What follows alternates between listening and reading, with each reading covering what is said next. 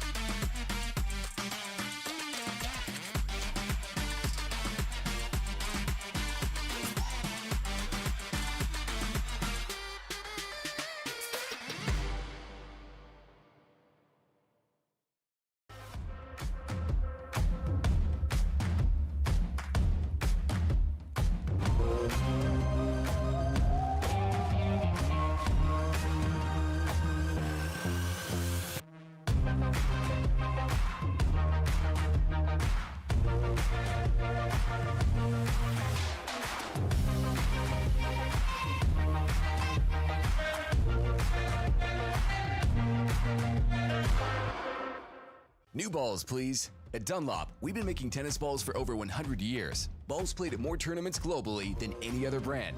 Officially endorsed by the ATP Tour. Performance runs through our DNA. Dunlop, the #1 ball on tour.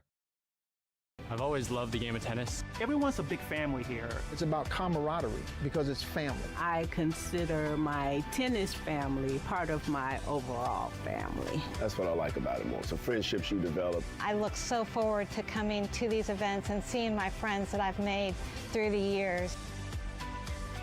If you love the game, give back to the game. You become the calm in the storm. You can decide how much you want to work and how much you don't want to work. You never stop learning. Every time I work an event, I always learn something.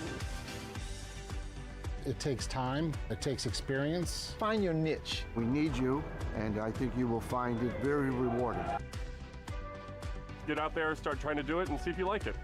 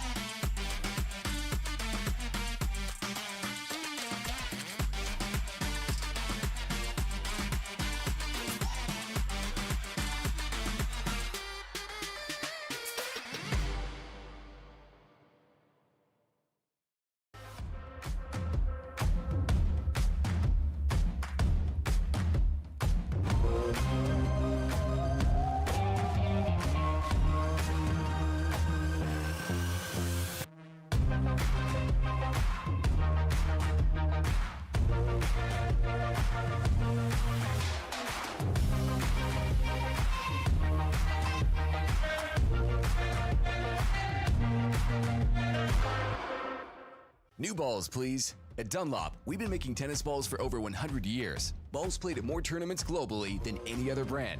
Officially endorsed by the ATP Tour. Performance runs through our DNA. Dunlop, the #1 ball on tour. I've always loved the game of tennis. Everyone's a big family here. It's about camaraderie because it's family. I consider my tennis family part of my overall family. That's what I like about it most. The friendships you develop. I look so forward to coming to these events and seeing my friends that I've made through the years.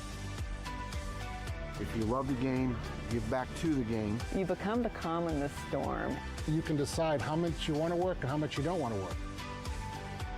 You never stop learning. Every time I work an event, I always learn something.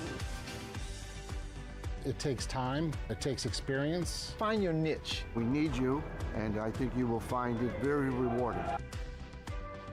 Get out there, start trying to do it, and see if you like it.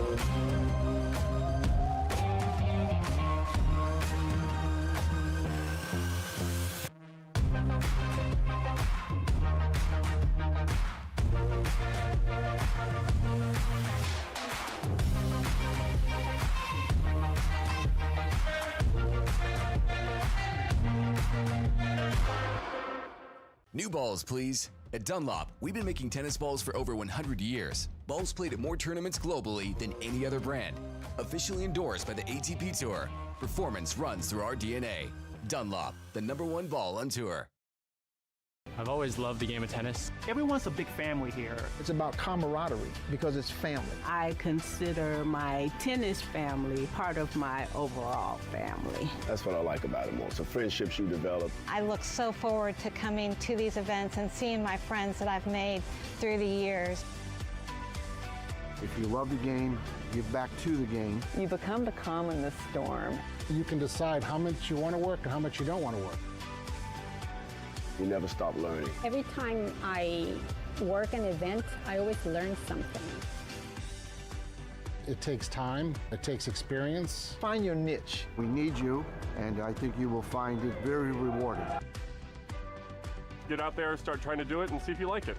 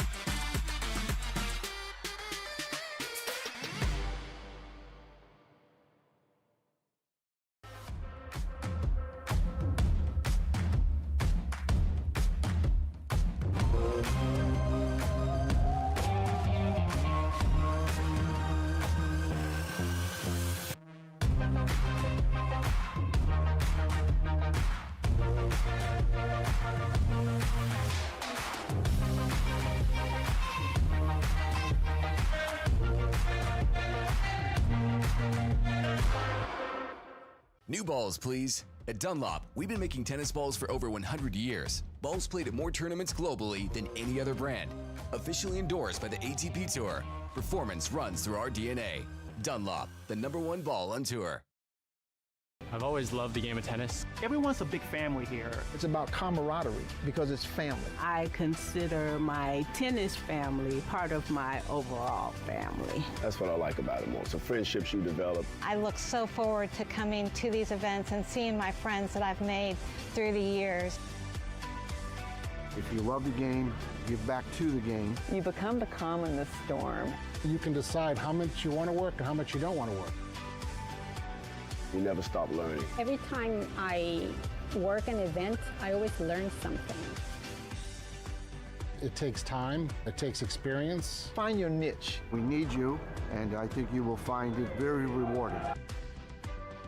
Get out there, start trying to do it, and see if you like it. And welcome in, everyone, to Day 2 of the 2024 ITA Conference Masters Championships. Alex Gruskin here. It is quarterfinal Friday. We have NCAA qualifying matches on your screen. What a fantastic start to what is going to be a fantastic championship weekend of college tennis. Of course, we will have coverage first ball to last of all of the action here today at the beautiful Rome Tennis Center in Rome, Georgia. Of course, a quick summary, a reminder of what we're competing for here this weekend at the ITA Conference Masters Championships. There are 4 NCAA singles qualifying spots on the line. You make the semifinals, you are in to the NCAA Individual Championships in late November. In fact, we're 10 days away, 11 days away from the start of that event in Waco, Texas. So certainly an important day of tennis ahead, and as you see, we're going to have coverage of of 3 of our 4 quarterfinals, but we have all 4 quarterfinals available for you here on the Cracked Racquets and ITA YouTube channels. Our featured match, as Sebastian Domingo goes ace-T for a game point. Our featured match of the morning, number 3 seed, Thomas Pulsell of Georgia, taking on the 5 through 8 seed, Demetrius Palioris of Georgia Southern. Chris Halioris, no relation, on the call for that match. Again, you can find it on its own feed on the Cracked Racquets and ITA YouTube channels. In the meantime, what I get to do is hover between our 3 other quarterfinals. I want to show you the action again. You win this match, you are into the NCAA tournament. So some serious stakes here to start the day, of course, coming up after these 4 men's singles quarterfinals. We'll have our women's singles quarterfinals, those matches beginning at 10:30 a.m. Eastern time, so maybe a little bit of overlap, but hopefully we'll be able to feature everything accordingly. What I want to do here to begin our broadcast, introduce the 3 matches we're going to be focused on here on this stream. You see on your screen here, center screen, it's your top seed, junior All-American Sebastian Domingo of Notre Dame, the junior dominant in 2 straight set victories yesterday. He'll take on Bucknell's Amar Tahirovic, the junior out of Stuttgart, Germany. First team All-Patriot League selection last season, was an academic All-Patriot League honoree as well. Had 27 singles victories last season, 27-6 overall. 3rd most in program history in a single season. Of course, for Tahirovic yesterday, impressive day of tennis. Able to knock off both 5 through 8 seed Eduardo Diaz of Gardner-Webb, as well as Joseph Wyand, the former NC State Wolfpack, now UNC Charlotte senior. Yes, I see what's going on our screen. Give me 1 second here. Rocking and rolling. And now you see we're ready. Amar Tahirovic. Opening service game of set 1.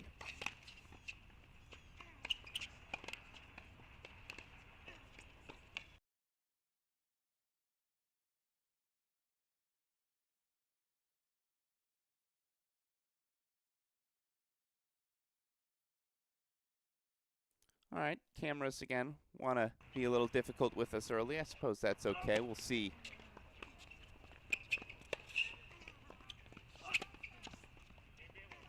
Yeah, okay, so all of our cameras right now down at Rome, so you're going to get that freeze again. We're going to work on getting those situated here for you all in a moment. I apologize. In the meantime, we'll send the text accordingly. But let me introduce our other two matchups for you, and I suppose I'll put them on your screens. This gives me that additional time to do so. Here on court 22, it's your 4th seed, Anton Arzhankin. Arzhankin, the junior out of Moscow, Russia. First team All-MAC selection last season, academic All-MAC as well.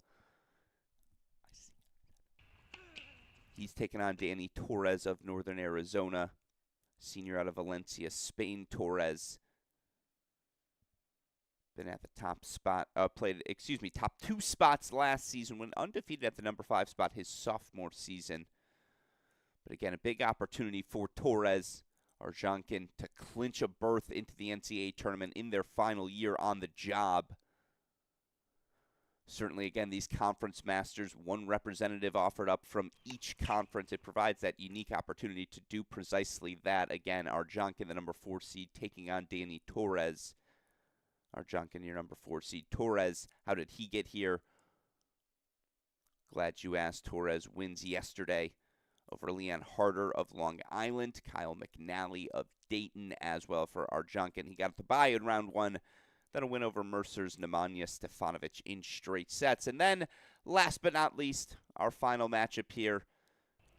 Second-seeded Jambor Velts dropped his opening set yesterday, managed to rally his way back, a 3-set win over Georgetown's Jake Fellows. The Baylor Jr. taking on 5 through 8 seed Thiago Silva of Pacific. Silva yesterday, a 3-set win, come from behind in his opening round match of Taj Hibbert of Tennessee State. Then a straight-set win over Alexander Verlaget of Alabama State. That match got testy at the end. Silva saw a 5-1 second-set lead evaporate, was able to close things out, but a very high level between those two yesterday. I think it's going to be tightly competitive across the board, and again, I do apologize. Right now, cameras down in Rome. I believe slowly but surely they're starting to work their way back on, and in fact, I think we do have a camera active on court number 20, and indeed we do, so we'll go full screen.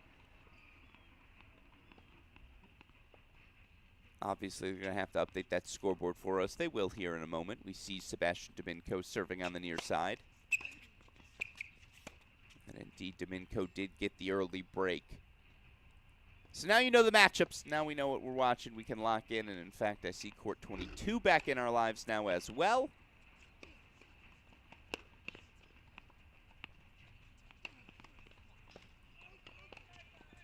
And court number 3's back with us too. So now we're rocking and rolling once again. Apologies for the brief interruption there. We should have uninterrupted tennis the rest of the way.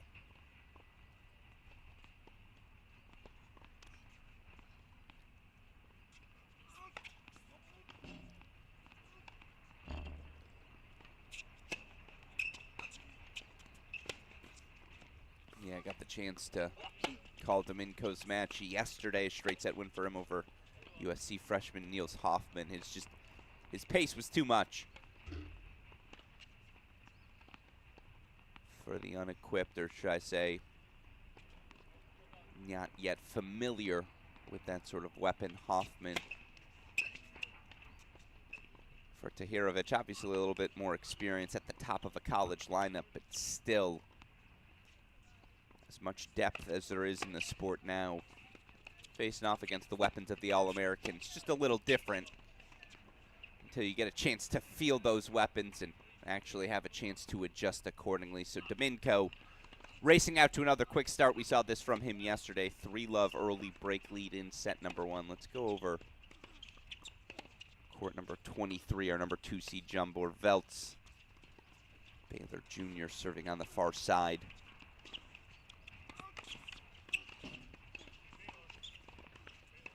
And it's the hold for 2-1. I mentioned this earlier, but qualifying spots on the line as of right now.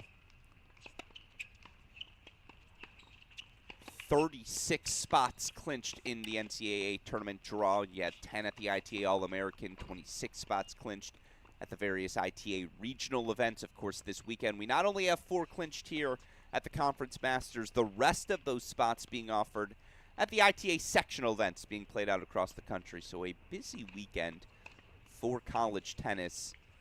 Jean Bourvelt's trying to put his name on an elite list of players. I believe Oliver Tarvit, I want to say Radu Popaway of Cornell, though that may be incorrect. I apologize. Point is, it is a very slim list of players. Samir Banerjee of Stanford, another, who have qualified for both the singles and doubles draws. Jean Bourvelt is in doubles. A win today, he'll be in singles as well. Why is that even more important? Where are those NCAA individual championships happening? Oh yeah, Waco, Texas, home to Baylor University. Be pretty cool to have that opportunity to compete in both draws on your home campus. A chance to clinch that today as he leads 2-1 on serve with Thiago Silva.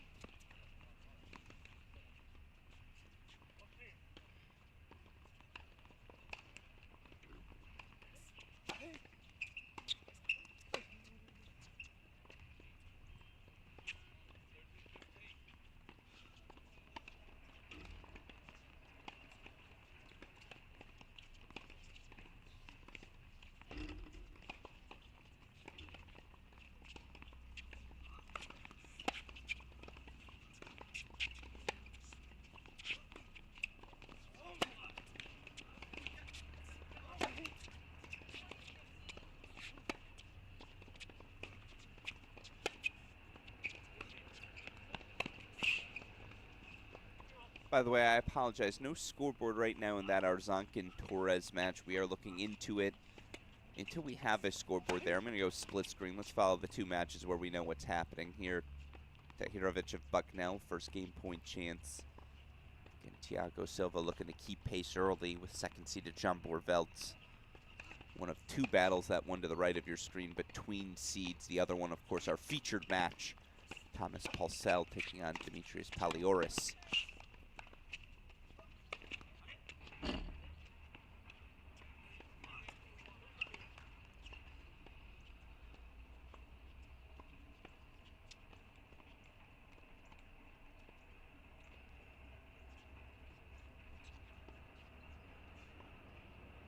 By the way, got to include Michael Zhang, forgot to, the Columbia junior, on the list of players who have qualified in both singles and doubles. I believe his teammate Hugo Hashimoto belongs on that list as well.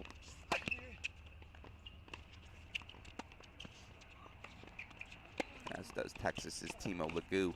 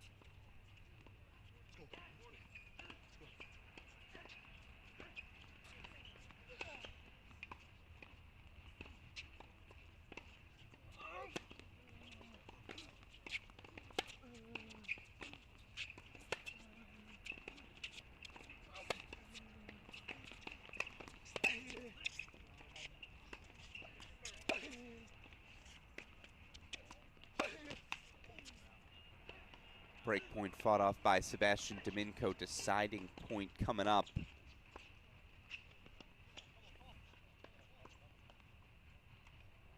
Have to be able to extend some rallies against Domingo, try to make that match as physical as possible. You also have to be willing to take some swings. You need some weapons to hit the big man off his spots. Because then he's going to do that. Every so often, you're just not even going to get a look. Domingo fights off 2 break points. He holds for 4-1. Let's see if we have a scoreboard now in in Torres Arzhankin. We do.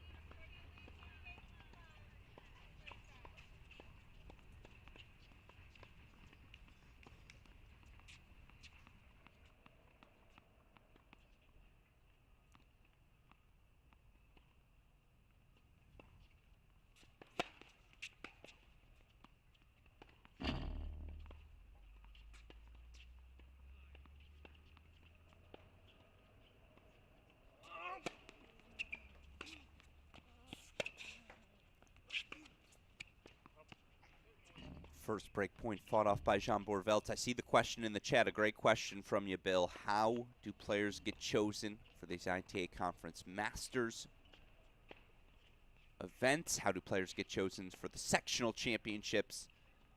How does it all fit into this ITA reinvigorated fall pathway to the NCAA championships? We'll get into that in a moment, Bill. Great question. If you have other questions, to those of you tuning in, please do feel free to fire them our way. That's why we're here.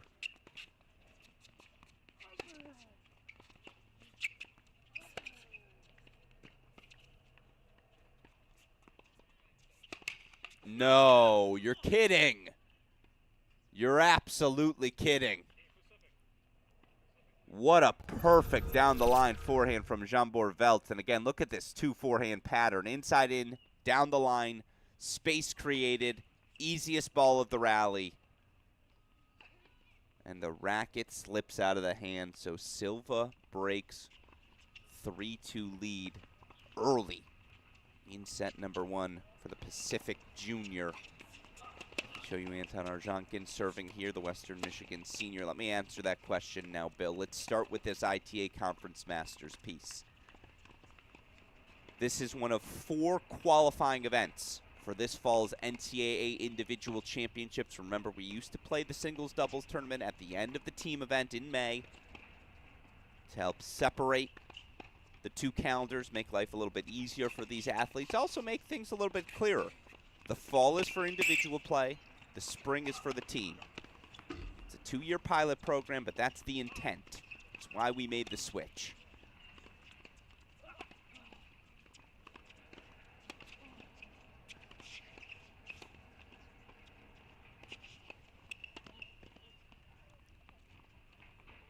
As such, again, you used to have the whole spring to try and figure out that NCAA field. What would it look like? How do you qualify for it?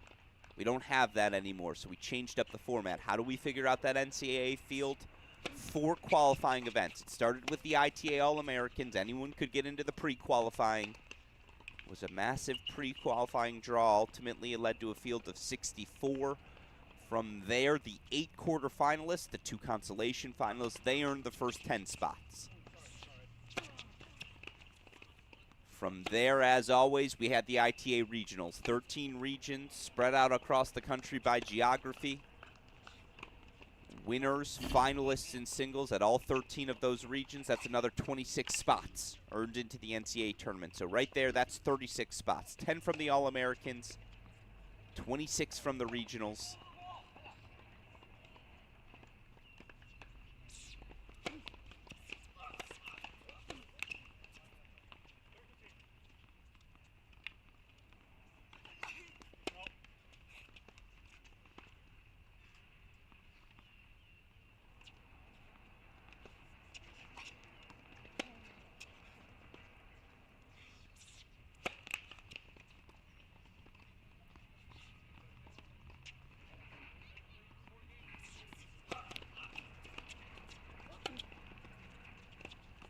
No, almost had something special there. So again, that's 36 spots. It's a draw of 64. How do we figure out the other 28? Well, 4 of those spots offered here into our Conference Masters Championships. Every conference, regardless of size, regardless of perceived caliber, every conference got to send a representative to this ITA Conference Masters Championship event. Each conference had different criteria. I can't speak to what every conference's criteria was. But every conference got to send one.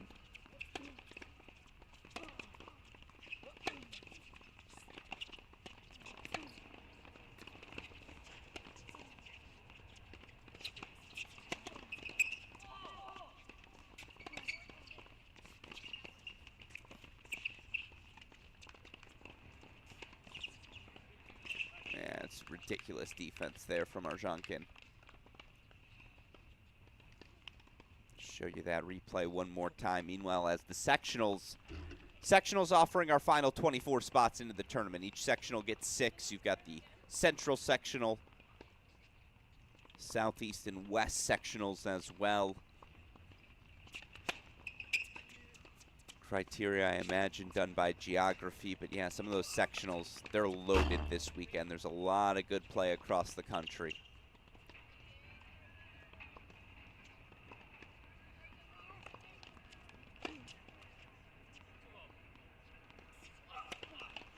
As you see, by the way, Silva did hold to consolidate for 4-2.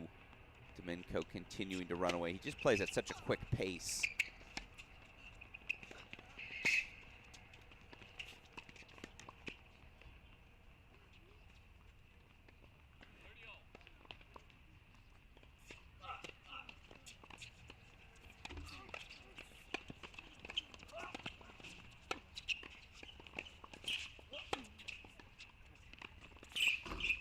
Tell you what, though, I'm in. I'm in on Danny Torres. I see it.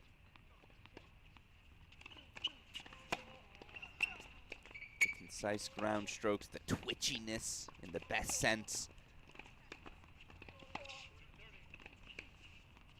Of course, you look his Northern Arizona team last season, 17-7 overall, knocked out in the conference championship by Sacramento State.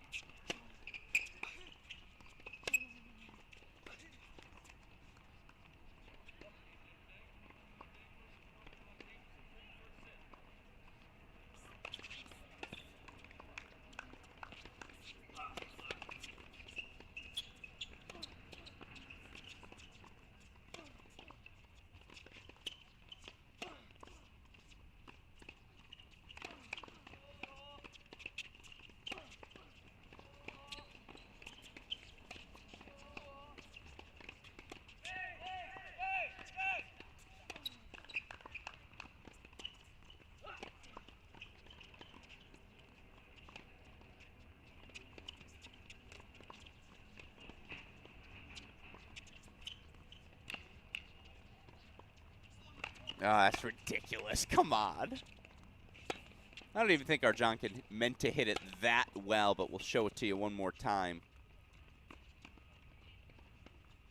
Let's see, was this intentional? Yeah, I think it was. He had a little more time to play with it. He holds for 3-1, extends his lead here in the opening set, and again, oh, that's my guy, Stephen Payne. Stephen Payne, former player, now coach at Western Michigan. Of course, Western Michigan, mentioned this yesterday, one of those programs, if you know, you know. Are they a perennial top 16 team? Maybe not, but are they always in the hunt for their conference championship? Are they always in the hunt for the NCAA tournament? Absolutely.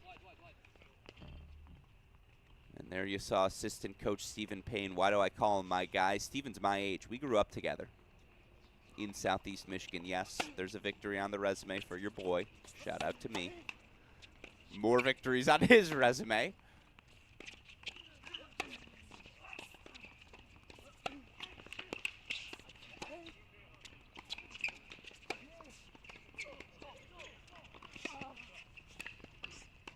But whether it's guys from the state, guys like Steven who played there, Andrew Kahn, I believe Matt Hamilton's another name from my generation, was a 4-star recruit who went there, a bunch of good international players as well. Western's always in the hunt.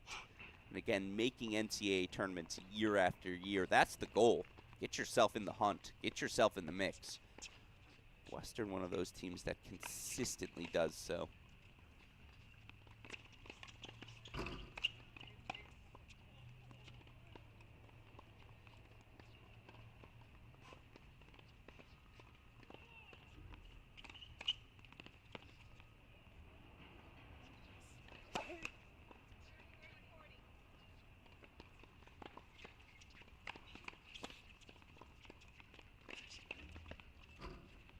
Yeah, a little wide.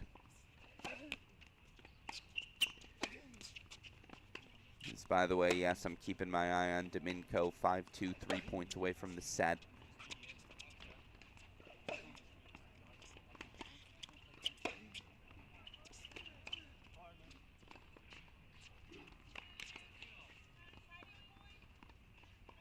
fact, actually, let's flash over to it.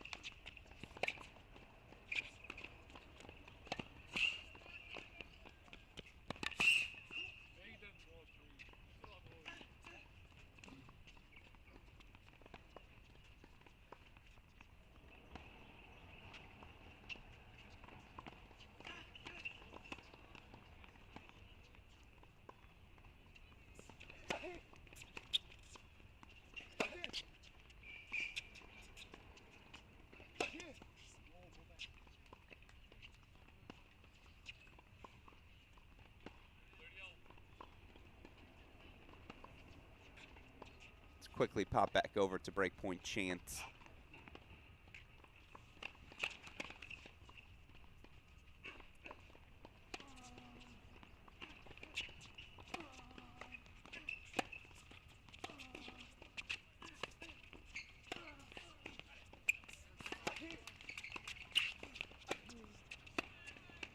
You want to play number one on your lineup, I don't care what conference it's in.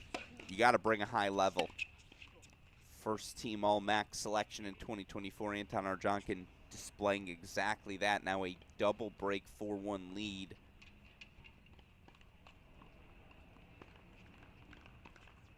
Actually, we'll check back in on it on the other end of the changeover. Let's go to a split screen here.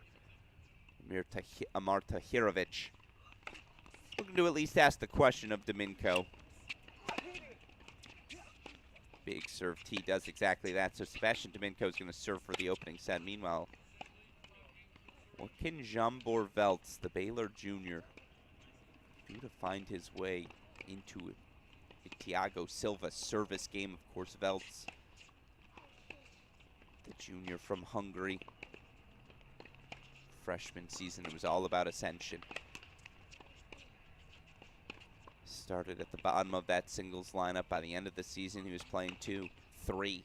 Of course, last season, top 2 all year long. Got plenty of reps at that top spot when senior Teddy Perlek dealt with a few injuries. And, you know, again, now he's an upperclassman. Now it's his turn to step into that top spot. And certainly with an NCAA tournament on campus, an opportunity to qualify for that today. What's going through the mind of the junior? What sort of pressure is he feeling? I think it's a question worth asking.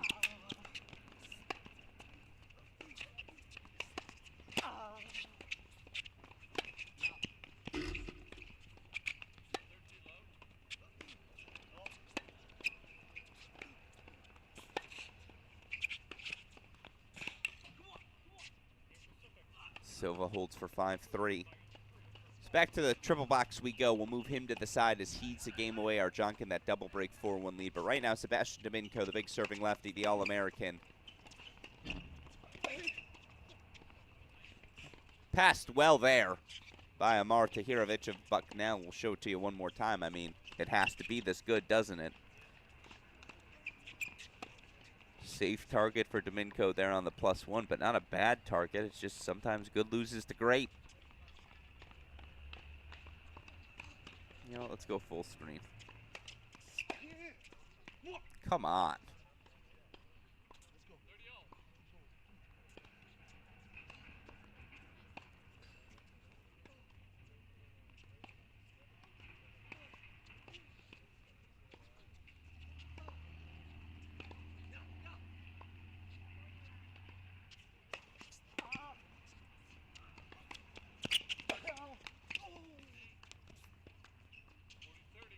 Had to be great 3 times in a row. Just, what, 4 millimeters off on that backhand. Still, it's our first set point of the day. Belongs to our top seed, Sebastian Domingo.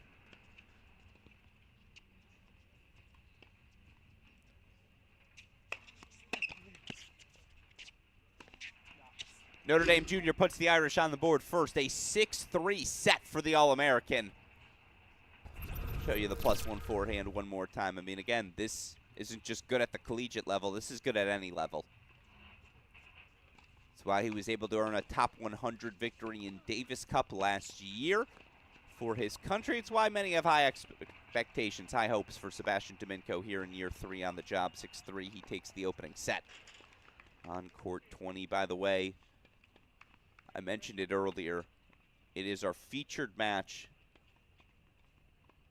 It's got its own broadcast feed, but just to show you, number 3 seed Thomas Pulsell, 4-2 break lead over Demetrius Palioris. Again, Chris Halioris, no relation, on the call on that one here on the Cracked Rackets and ITA YouTube channel. So just to check in on our 4th quarterfinal, just so you know what it is happening. Meanwhile, 2 first sets we're monitoring. Western Michigan senior Anton Arzhankin, Pacific junior Thiago Silva, each leading their opening sets.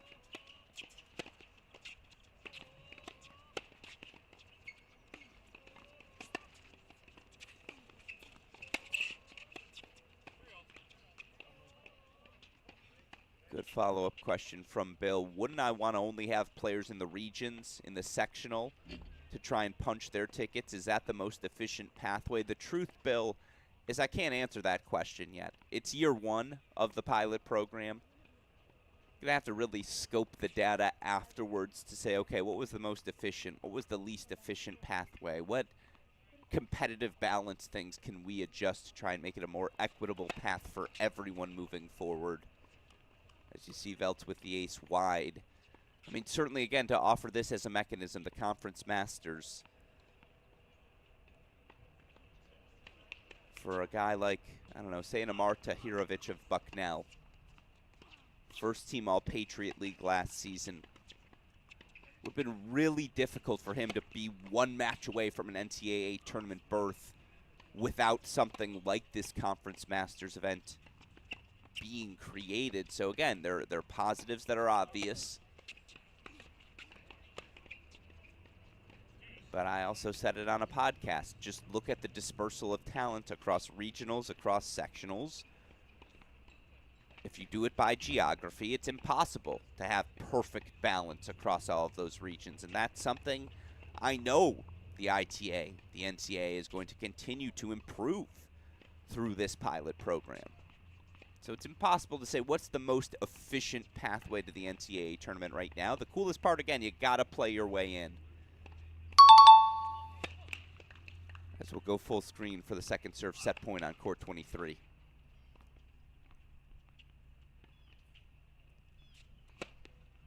Aye. So it's an opening set to Thiago Silva, the Pacific junior, 6-3. And once again, second-seeded Jean Bourvel's going to have to come back from a set down if he's to advance at these Conference Masters.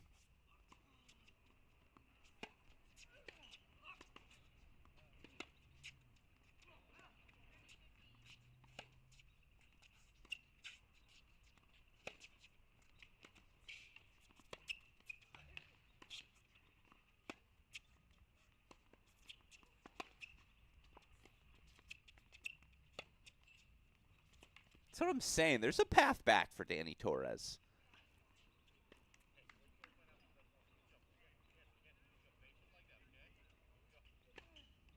It's good tennis both ways. And we're, what, a deuce point? Could be 3-2 here. I think they've had a couple of deuce points here early. Another one coming up.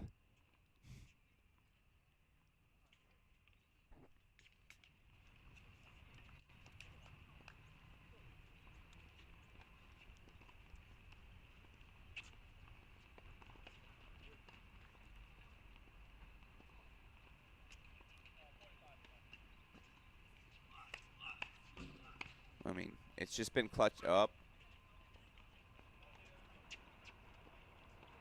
They're NCAA qualifying matches, so you see all of our matches today chaired, all of our main draw matches, excuse me, today featuring chair umpires. Chair confirms the call. Let's go full screen for it.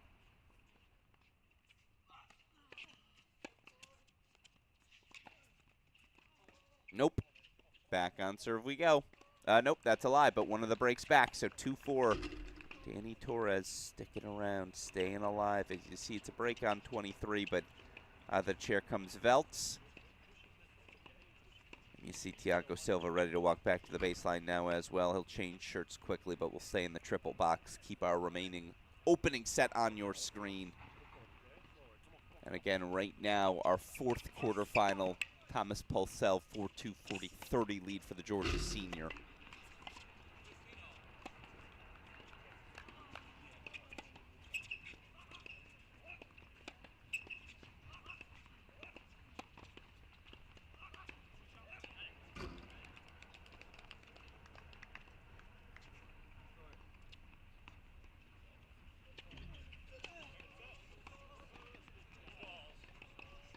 I just left that ball a little bit short. Sat in Arzhankin's hip pocket.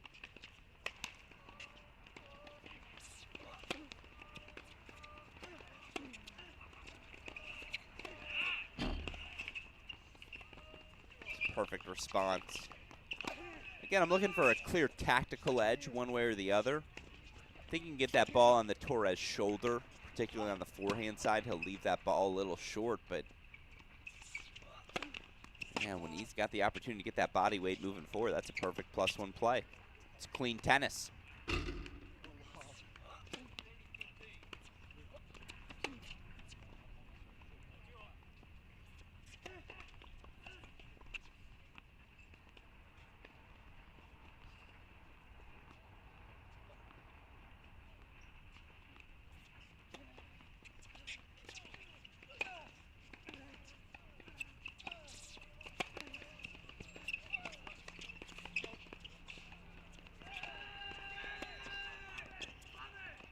Perfect response. It's really high level. Not supposed to play favorites, but this has certainly been my favorite of the matches thus far. It just feels the most competitively balanced, or at least the closest we've had to both guys playing their best. And again, excellent pressure forward there. Left something to be asked for with that approach shot center third, but got good depth on it. And then perfect execution on the first volley.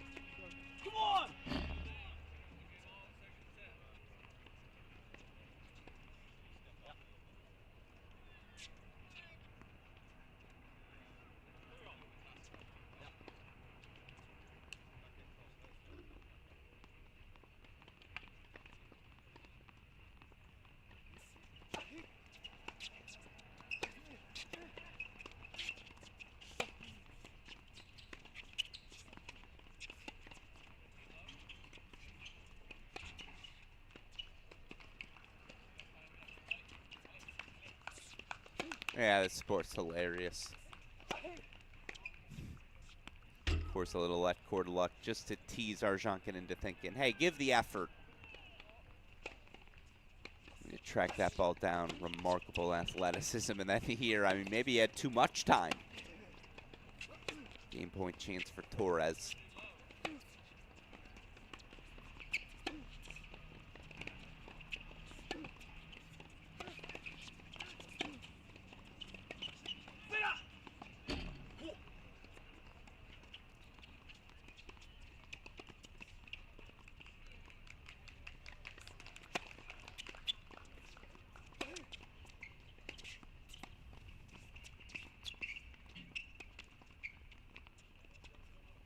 We see you, Amar Tahirovic. We saw the drop volley.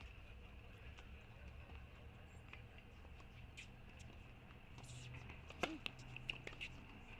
Bucknell Jr. trying to keep pace. He has certainly found more rhythm again. Got broken in his opening service game, has kept pace ever since.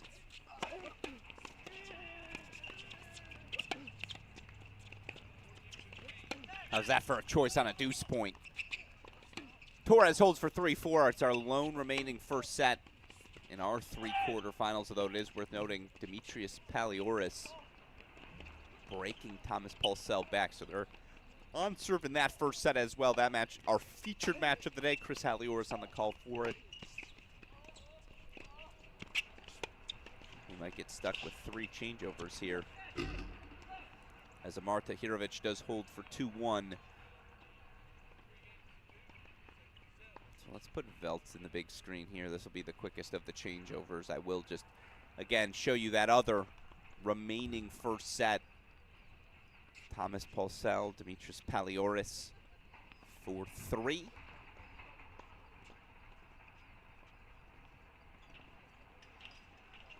I like it. 2 Georgia boys here in Rome, Georgia. NCAA tournament spot on the line. Wouldn't have it any other way. Again, Palioris representing Georgia Southern.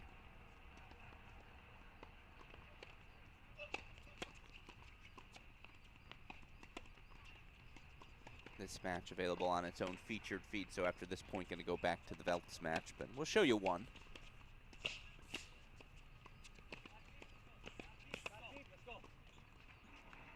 Call confirmed by the chair, so back over to Veltz we go. Here's Jambor Veltz.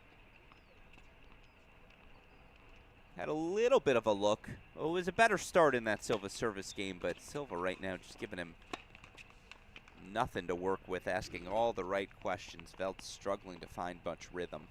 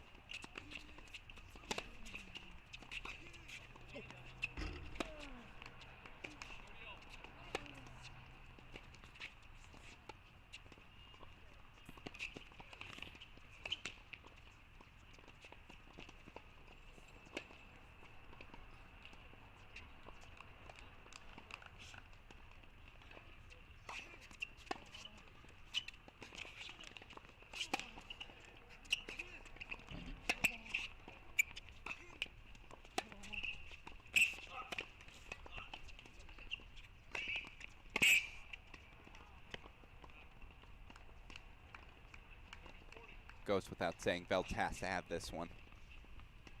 Break point fought off. Can he dig out of the game?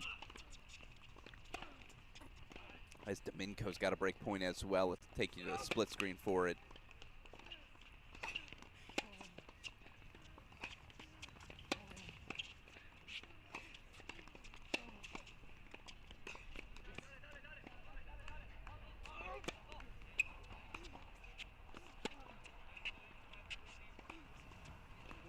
Dominko breaks and Veltz is given a gift.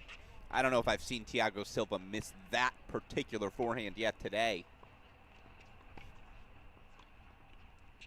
So hold for 1-all. We'll put our final first set in the big screen.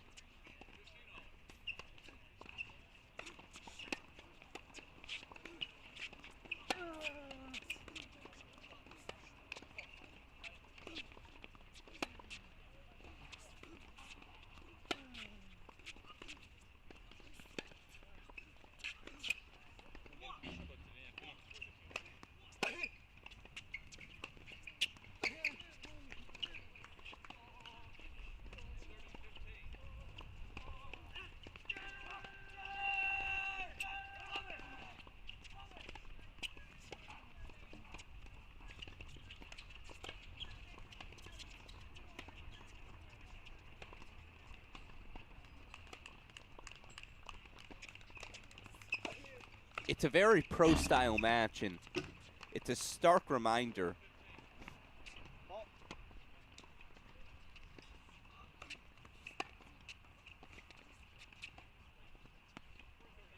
right now. The level of tennis the college game is producing is just remarkable, and obviously the notable examples, I'll run you through them in a second.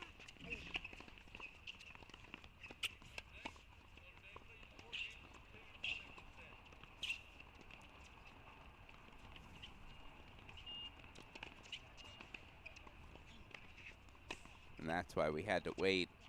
I thought he missed that. Yeah, he definitely missed that. I don't think Arzhankin called it, but you think about a guy like Jake Fernley. He played in the NCAA championships in May. He's now top 100 in the world. He's won 4 challengers. Nishesh Basavareddy, he's top 200 in the world. He's made 4 challenger finals. He's made, I think, 7 quarterfinals, and he's 7-0 in those quarterfinals since May. Murphy Cassone, he won a challenger title in Sioux Falls a couple weeks ago. All those guys played in May. Guys like Rodesh, Monday, Spizzirri. I can keep going. Obviously on the women's side, prominent examples: Navarro, Schneider, Stern, Starodubtseva. They all played college tennis in the 2020s. I mean, it's laughable right now how quickly success is translating from the collegiate level to the pros.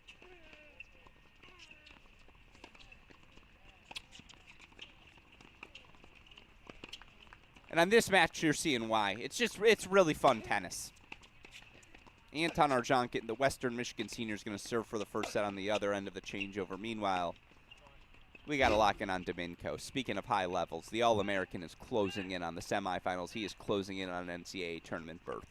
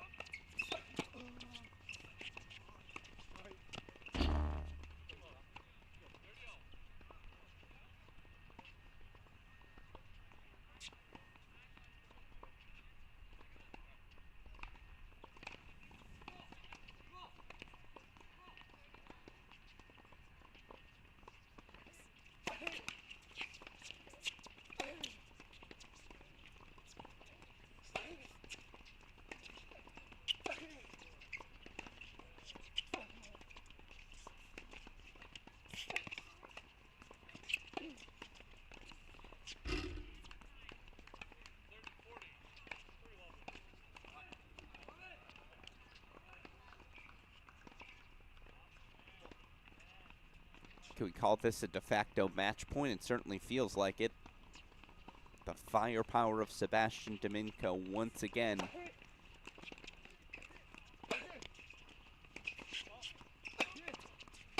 Just proven too much for an opponent to deal with. And again, you feel so much pressure to generate your own pace, knowing that the moment you leave something short, the Notre Dame junior will pounce. He's a game away from the semifinals. 6-3, 5-2 lead. Arzhankin and Torres are still in the first set.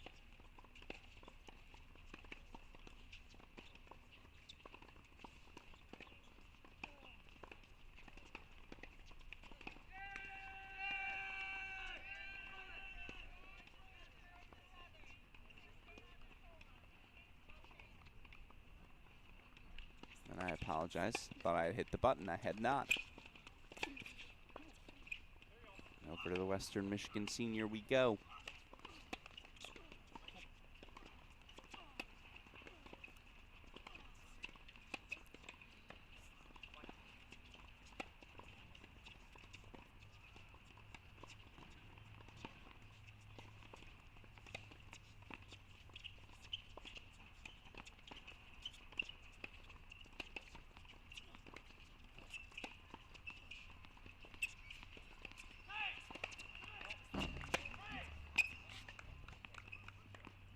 Smart play. Was a safe but smart approach. And hey, Arzhankin makes the pass, you clap your racket, you say too good.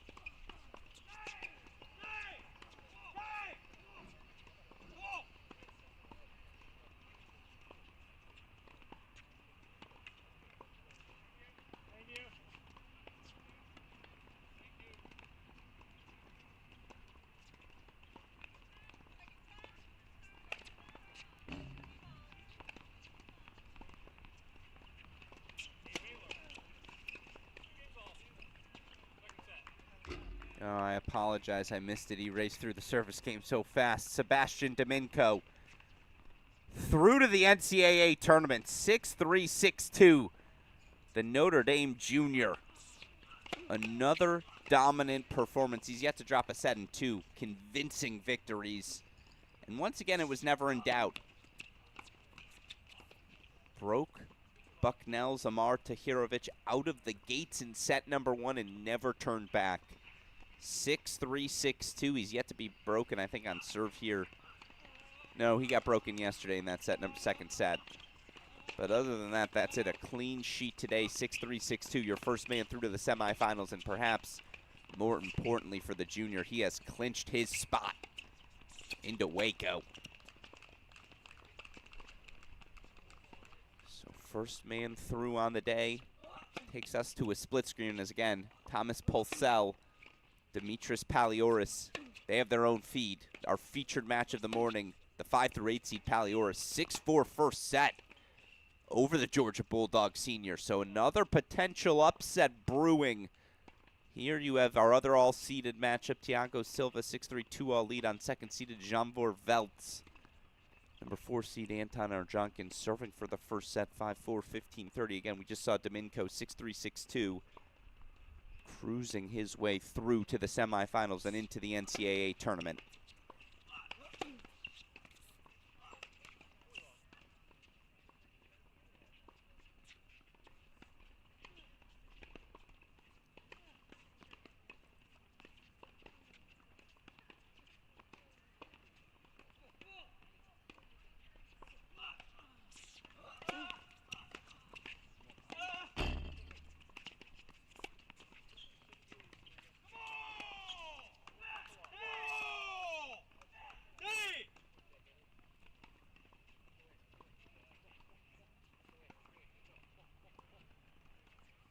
They stay on serve in the second set. Let's go full screen here. Torres has break points back, and I can't say I didn't see this coming.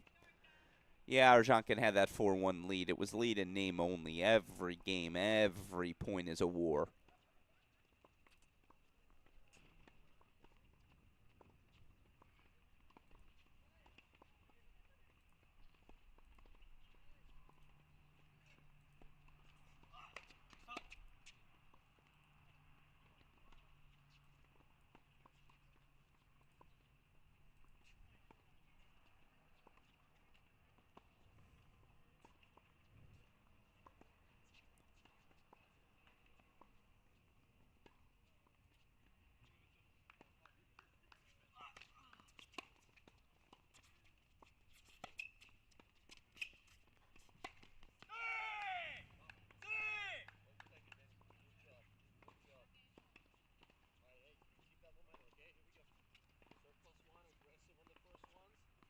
Torres breaks back.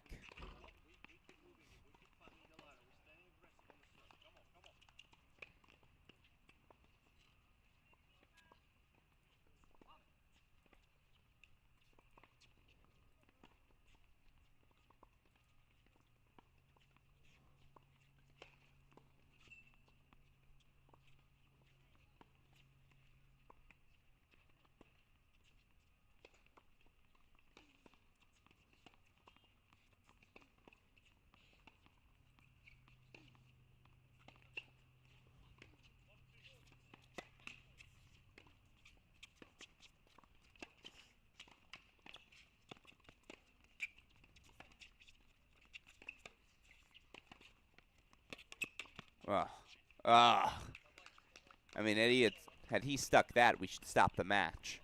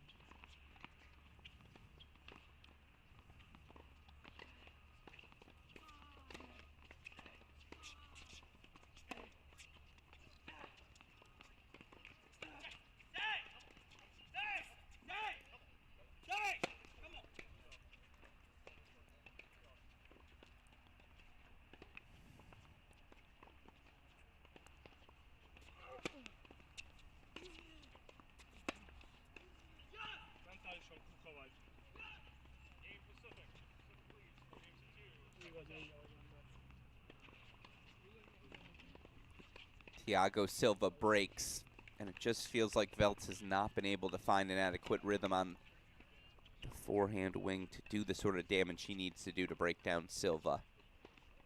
And that Silva high and heavy ball, just imagine dealing with it point in, point out. As Torres gets a little loose with the backhand, all that hard work cannot just give the break right back.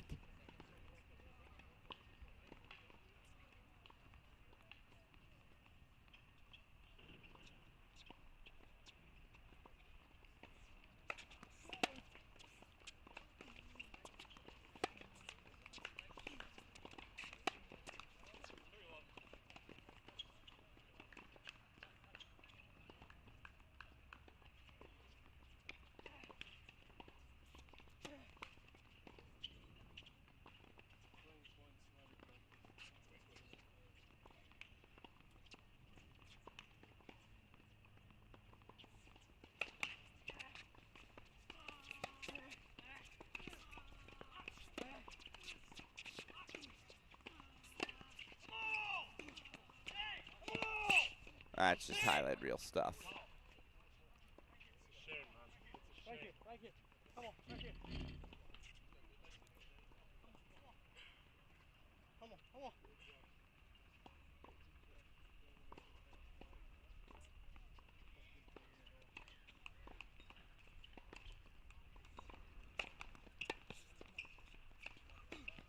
That's just routine. He's finding line, he's finding cross, he's finding all the spots. Show you that one forehand one more time as with it, Thiago Silva finds himself one game away from the NCAA tournament. And yes, to the record books I go. Has Pacific Men's Tennis ever produced an NCAA tournament qualifier? Arzhankin finds the line, so it's another deciding point coming up. Take us full screen for it.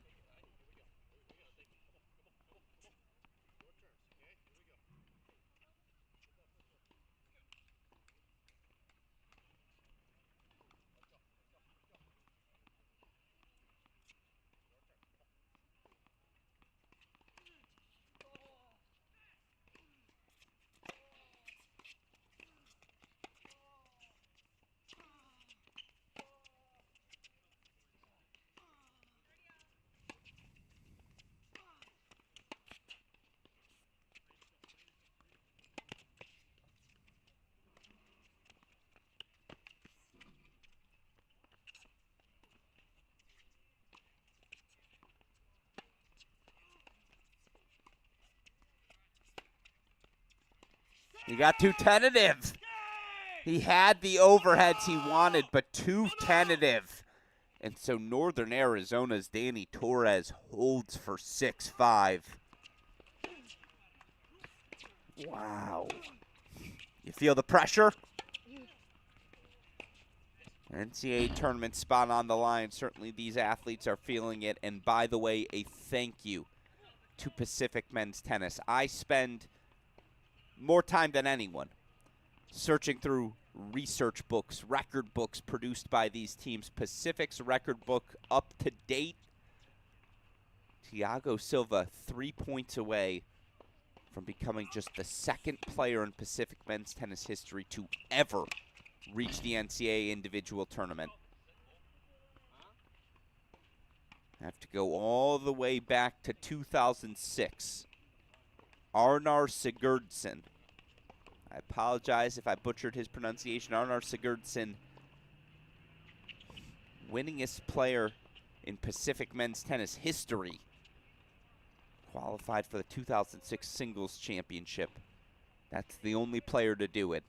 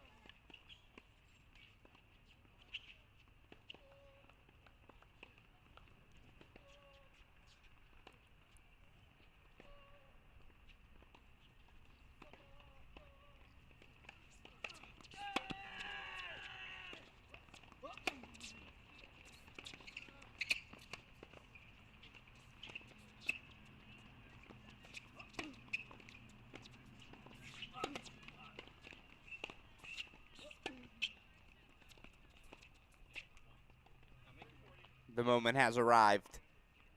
And all due respect to the first set on court 22, but I think we're going to get a little more time with that one. So let's go full screen.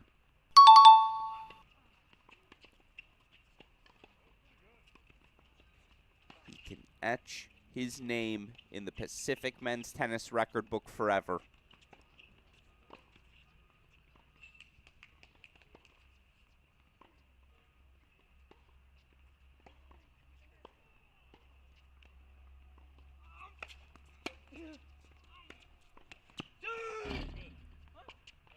Yeah. Gonna have to wait. That one caught a piece.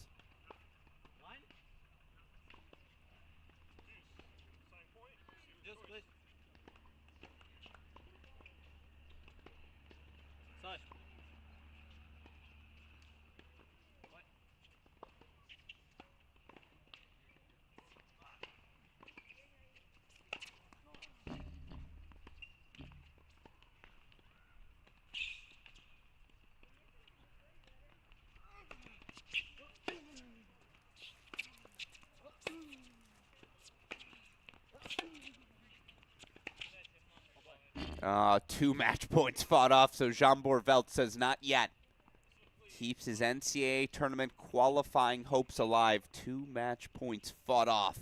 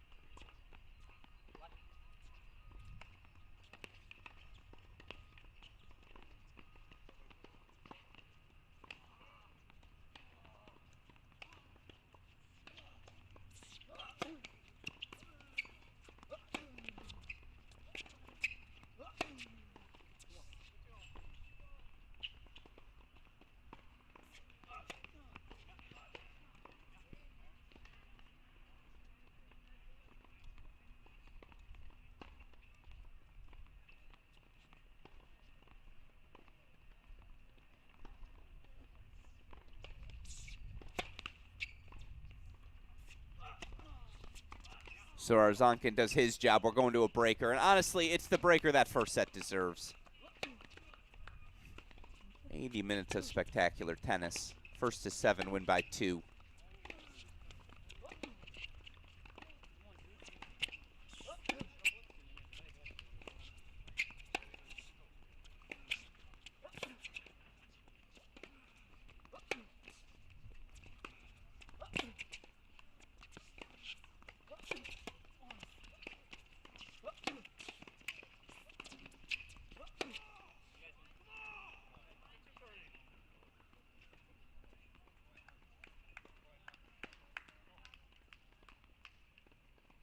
Number 2 match points fought off by Jean Bourvelt. One of them an overrule by the chair. I thought that ball did clearly hit the line. I thought it was the right overrule. Can Jean Bourvelt make magic happen? Surely not, right?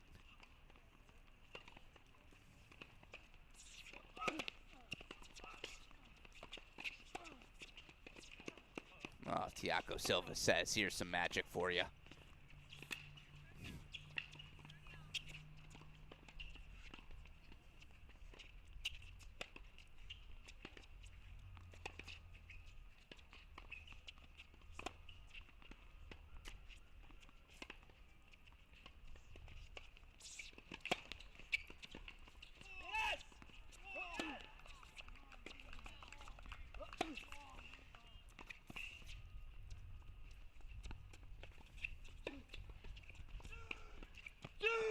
Yeah, that one, no doubt.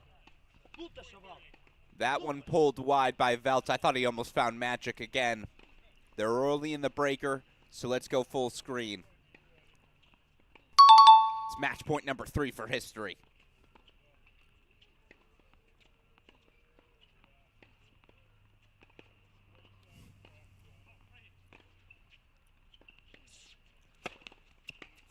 And for just the second time in program history, Thiago Silva sends Pacific NCAA tournament dancing. 6-3, 6-3. The junior delivers.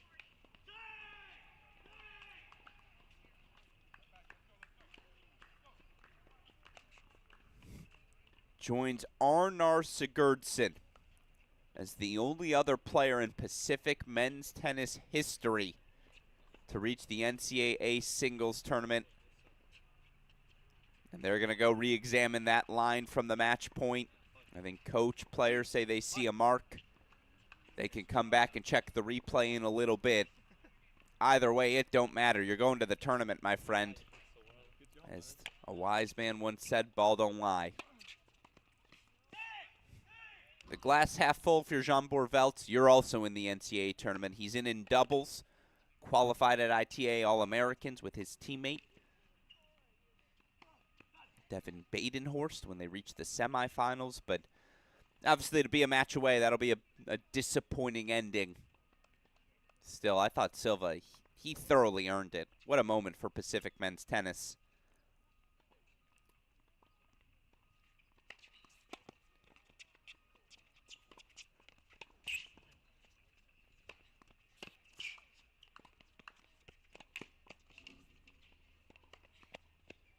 Means we get to lock in. Danny Torres 4-1 now. Mini break lead consolidated. Of course, coming up 10:30, we'll have our first two women's quarterfinal matches. 10:30 matchups. Julia Haynes taking on Katja Wiersholm. Shyla Agarwal taking on Sophia Johnson.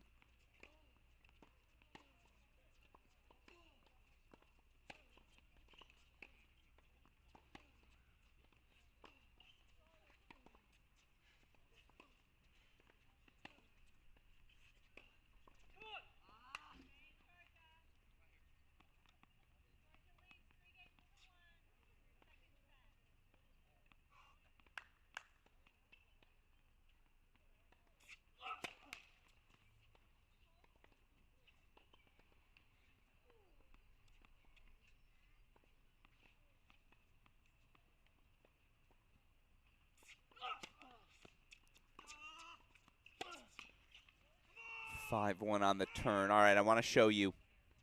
We're still in our first set. You got to love it. In one of our men's singles quarterfinals against Sebastian Domingo, Thiago Silva advancing to the semifinals. They're also through to the NCAA tournament. Here are your other two quarterfinals, though, still ongoing. It was our featured match to start the day. Chris Halioris is calling in on its own broadcast feed here on the Crack Rackets and ITA YouTube channels. Georgia junior Thomas Pulsell had a 4-3 first set lead, dropped the final three games at the set. Up a break in the second, but trails Dimitris Palioris of Georgia Southern. Of course, coming up at 10:30 again, Sophia Johnson, the number 2 seed, the Old Dominion senior, she looked like the favorite yesterday. She's taken on Yale's Shyla Agarwal. Our other featured match, Katja Wiersholm, Cal senior, the number 3 seed. She's taken on 5 through 8 seed, University of California, San Diego, 5th year, Julia Haynes. That's going to be a featured match. It's going to have its own feed, but I'm going to check in on it here on this stream as well. Again, for now, let's lock in. Was down 4-1 in this opening set. Was Northern Arizona senior Danny Torres. Now he's 2 points away from the set.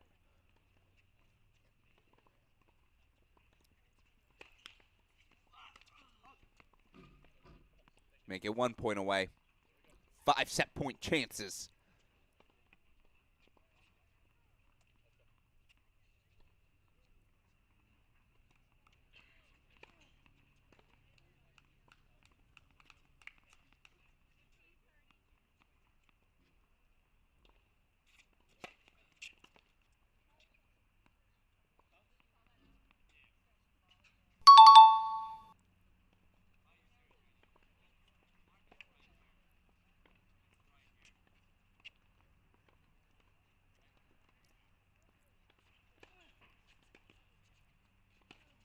Opening set to Danny Torres. 7-6, he takes it. I'll go to a split screen for now. Again, we do have some backdraw matches happening across the grounds as well.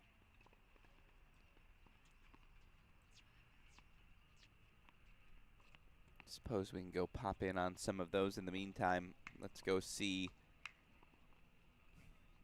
Do we have action? Sophia Johnson, Shyla Agarwal, nope, not even on court yet. They're going on court 25. I know on court 20, Katja Wiersholm going to be taking on Julia Haynes. Again, they aren't on court yet either. So we'll keep our eye out for it in the meantime. Again, live action quarterfinal. We'll pop in on it here in a split screen. Keep our eye on the change of ends as Danny Torres from 4-1 down, double breakdown. He's down 5-4 in that opening set as well. He closes it out 7-6. Again, Alex Gruskin here, our two winners earlier today, clinching their spots in the NCAA tournament. A congratulations to Notre Dame Jr. Sebastian Domingo, Pacific Jr. Thiago Silva. Domingo still has doubles to play here today, so we're not going to get the chance to speak with him until maybe later. We will, I believe, have the chance to speak with Thiago Silva here shortly.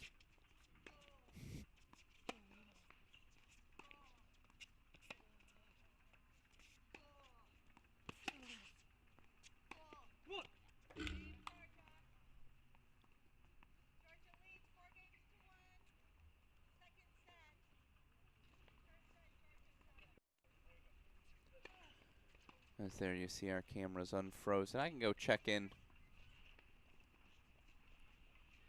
Let's see what we have going on our front bank. You see some backdraw matches there. That is not Quadre. Different backdraw match.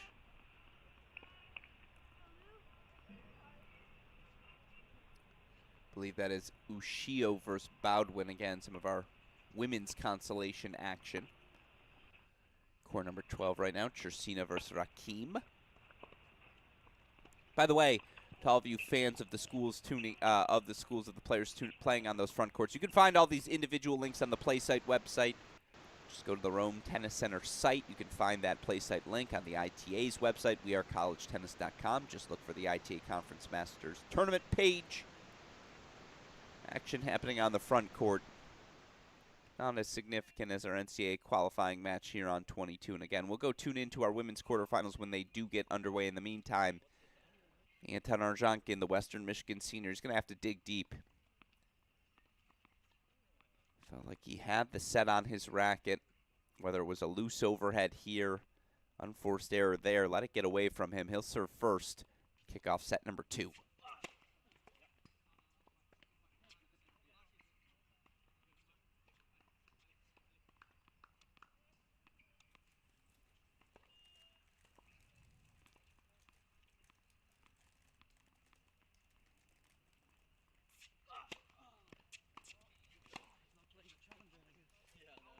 A little spiciness right away. Disagreed call to kick things off.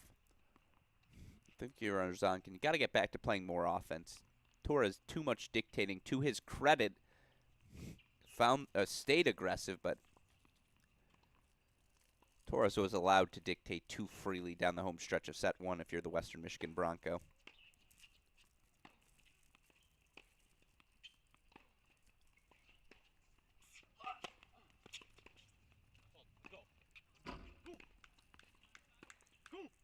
And again, with an NCAA tournament spot on the line, I just don't expect to see anyone roll over in a second set.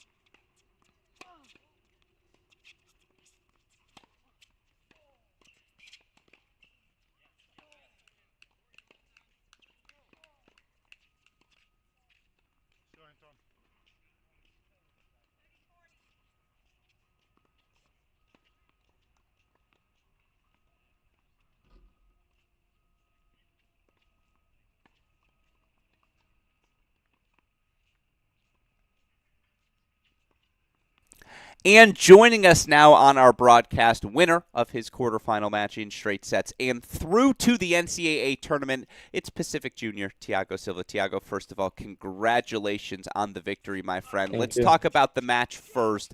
That was a tightly contested battle. What were you able to do to ultimately get through in straight sets?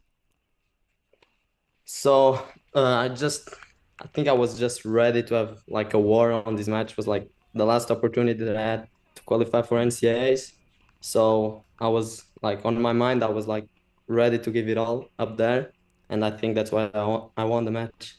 Yeah. Because I think the mentality side, I was just stronger than him. Yeah, no, it was impressive to see. And, you know, I know at the end there was the tight call. I know win against you there on that far sideline. And he was able to fight off a couple of match points. After something like that happens, what goes through your mind and how are you able to quickly recover and, you know, serve things out the way you were? So I just remember the 34, I swear I saw the ball out, but if the ref said was in, on my mind, I was not really thinking because I had another match point. So I was just focused to play the next one. But then I remember, the insane forehand inside in. And then I was just ready to serve. Like, I haven't got broken the whole match, so I was like calm. I was thinking to myself, like, you didn't face any break points yet, so just keep everything the same and you're going to be fine. But then I started with the double faults, and then I just had to take like some seconds off and be ready again to play. Yeah, just so you know, we can joke about it now. I thought it was good. Just so you know, like it was. My coach said it was in as well. So okay, it was very close, and again, the tennis gods didn't lie. You deserved to win the match, as we saw. But you know, we could have some fun with it now. No, it was impressive by you to bounce back the way you did, and you know, obviously, I said this on the broadcast. I don't know if you're aware of this. You're just the second player ever in program history to qualify for the NCAA singles tournament. Yeah, knowing that now, what does that mean to you to qualify for this event and to do this for your program? Like, qualify to NCAAs was like something that I really want. Like, my goal coming to this fall was to qualify for the NCAAs. And I think I'll just keep the same. Even though I was the second person, I'll stay the same guy. I also have to say thanks to everyone in Pacific, like my teammates, my coach, everyone that is involved with us. Because I'm there, but it's because of them as well. They push me every day. No, I mean, again, and we saw that in the level we saw for you. Do you take a moment to celebrate something like this after the tournament? Well, you know, again, do we get the banner up at the facility? I'll see. That's something that I have to discuss with the guys when I get home. Yeah, no, I feel like Court 3 should be called just like the Silva Center or something moving forward. After the clinch against San Diego as well. Yeah, exactly. We'll have to figure out something from that moving forward. But no, again, what a fantastic moment for you. And congratulations. My final question is, what does the rest of the day look like? How do you take a result like this, recover, and build on it for the rest of this weekend? I'll just be the same. Just now go stretch. Do everything I have to do, talk with my family, my friends, and just go home, get lunch, and be ready for tomorrow. Still in semis. Now that I'm qualified, why not win the tournament? Yeah, exactly. You've come this far, and you know, might as well take home a trophy along what side of it. Well, certainly, again, one of the goals of an event like this, to qualify for the NCAA tournament. By the way, I should have asked this earlier. I am going to sneak in one more. What do you think of this new fall? Do you like the NCAA tournament here? What have you thought about it all? Yeah, I think I like this, like, really cool. Like, I think you have more opportunities to qualify for the NCAA, so it's good for everyone. And I'm really enjoying this fall. Every tournament I played was really good, so I like it like this. Yeah, well, certainly, again, that much better when you qualify for a moment like this. Yes, that's and so, again, Thiago Silva, Pacific Junior, congratulations on the victory today. And, of course, congratulations on qualifying for the NCAA tournament. Well-deserved, my friend. Thank you. Thank you.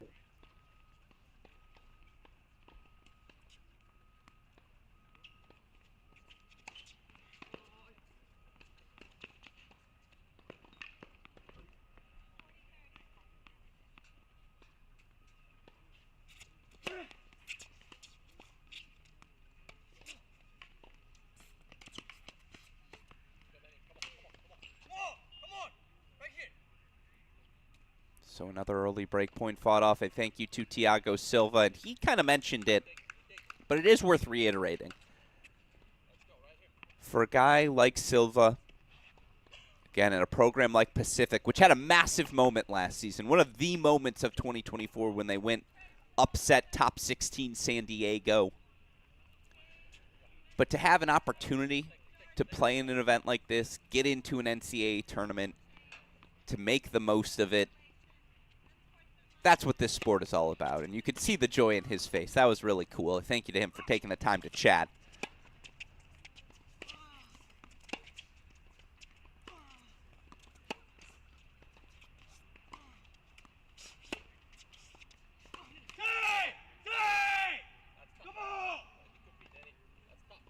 Just feels like all the big points are going his way, and maybe it's just a willingness to swing a little bit more freely in those moments. Danny Torres holding 4-1 all. All right. Going to go to a split triple box. Here's why. Not only did Thomas Pulsell force a third set, that's something I wanted you all to see, but we got women's action about to get underway. Wiersholm and Haynes getting ready to rock and roll. And then Sophia Johnson, of course, taking on Shyla Agarwal. You see warm-ups underway. We're wrapping up on each of those courts, so just wanted to bring it to your attention. Looks like Johnson and Agarwal are really close to rock and rolling. I think final serves just hit by each, as it looks like first few ground strokes now getting hit between Haynes and Wiersholm. So we're going to go to a split screen. We promised first ball to last coverage.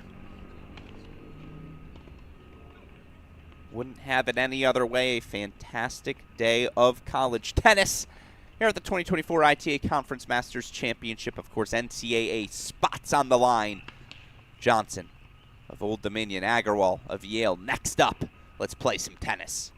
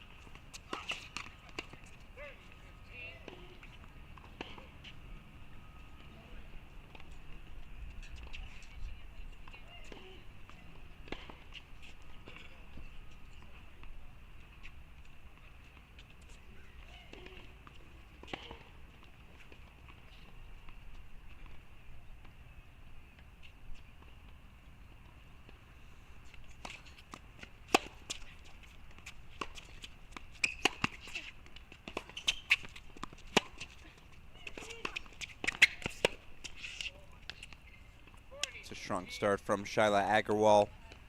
Agarwal, sophomore out of Mason.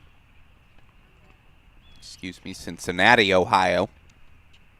21-14 overall last season. Former high school All-American, two-time OHSAA Division I champion.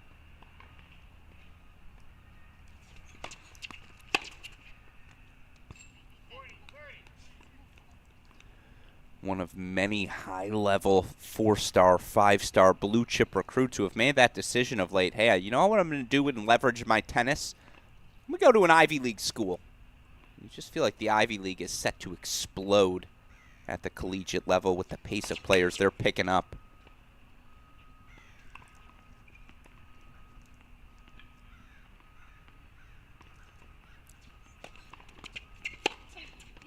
But I'll tell you what, Sophia Johnson's the real deal. I said it yesterday. She's my favorite to pick up this title. Go back to the split screen in a moment. It is an early deciding point for the All-American Old Dominion senior.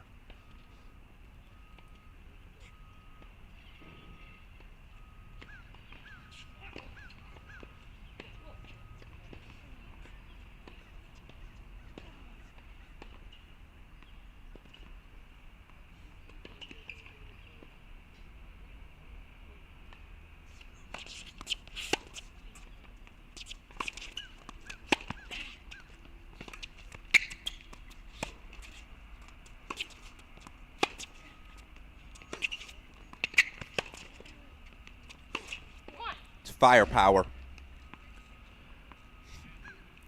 It's a quick start as well for Sophia Johnson. You saw the quick clap from coach as well. She loves that. The early break from the number 2 seed 4-1 Love. Back to the split screen we go. In fact, actually, let's see if Wiersholm and Haynes, they're about to get underway as well. So for now, because it's early stages of set 1, we'll put the women's matches to the side. Obviously, we'll have coverage of them first ball to last here as well. In the meantime, hour 44 minutes into the match on court 22. It's 7-6-1-2. Northern Arizona senior Danny Torres leading Western Michigan senior Anton Arzhankin, a match epitomizing the desperation of all of these players to qualify for the NCAA tournament today.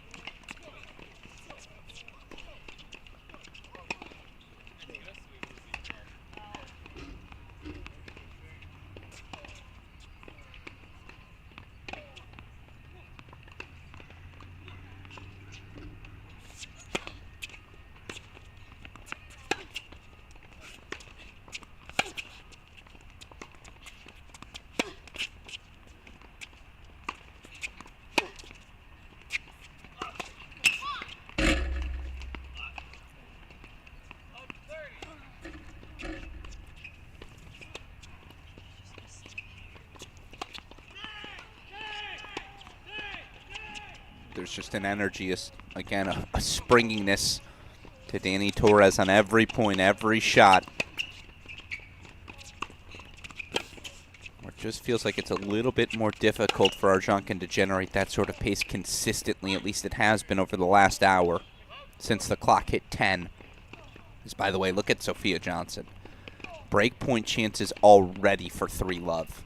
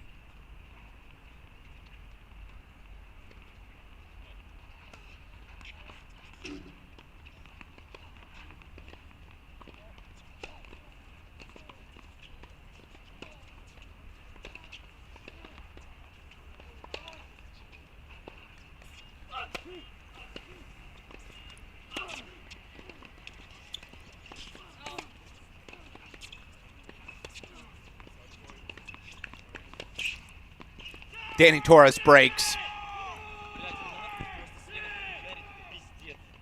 Officially in control, 7-6-3-2. Speaking of control, set double break 3-love lead for Sophia Johnson to start. Agarwal, that's a little message. That was just unloaded down the center. Of course, Sophia Johnson, senior out of London, England. Singles All-American last season after she reached the NCAA round of 16, 22-11 overall on the year.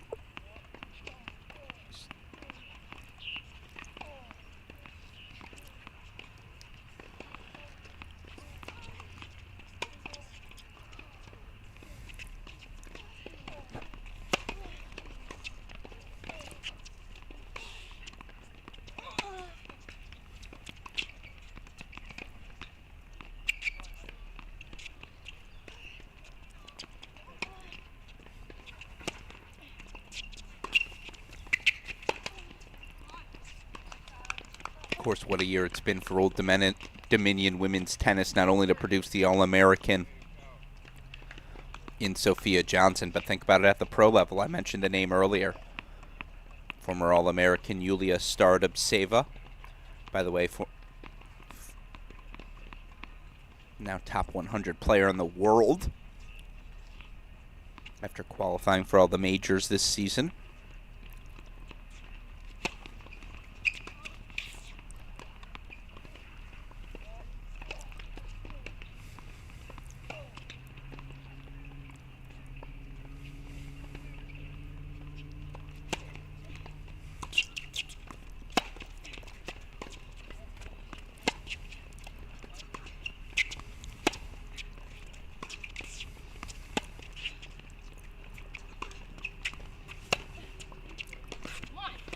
I feel like it has to make the recruiting pitch a little easier. Not that they weren't already having success, but certainly if you're Don Manila, Old Dominion women's tennis head coach, think about Simon Earnshaw, Sarah O'Leary, Howard Jaffe. We saw it in Howard's recruiting class this year. You go into all those rooms. Well, how do your players do? Well, we develop top 100 players. Oh, top 100 players in college? No, no. Top 100 players in the world.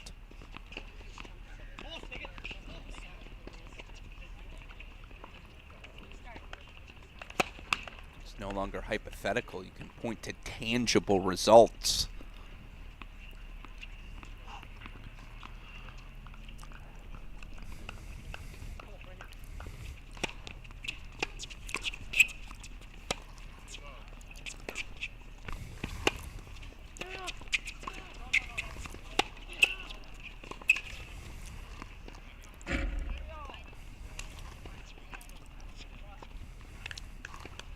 Gonna go back to our second set. Can Danny Torres consolidate his break lead?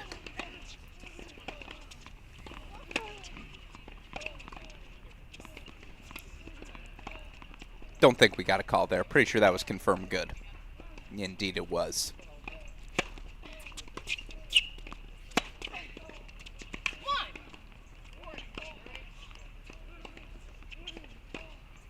As Johnson from love 30 to 40-30.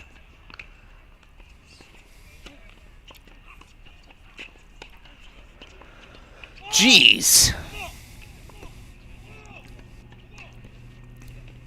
Tell me that's not pro good. Look at this +1 backhand down the line.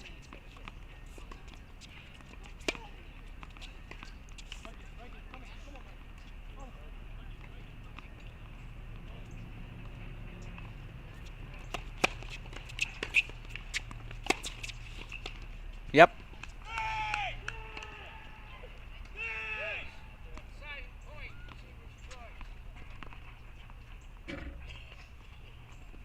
And honestly, I think the roar was involuntary there. Just so much testosterone coming through the overhead. He had to get the rest out.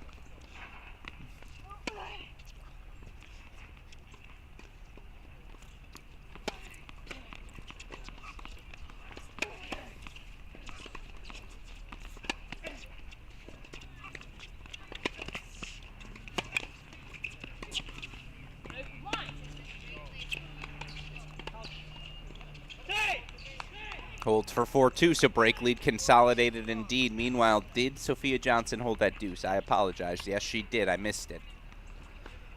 But 4-love lead. She is racing out to it. As they grab another ball, let's go check in on number 3 seed Katja Wiersholm. Again, this is going to be a featured match here in a moment. Pulsell leading Palioris 2-1 in the third. So Chris Halioris currently occupied. As soon as he's done with that match, he's going to be calling this one exclusively on its own YouTube feed as it features our all-seeded matchup.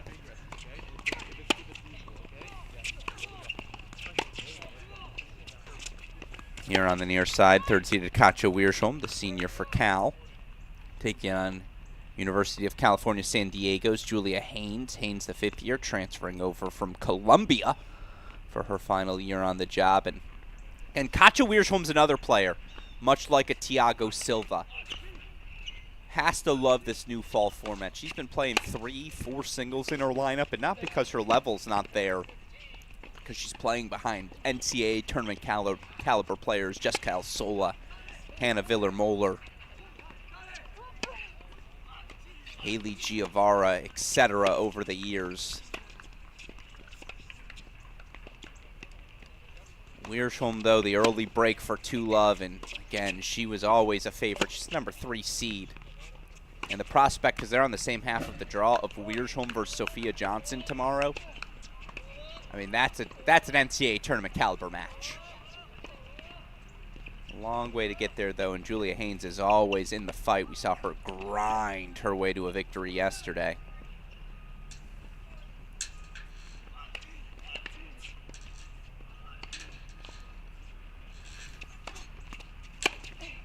Straight set win over Sofia Salcedo.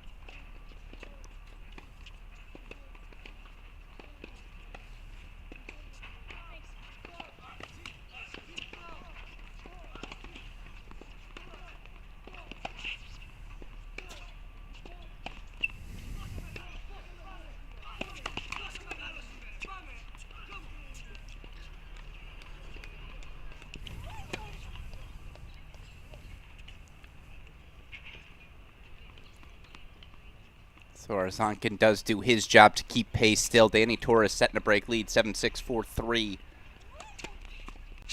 Back over to court 25 we go. Agarwal takes some big cuts.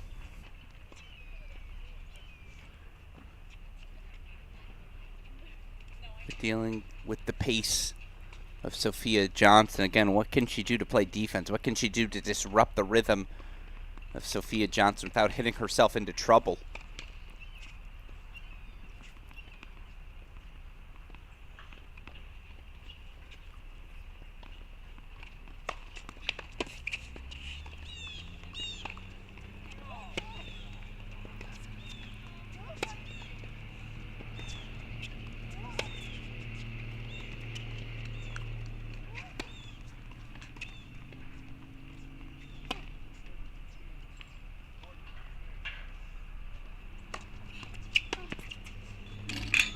Uh-oh. Hopefully that was just a little... Yeah, okay, good. It was just a little knock against the fence, not a slip. You can understand the knock. 2 unreturnable serves. Frustration expressed by Agarwal.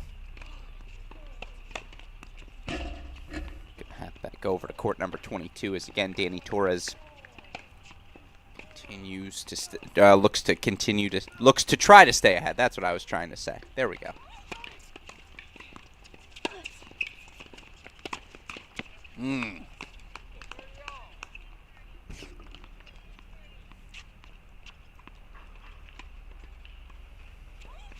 My apologies. I think I hit the replay button a hair too soon there. Still a beautiful little flick of the wrist in the pass.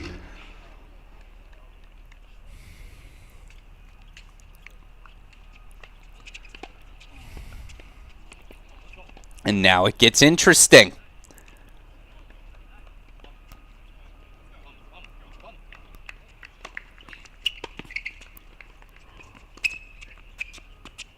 Something's got to go 3 sets, right? I suppose Pulsell and Palioris already did, but nothing on our screen. Something's going the distance.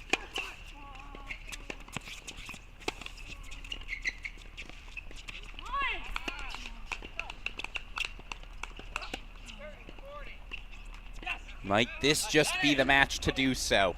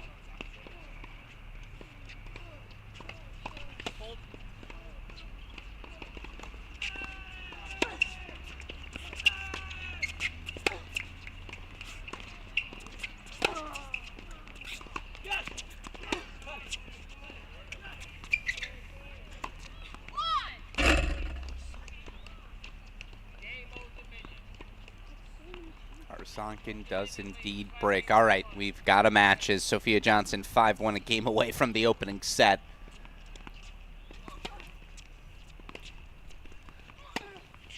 As we enter hour number 3 here on court 22, something's got to give, right?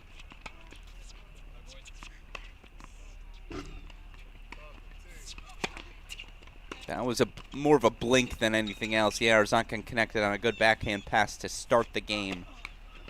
The first real slippage from Danny Torres since set number 1. Can the Western Michigan senior serving now on the near side capitalize?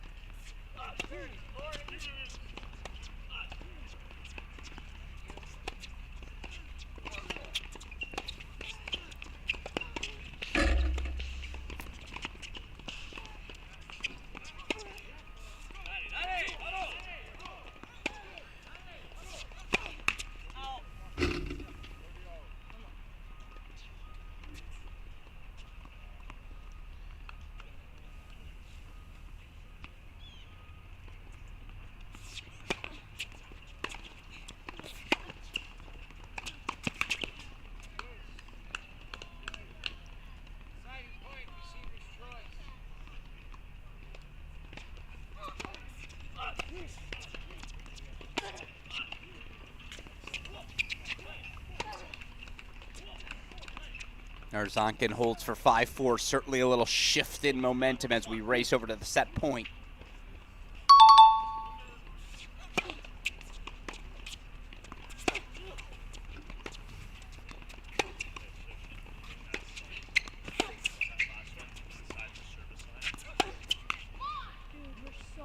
"32 minutes. Took 32 minutes for All-American Sophia Johnson to race out to a first set. She does exactly that. Breadstick on the board, 6-1, she takes it. Her fellow senior Katja Wiersholm says, "I see your set, I raise you mine."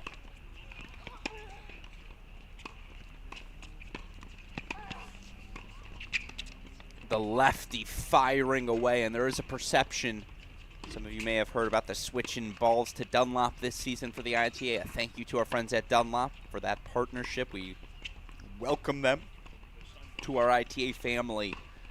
The reason I bring it up is there's certainly been a perception it's slowed things down, and boy, you just can't afford to slow things down against Katja Wiersholm. When she has time on her hands, there's not a point on the court she can't paint. Could put a quarter, could put a nickel, could put a dime, could put a penny. She'll hit that spot. The feel, the touch, the precision. 4-love, she races out to the lead. Let's go back over to 22, though.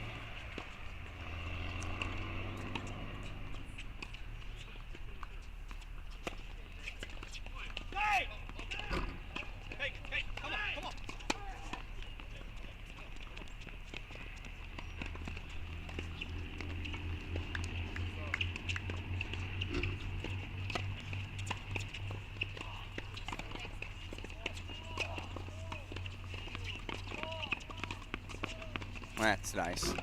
It's a fun exchange. Show it to you one more time.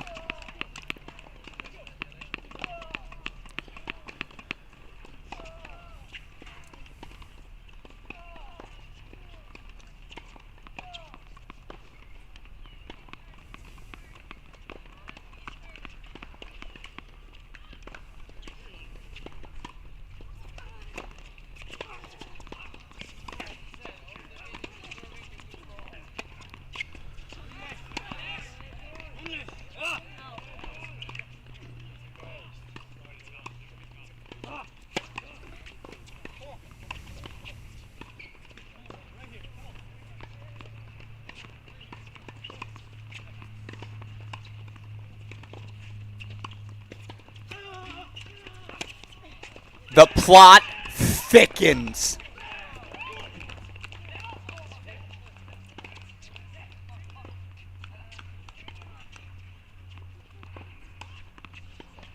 And excuse me as I'm fighting a bit of an illness on my end, but clutch backhands in a couple of consecutive games, and now it's 3 set-point chances.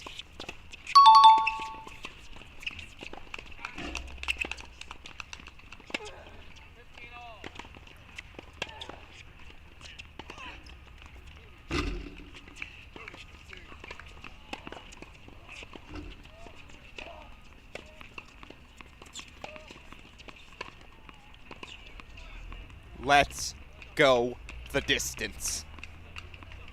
You having fun at home? I am. Alex Gruskin here. We are guaranteed a third hour of play. In our fourth quarterfinal, by the way, just want to check in on it quickly. We've got 2 active men's singles quarterfinals. Both of them began at 9 a.m. Eastern time.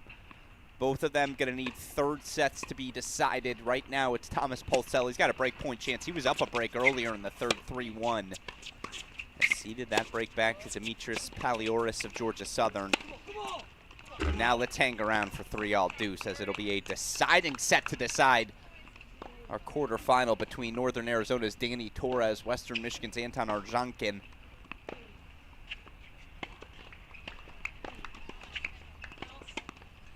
See our 2 women's quarterfinals underway, and I believe we're going to have a third and fourth here momentarily.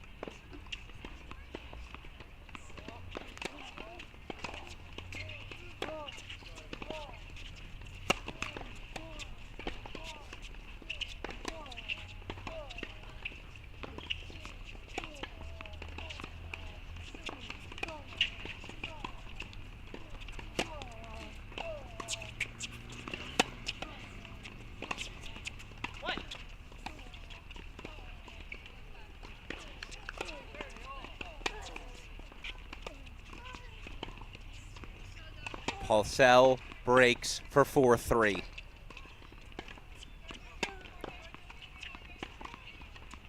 Quick broadcasting announcement just for our schedule moving forward. You see Katja Wiersholm, the number 3 seed, the Cal senior, 4-love 30-all, now 4-love 30-40. We're going to move away from this match. It's available on its own feed on the Cracked Racquets and ITA YouTube channels. It's our featured match of the women's singles quarterfinal round. So our other 2 quarterfinals have started. Go to court number 23 here on this screen, where you see Gracie Apps, the Oklahoma State sophomore, taking on one of the sensations of this event, Richmond freshman Sophia Barbalescu, who just grinds. Fun battle between these two. Of course, Apps transferring over from Georgia here for year number 2. Former blue chip recruits, dealt with a lot of injuries, but when she is healthy, you understand why she was the highly touted junior, that she was. Just the weapons pronounced, the contact points clean. It's always just a matter of health. Perhaps someone you could expect to maybe pop here in her second season on the job. So again, we're going to shift away from the Wiersholm match. This match now officially underway, as is our match on court number 24, Onomo Quadre of FIU taking on Divna Rakovic of Rice. Looks like they're hitting their final warm-up serves there. So those will be the quarterfinals we focus on. Obviously, want to focus on our final men's quarterfinal as well. Third set to come between Arzhankin and Torres.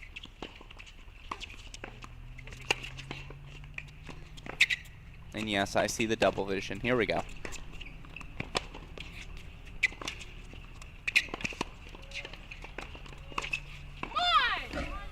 Sophia Johnson holding for 1-love.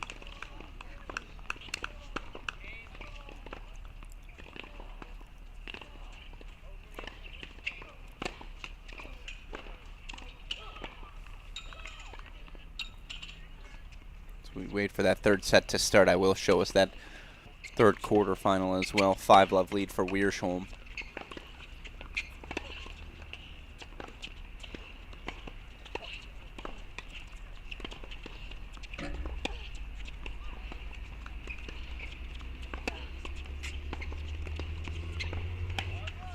Gracie looking to join teammates Anastasia Komar, Obi Kajuru in the women's main draw. Again, 36 qualifiers named entering the weekend.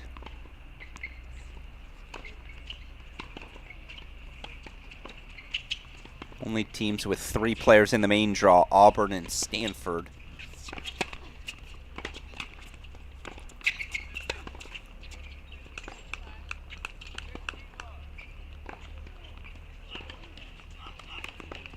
All right, third set's underway. Let's put that back in our big screen.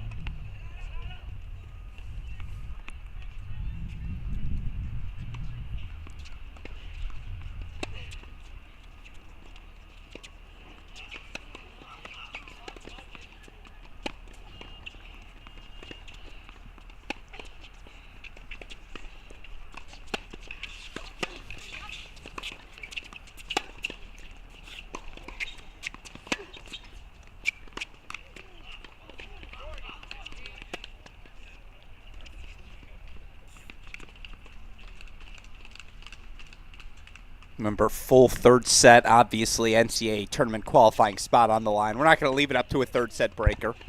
Not in singles. We don't do that anywhere else. Not going to do that here.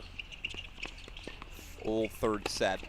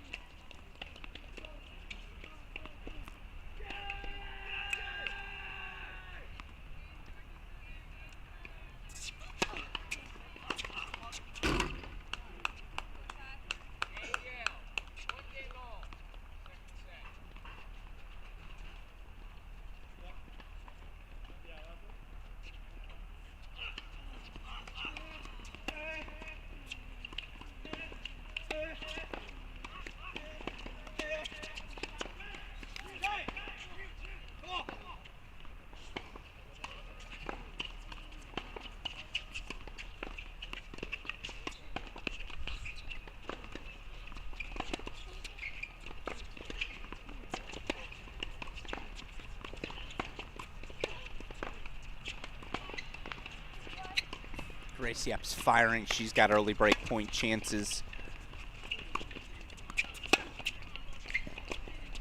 Meanwhile, 2 fascinating sets. I'd argue Arzhankin was the better player in set 1 and Torres was the better player in set 2. Each of them had early breaks in the sets that they lost. Oh, no way.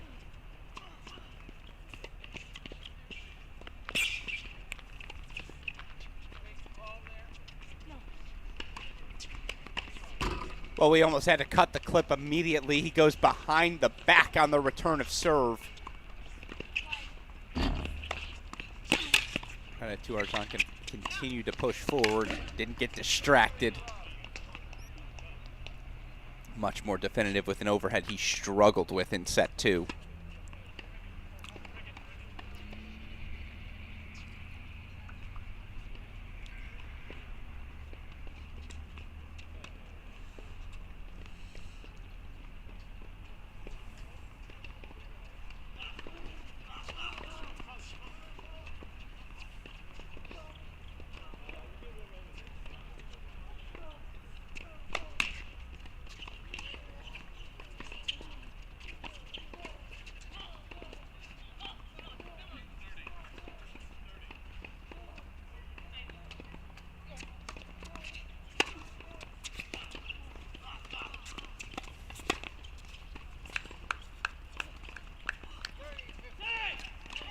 You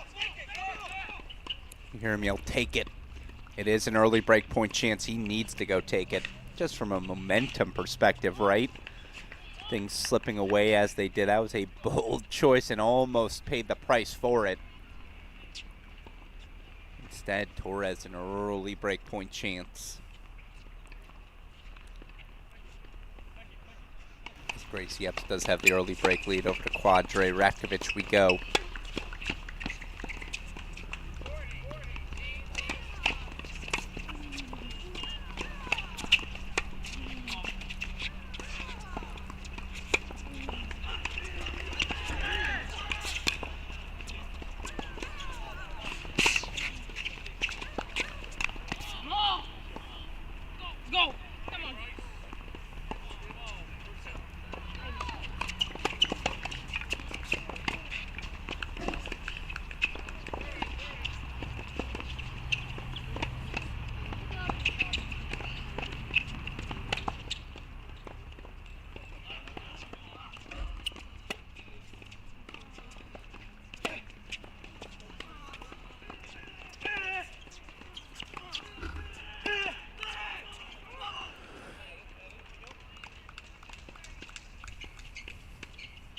Who wants it more?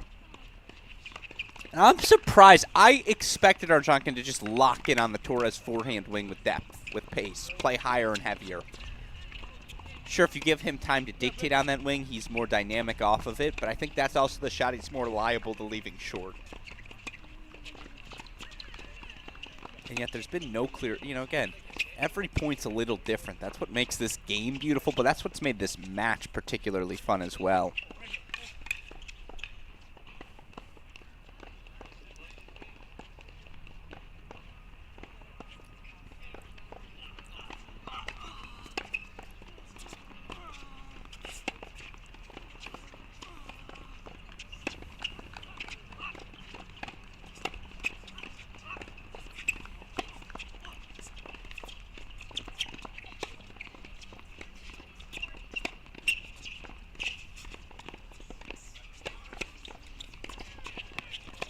Yeah, that ball.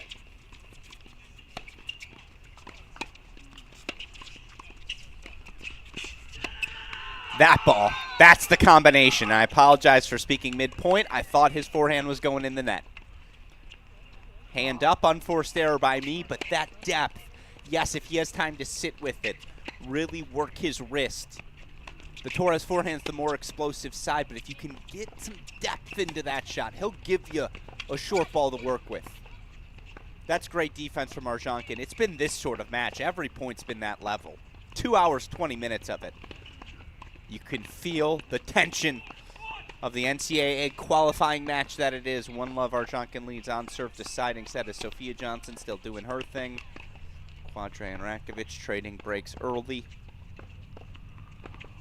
Gonna hold here with this match on our center court again. Quarterfinal Friday. NCAA berths on the line. Who wants it?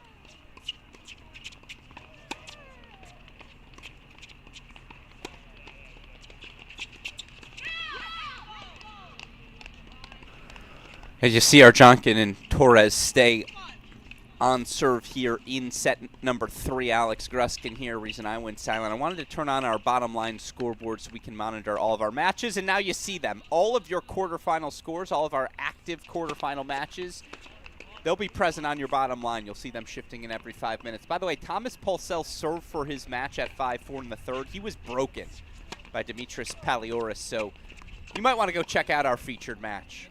Right now, 5-all in the third, available here on its own feed on the Cracked Rackets and ITA YouTube channels. The other set that's in the books, Katja Wiersholm's 6-love opening set, so she's a set away from the NCAA tournament. Again, that's a featured match. No commentary, but it's on its own YouTube channel as well.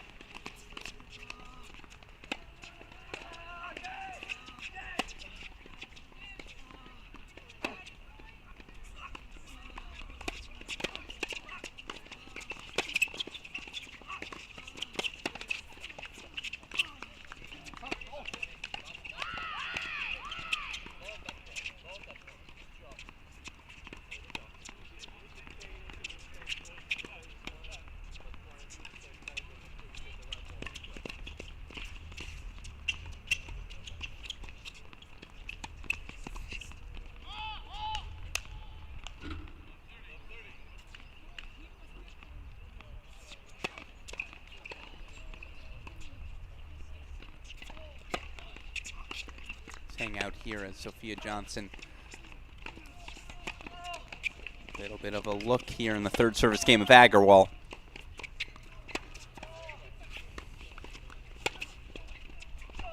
Yeah, that's such a perfect point construction.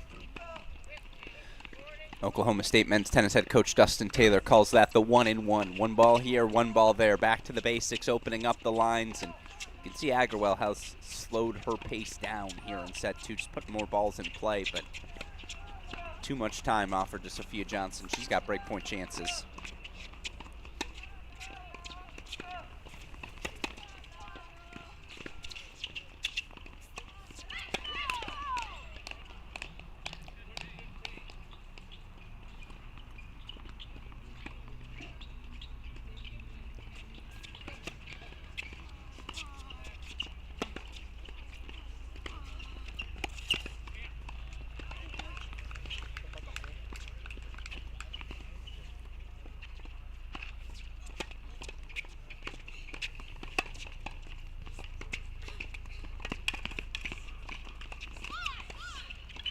Sophia Johnson breaks.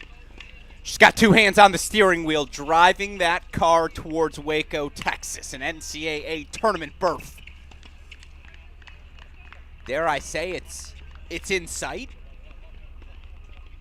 I suppose it was in sight for all of these players starting the day as quarterfinal winners all advancing. Our winners already, Sebastian Domingo of Notre Dame, Thiago Silva of Pacific.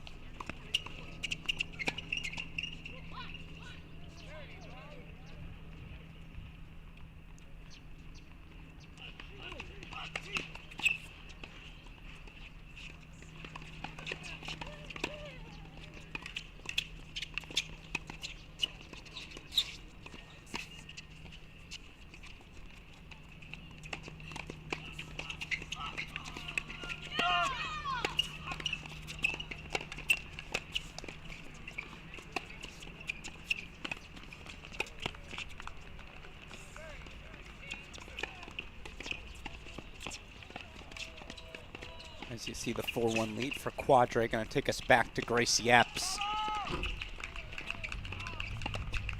A break 4-2. Looking to extend her lead.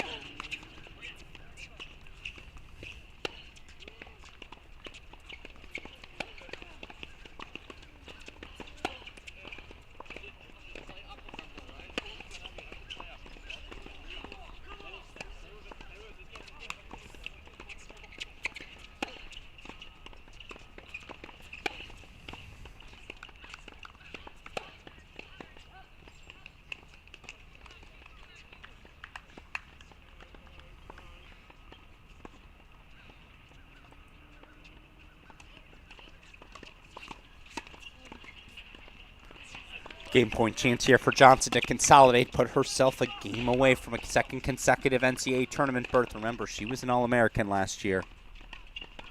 Reached the round of 16 in singles. Meanwhile, Gracie Apps has a game point break point, a deuce point break point chance for 5-2.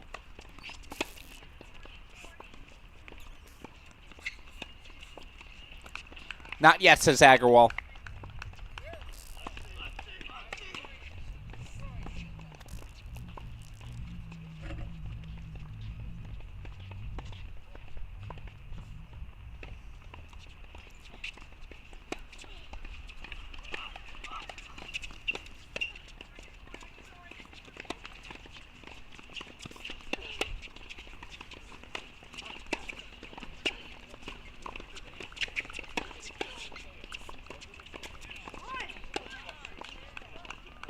Agarwal breaks back. Signs of life for the Yale sophomore. She's in the fight. She's not rolling over. Love that. Love that fight.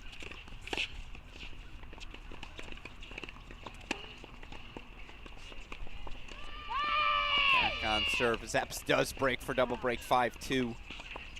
Take us back over to the third set in one of our final two quarterfinals. Pulsell. Ooh. You know what? Sorry, Chris Halioris. I'm sneaking over.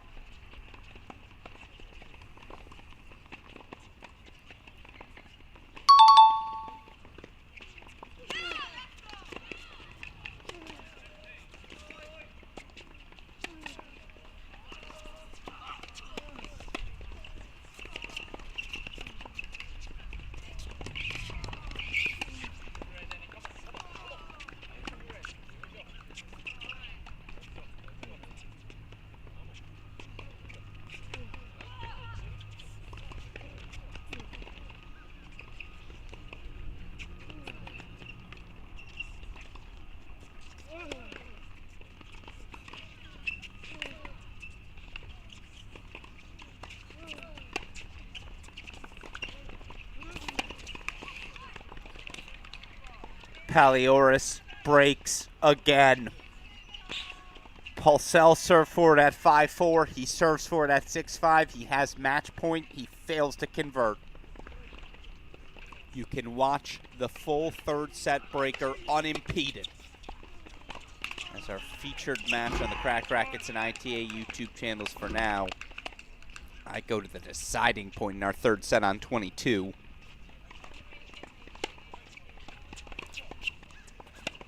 Quadre looks like she's about to take a 5-1 lead. Gracie Apps serving for the setup 5-2 as Arzhankin does hold for 3-2. All right.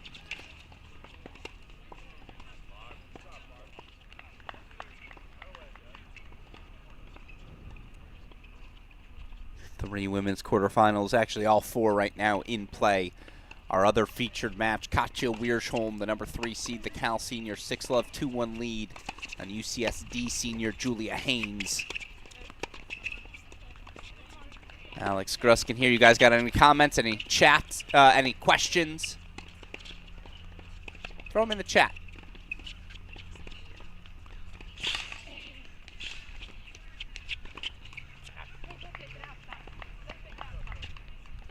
Who are you rooting for? What school are you a fan of? Let us know in the chat right now as well. I want to hear from you, College Tennis Nation. Who's tuning in here on Friday? Let us know. Fire a comment. Always helps us with the algorithm gods. Brings more viewers this way. Big questions, of course, surrounding Oklahoma State. Undefeated national indoor champions during the 2024 regular season. Knocked out in that heartbreaking round of 16 match against Tennessee in the NCAA tournament. Lucia Pyre going down with injury, of course, tearing her ACL at the start of that match. Felt like the team was never able to recover from there in singles.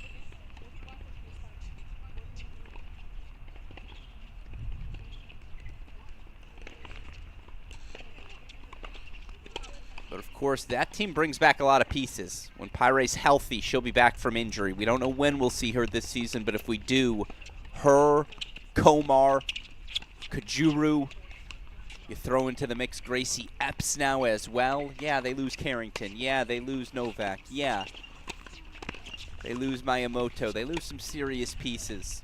But that is still a team to be reckoned with. As you see, by the way, I see the question. Appreciate you tuning in. Onomo Quadre, the FIU junior, top left of our screen. She's 3 points away from the opening set.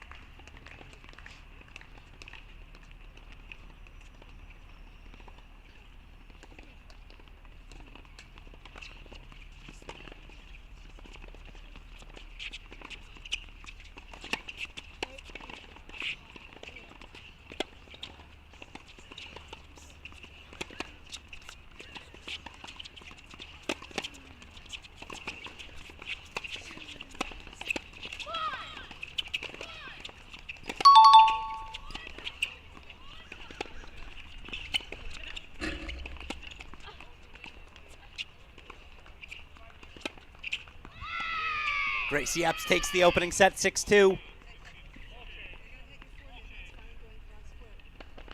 Oklahoma State looking to join Auburn, Stanford as the only 2 women's team with 3 players into the NCAA singles draw.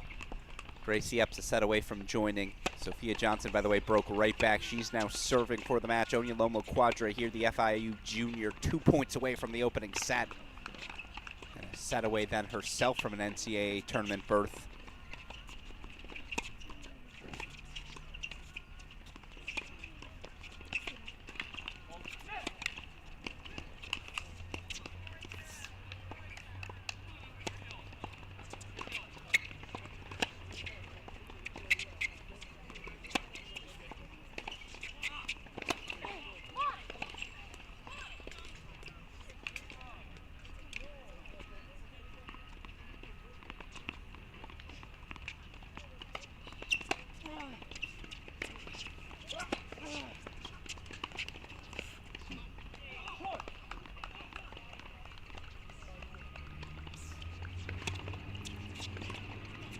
See top left, Arzhankin's got break points.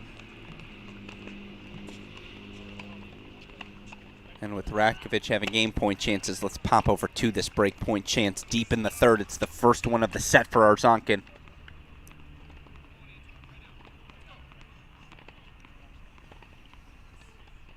First one fought off, excuse me, deciding point coming up.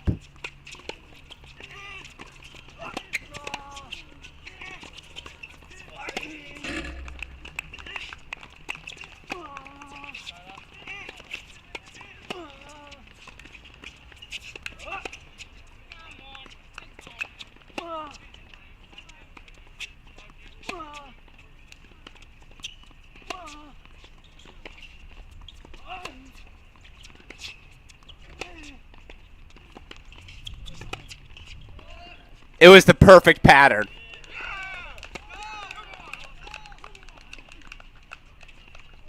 The perfect pattern from Anton Arzhankin. I've been calling for it all match. Play high, heavy through that forehand. You'll get something to work with. Work Torres so far off the court, there was nothing he could do but go for broken line there. Actually executed it pretty well. Arzhankin maybe by a centimeter, 2. Finding that sideline with the backhand with it. He breaks first. 4-2 deciding set. Obviously, we're going to keep it on our screen, but Sophia Johnson's 2 points away from the NCAA tournament.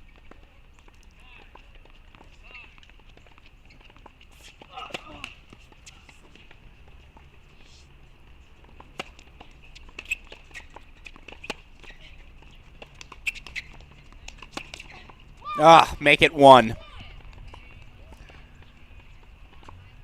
This is the sort of power tennis she can play, and I hit the replay button too soon. Hand up, it's on me. Match point Johnson.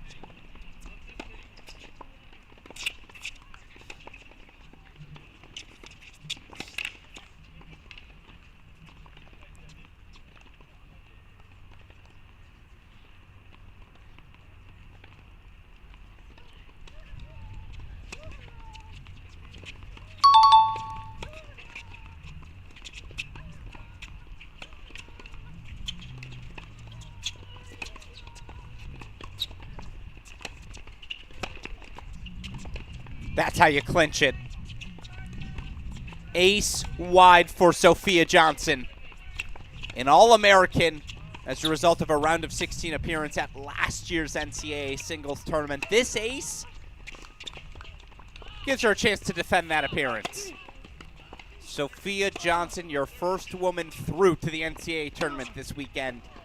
6-1, 6-3. Dominant performance from the All-American senior. Through to the NCAA tournament she goes. 6-1, 6-3. She knocks out Yale sophomore Shyla Agarwal. She's going to have 2 more years, 2 more shots at the NCAA tournament. It was a heck of a Conference Masters event for her, but again, in the end, I do think we're sending the right player to the field. No disrespect meant. But Sophia Johnson belongs in the final 64. And through she goes. 6-1, 6-3 victory. Meanwhile, again, here's Onomo Quadre, the FIU junior, serving for the first set. Quadre 2 wins yesterday, both of them in straight sets.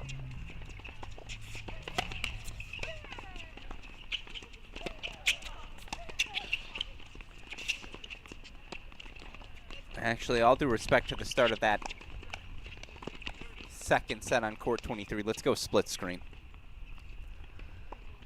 Danny Torres right back with a look in Arzhankin's service game.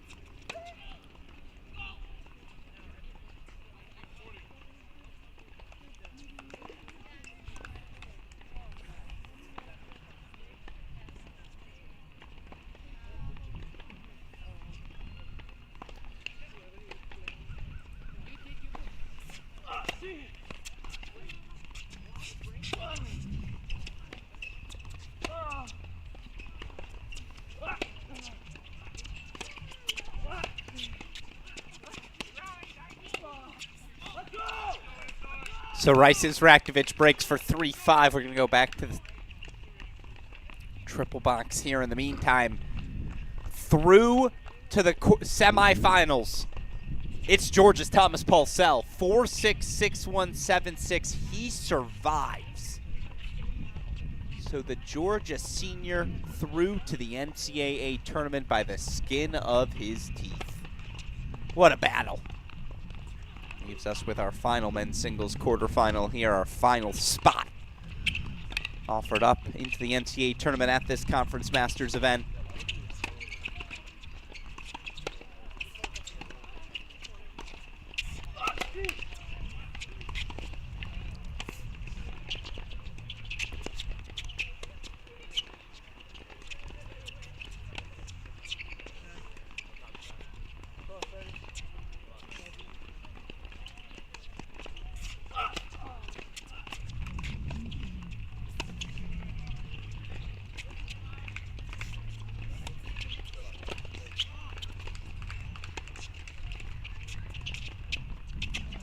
Does his part.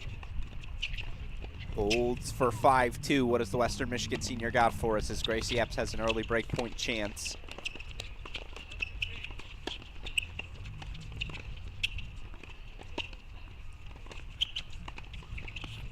Yeah, I missed it a little long. You know what, I lied. We're going to go to Quadre. Trying to close out the opening set again. Onomo Quadre. He's been a breakout player of the last season. Conference USA Player and Freshman of the Year in 2023.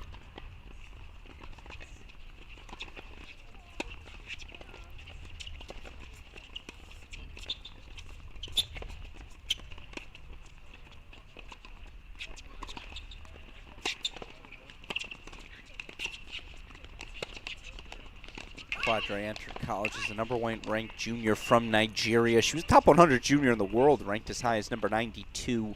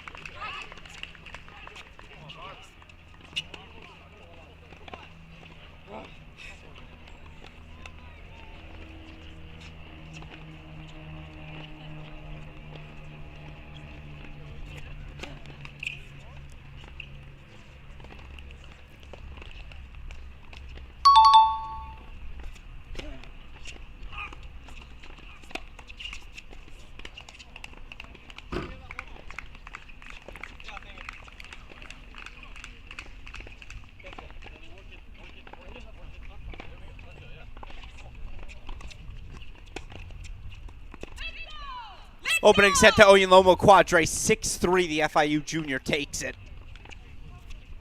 Strong bounce back after being broken at 5-2. So now she's a set away from the NCAA tournament. Gracie Apps a set away from the NCAA tournament. Obviously, Sophia Johnson already clinching her spot with a straight set win. We'll talk to her shortly here on our stream. In the meantime, Katja Wiersholm playing in our current featured match. Chris Hallior's now on the call for that one. The Cal senior leads 6-love 3-2 over UCSD senior Julia Haynes.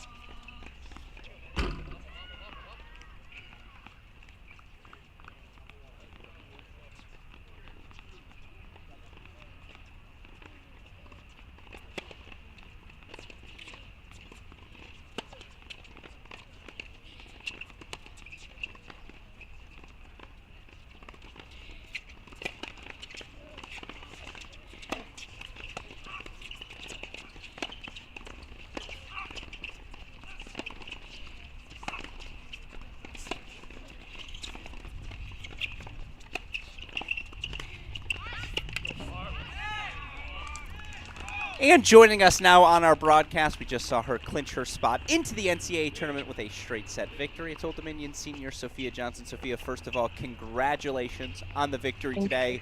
Talk me through. You were up a break there in the second set. She was able to break back. You steadied the ship from there, though.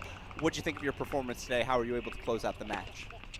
I thought it was pretty solid throughout. I wanted to just keep my aggressiveness throughout the whole match. She was a tricky player. I think sometimes she would just go for it when she was down and I got a bit thrown off. But I think it was just about adjusting, especially when I was down in break points. Like I had a few like 40-15 down on serve, and I just wanted to focus on like bigger targets and just keeping it like not overthinking it to just help me like push through and then be able to hold my serve after that and just finish the match out. Yeah, you mentioned it. She took some aggressive cuts, it felt like, off that backhand wing. And I feel like for you today in particular, minus that one hiccup, served pretty well. Like what, it was the one break of serve for you today, and I saw that from your performance yesterday.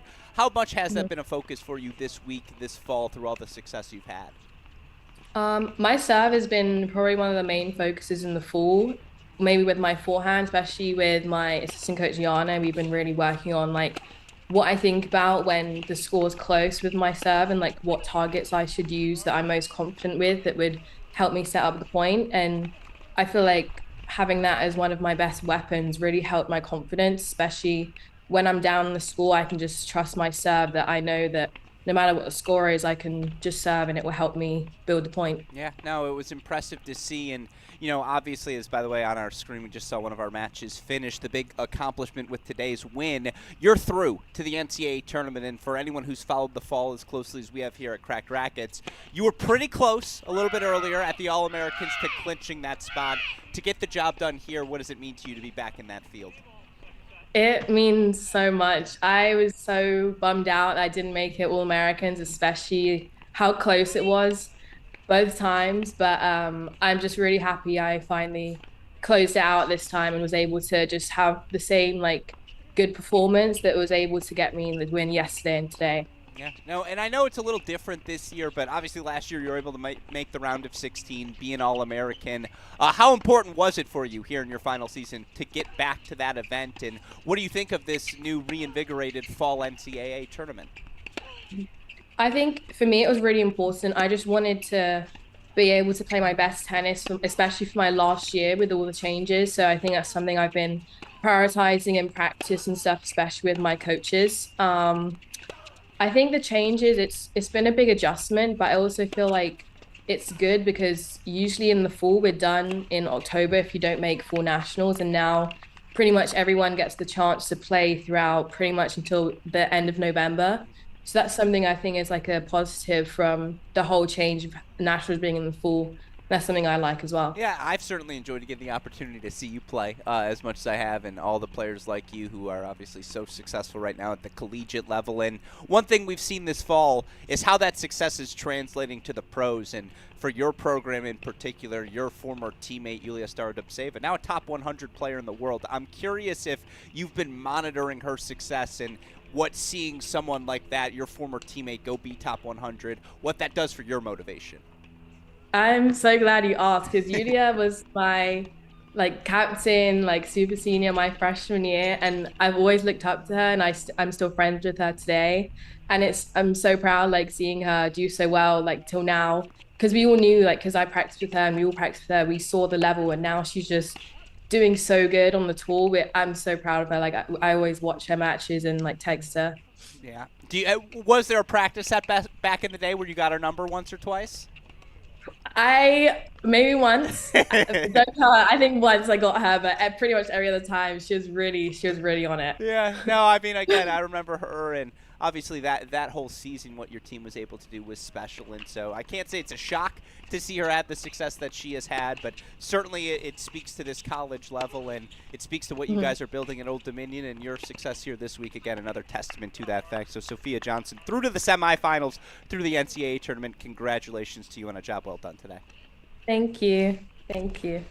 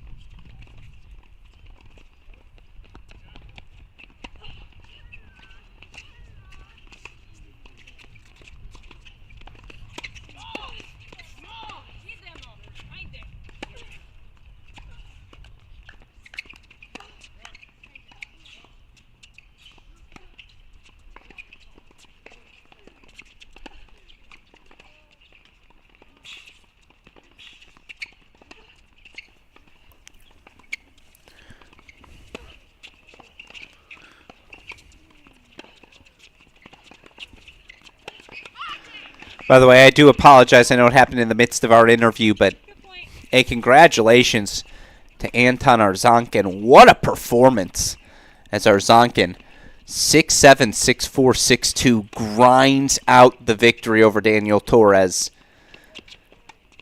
So our men's singles semifinals now set. The matchups will be as follows. Top seed Sebastian Domingo of Notre Dame going to take on third-seeded Georgia's senior Thomas Pulsell. Our other semifinal, Pacific Junior Thiago Silva, the 5 through 8 seed, going to take on fourth-seeded Anton Arzhankin of Western Michigan. All those players qualifying for the NCAA tournament.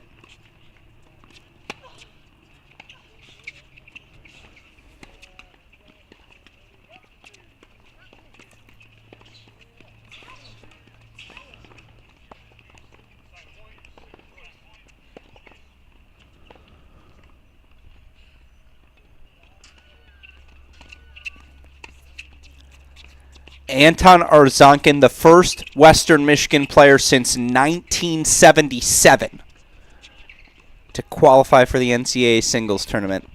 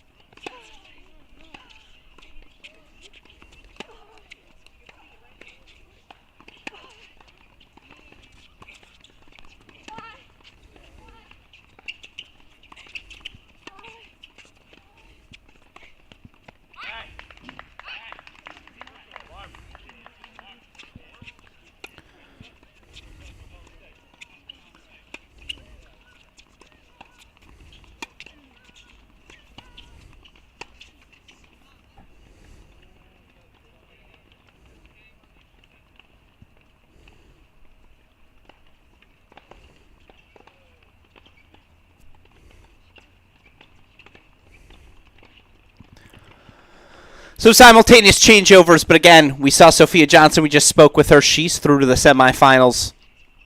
Who's going to join her? Well, right now you see Quadre, Apps each up a set halfway to it. In our other match, Katja Wiersholm, a 6-love 5-2 lead. That match, a featured match right now.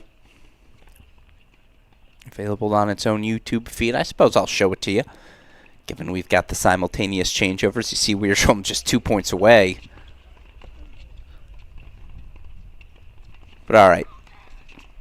They're out of the chair again. Go. You can watch this on its own feed if you want to check the ending of that one.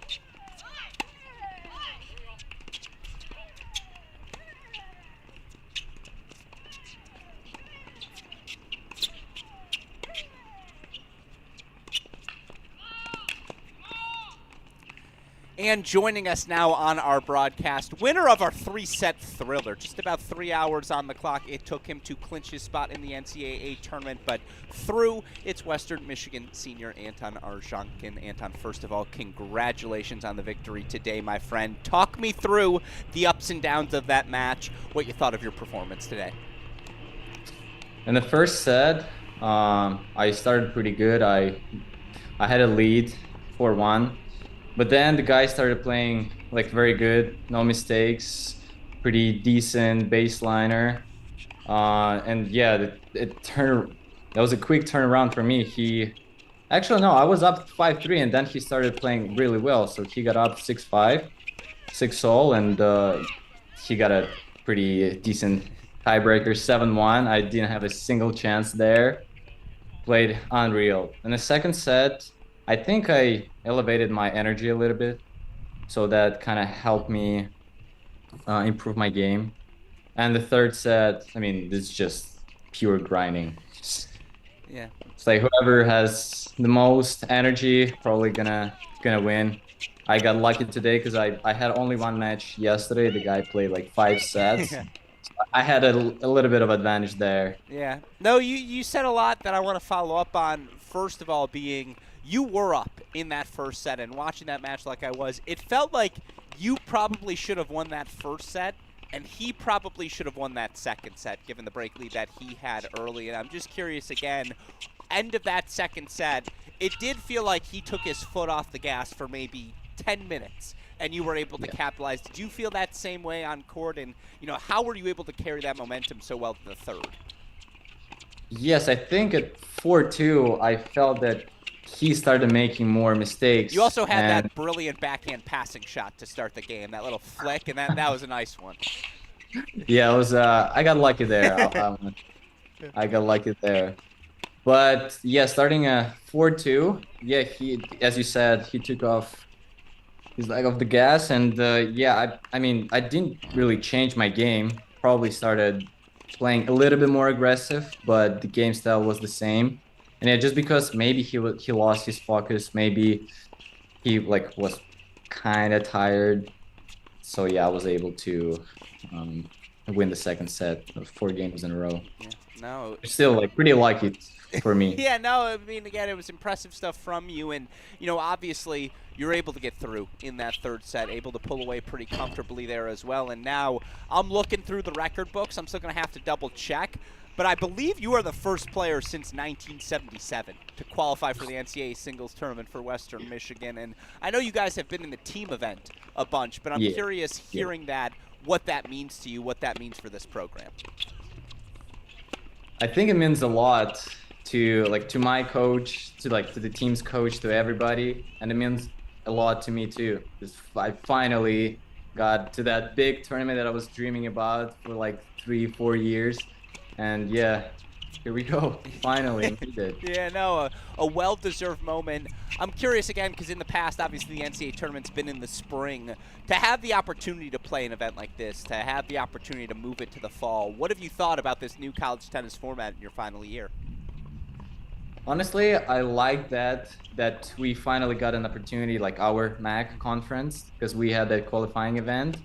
And yeah, it was a great opportunity for us to get at least to the Masters and then get to NCAA.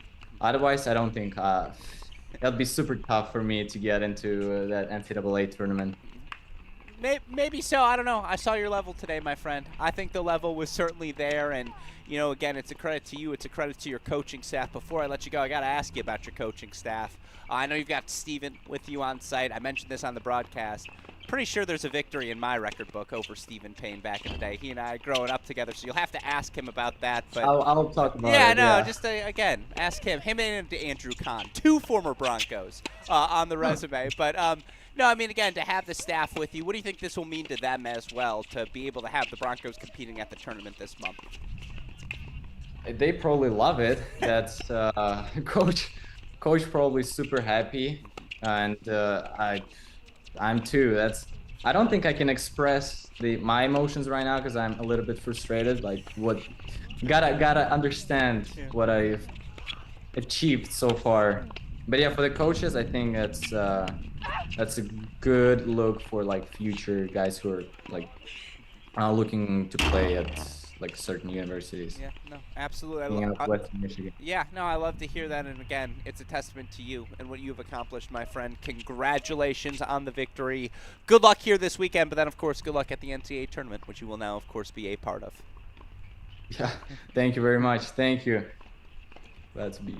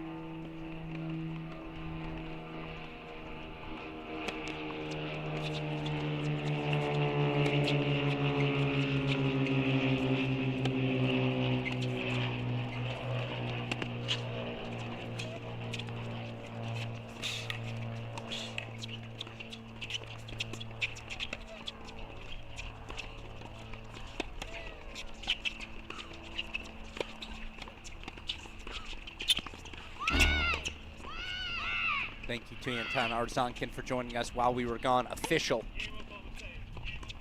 Senior Katja Wiersholm through the NCAA tournament. The Cal senior 6-love 6-2 over Julia Haynes through to this weekend's semifinals. But again, perhaps more importantly, through to the NCAA tournament as well. Perhaps we'll have the opportunity to speak with her shortly, as in the meantime, Onomo Quadre finds the winner line. A brilliant forehand for the FIU junior. So she's got a 6-3, 2-1 lead. And as we just saw, Gracie Apps, Oklahoma State junior, setting a break 6-2, 3-2 lead. Yes, these are our final two singles matches here of the day, but we still got plenty more fun tennis ahead, folks, so don't you dare go anywhere. Coming up next on our broadcast, doubles round of 16 action in what is a doubles Friday, a two doubles match Friday, I should say. We'll have round of 16 and quarterfinals play for all of you. First round starts at 12:30, all 8 of our men's round of 16 matches.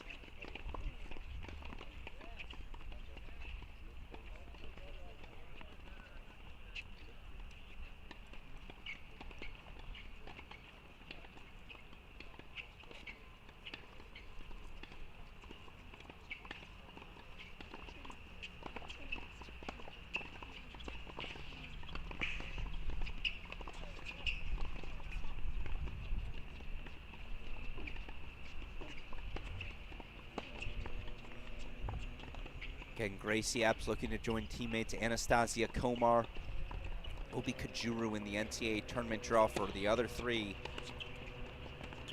It'll be the first for their program to qualify here this year. Again, Alex Gruskin here.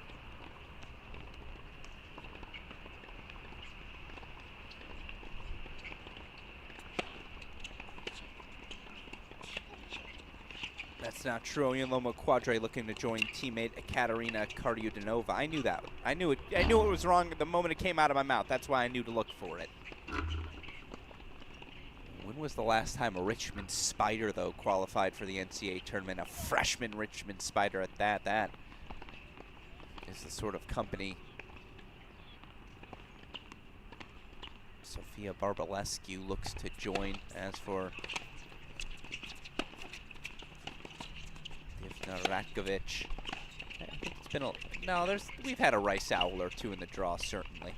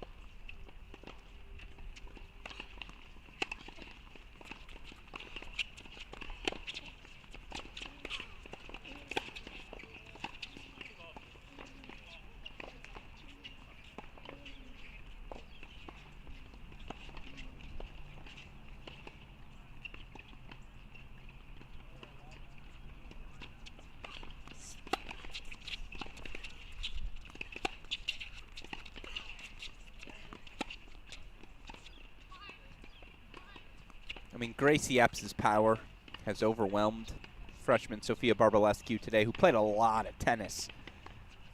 Yes, her win over top seed Claudia Dillis-Harris yesterday was straight set 6-4, 6-2, but if you watch that match, that was an hour, 45 minutes of grind, and today, Gracie Apps' power is just getting the better of her. Let's go full screen.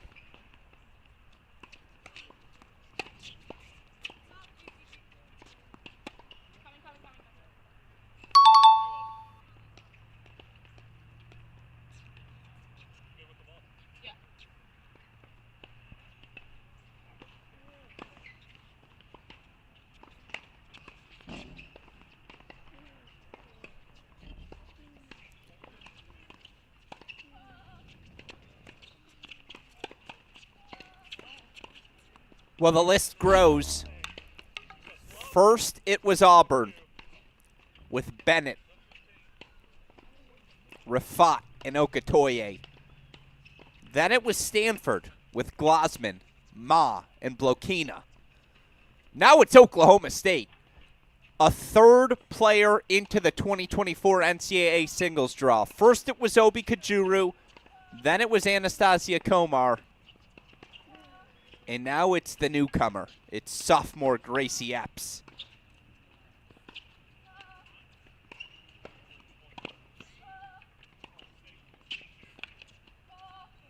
The sophomore 6'2", 6'2", through to the NCAA tournament main draw. And a little message, she's healthy. And the former Blue Chip's ready to play here in year 2 on the job. Mission accomplished for the Oklahoma State Cowgirl.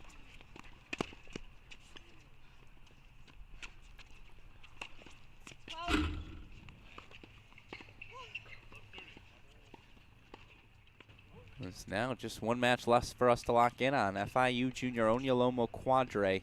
And by the way, what a tournament for freshman Sofia Barbalescu. She is just on the radar now. But junior Onomo Quadre, former Conference Player of the Year, Freshman Player of the Year. Trying to rep Conference USA in style. She's 6 points away from an NCAA tournament bid.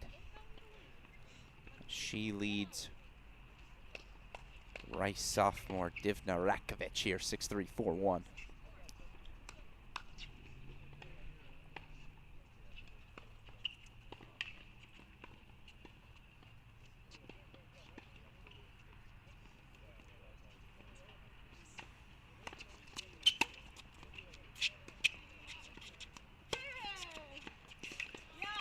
Break point chances, you can call them match point chances.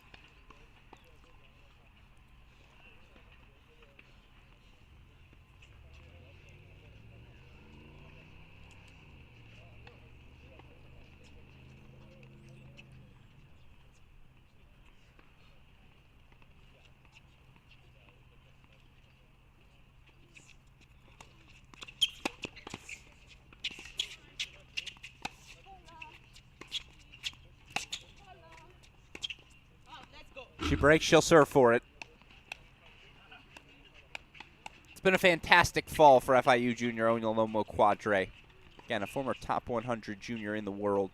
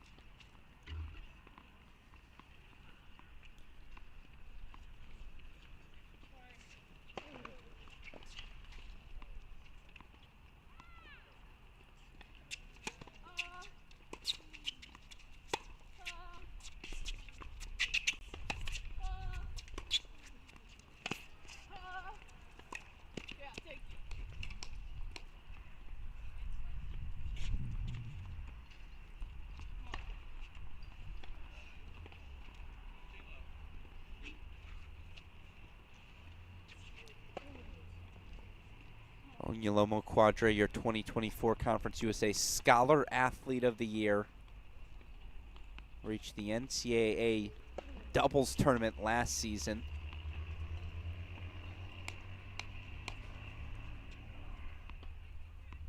team reach the NCAA tournament before getting knocked out by Miami.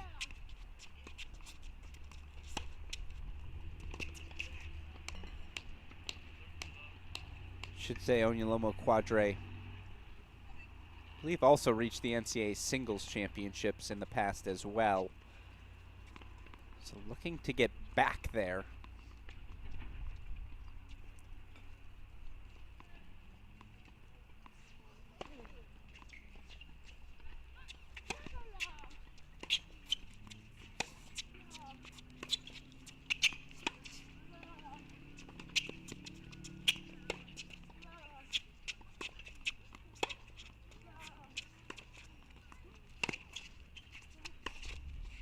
That's real nice, though, from Rakovic. Sophomore is certainly a piece to build around if you're Rice moving forward.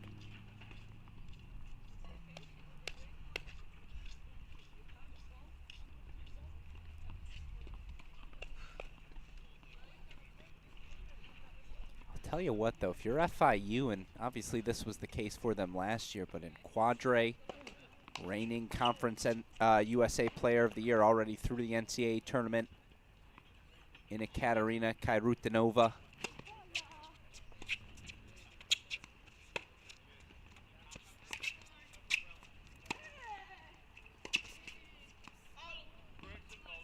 Oh, correction from the chair. Coach looks to Quadre as if to say, yeah, that one might have clipped. It was close, but again, Rakovic finding the line. But again, that top two for FIU. I'll take that top two. Throw them up against any top two in the country and think, I'll hold my own.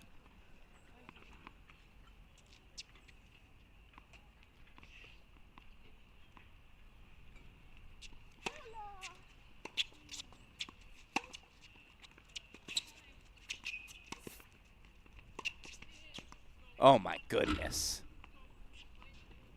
I mean, on back-to-back points, she finds the pass.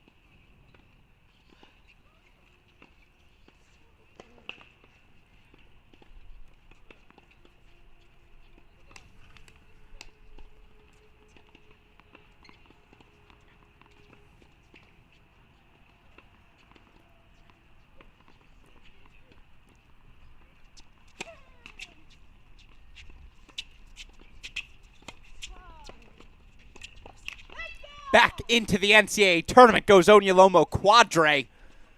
She joins her teammate, Ekaterina Kairutanova, with a 6-3, 6-1 victory today over Divna Ratkovic. So mission accomplished for the number 4 seed, the FIU junior.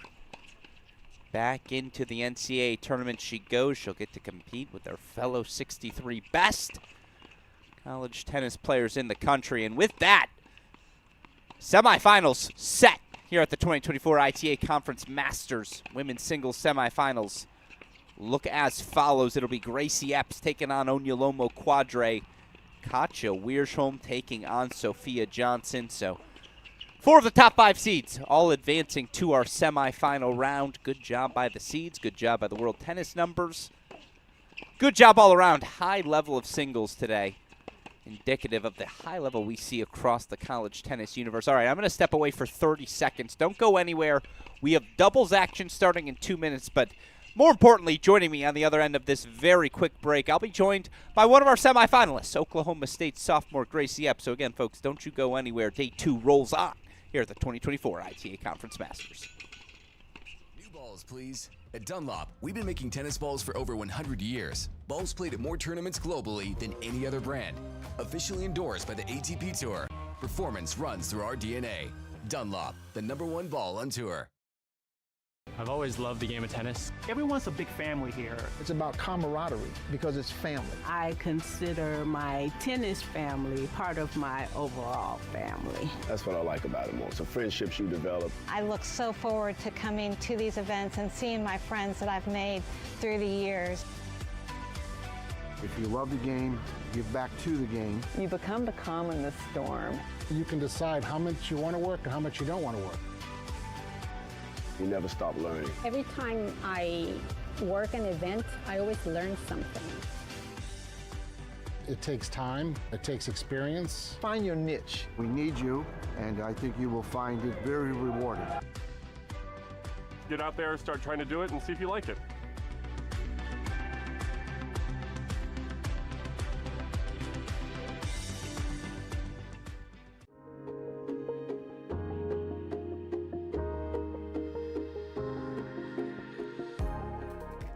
And joining us now on our stream, fresh off of her straight set victory through to the NCAA tournament and semifinals here this weekend, it's Oklahoma State sophomore Gracie Apps. Gracie, first of all, hello. Congratulations on the victory.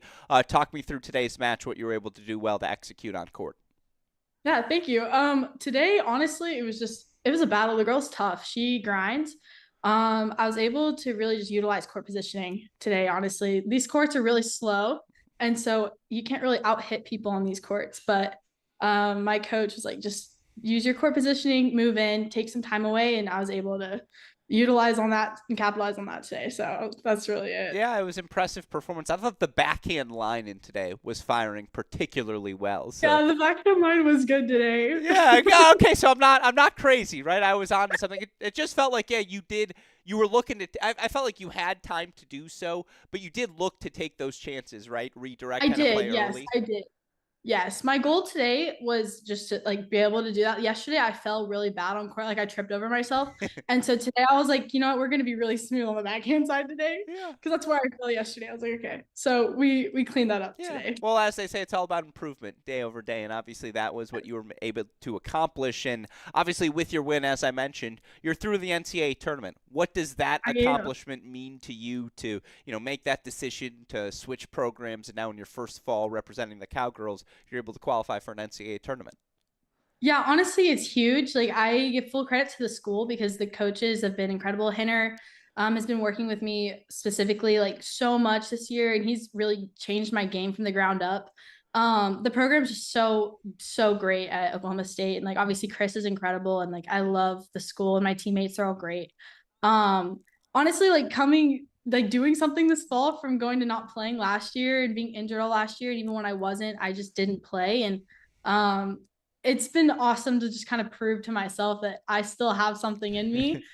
And I'm able to kind of bring my family along with me now that I'm back in Oklahoma. So it's been really, really fun. No, I love to hear that, and I want to follow up on that because to have the long layoff that you did, obviously to pick up the level that you have, I'm sure that's proven one thing to yourself. But talk me through both the ups and downs. What's the most difficult part in trying to start playing this much tennis again, and what's been the most joyful part in being able to get back out on court like this?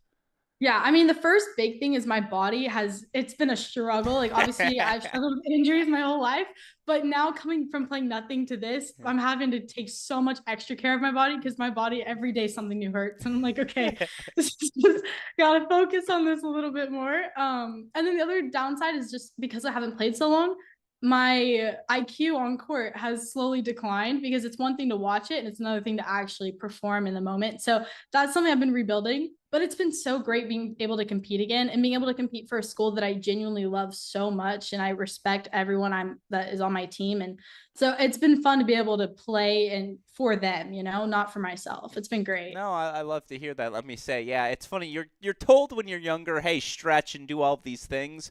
I really wish age of me now could tell 12-year-old me, hey, start stretching then, because trust me, in 15 plus years you're going to really appreciate that fact. So no, I think I stretch all the time and I still have the worst flexibility you could possibly have as an athlete. So honestly, stretching doesn't always cure it, No, but I mean, again, it's a credit to you that you are able to pick up your level this quickly and play all these matches, and now you're into an NCAA tournament as well. But obviously before that, you've got the semifinals here this weekend. weekend. What's going to take for you to continue to show this sort of level and, dare I say, walk out of here this weekend with a trophy?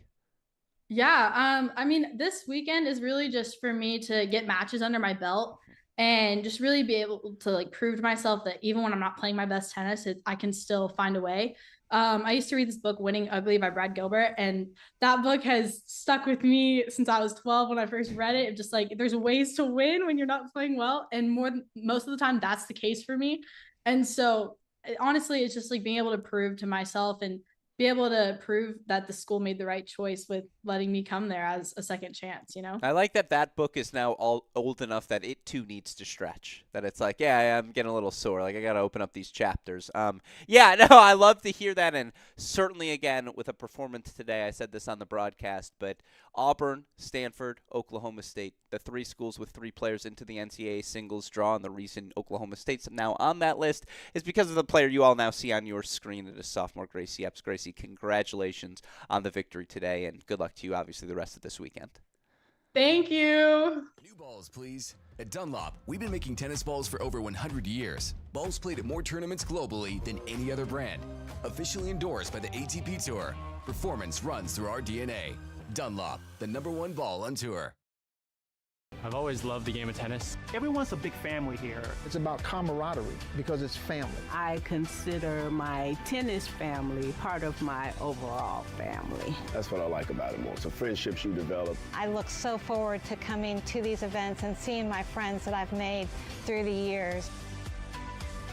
If you love the game, give back to the game. You become the calm in the storm. You can decide how much you want to work and how much you don't want to work. You never stop learning. Every time I work an event, I always learn something. It takes time, it takes experience. Find your niche. We need you, and I think you will find it very rewarding. Get out there, start trying to do it, and see if you like it.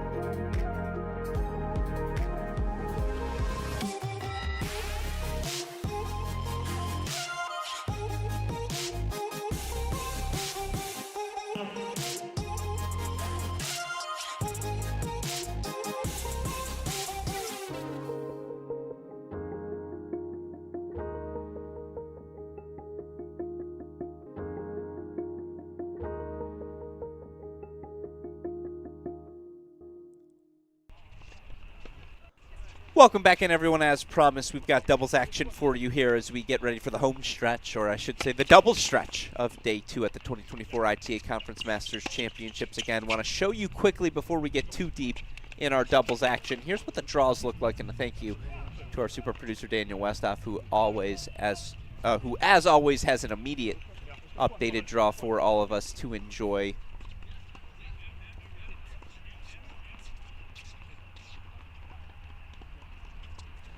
Let's show you our men's singles draw. That's the updated one I have for you. And I apologize, I think I clicked the wrong button here, but we'll show you this draw updated with today's quarterfinal results, clinching their spots into the NCAA tournament. A congratulations to top seed Notre Dame junior Sebastian Domingo, 3-2 victory over Bucknell's Amar Tahirovic. You had Georgia senior Thomas Pulsell serve for the matchup 5-4, serve for the matchup 6-5, was broken on both occasions, nevertheless persevered. And now the Georgia Bulldog, 7-6 in the third. He is through over Georgia Southern's Dimitris Palioris. Of course, bottom half of the draw, a congratulations to Anton Arzhankin. He taught me the correct pronunciation. I appreciate that from him. The Western Michigan senior, the first Bronco since 1977 to qualify for the NCAA tournament. That fact right there epitomizes the opportunities created by this new college tennis fall format. Arzhankin, 6-2 in the third. He knocked out Northern Arizona senior Danny Torres. And then Pacific's Thiago Silva, 6-3, 6-3. The Pacific junior, just the second player in program history to qualify for the NCAA singles tournament. Again, I love this Conference Masters, to bring one representative from every conference, regardless of the preconceived notion of the level of that conference. Every conference gets a representative here this weekend.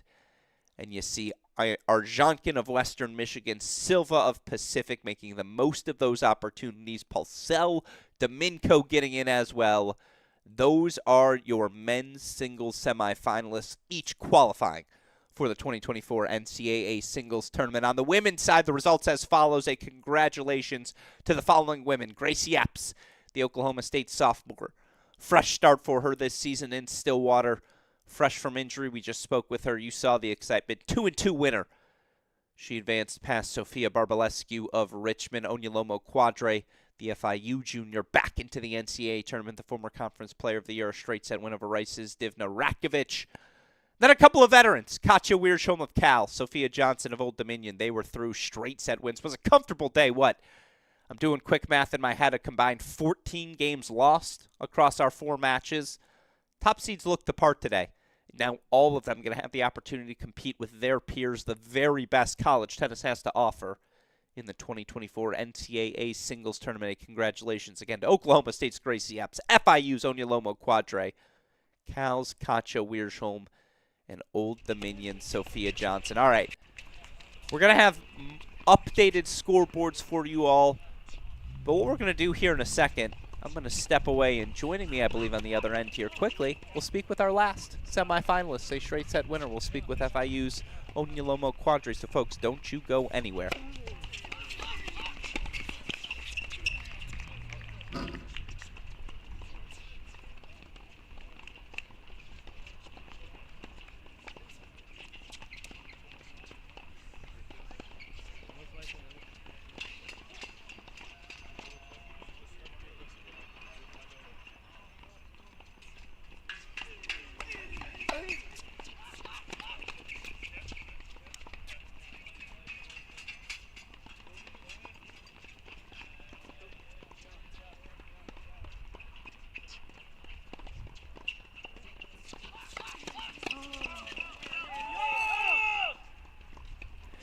And as promised, joining us now on our broadcast is FIU junior semifinalist this weekend and qualifier into the 2024 NCAA singles tournament, Onomo Quadre. Onomo, first of all, congratulations to you on the victory.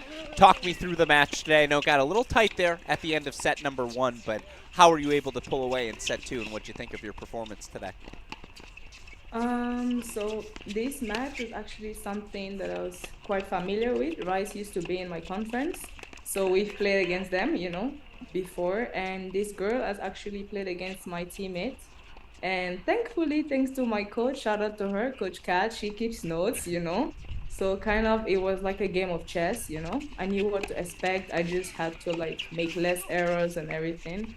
And I think I did better with that in the second set. Yeah, I thought it was really impressive by you, and good. It's good to hear. Sometimes you wonder, is a coach actually doing anything on the sideline? It's good to hear your coach was doing something for you fun today. And, again, you talked about it in set 2. I thought it was really as simple as you kind of cut out the unforced errors. Like in set number 1, it got a little loose there in the middle. Was it as simple as that today? What were the things you were focused on as you were pulling through that set?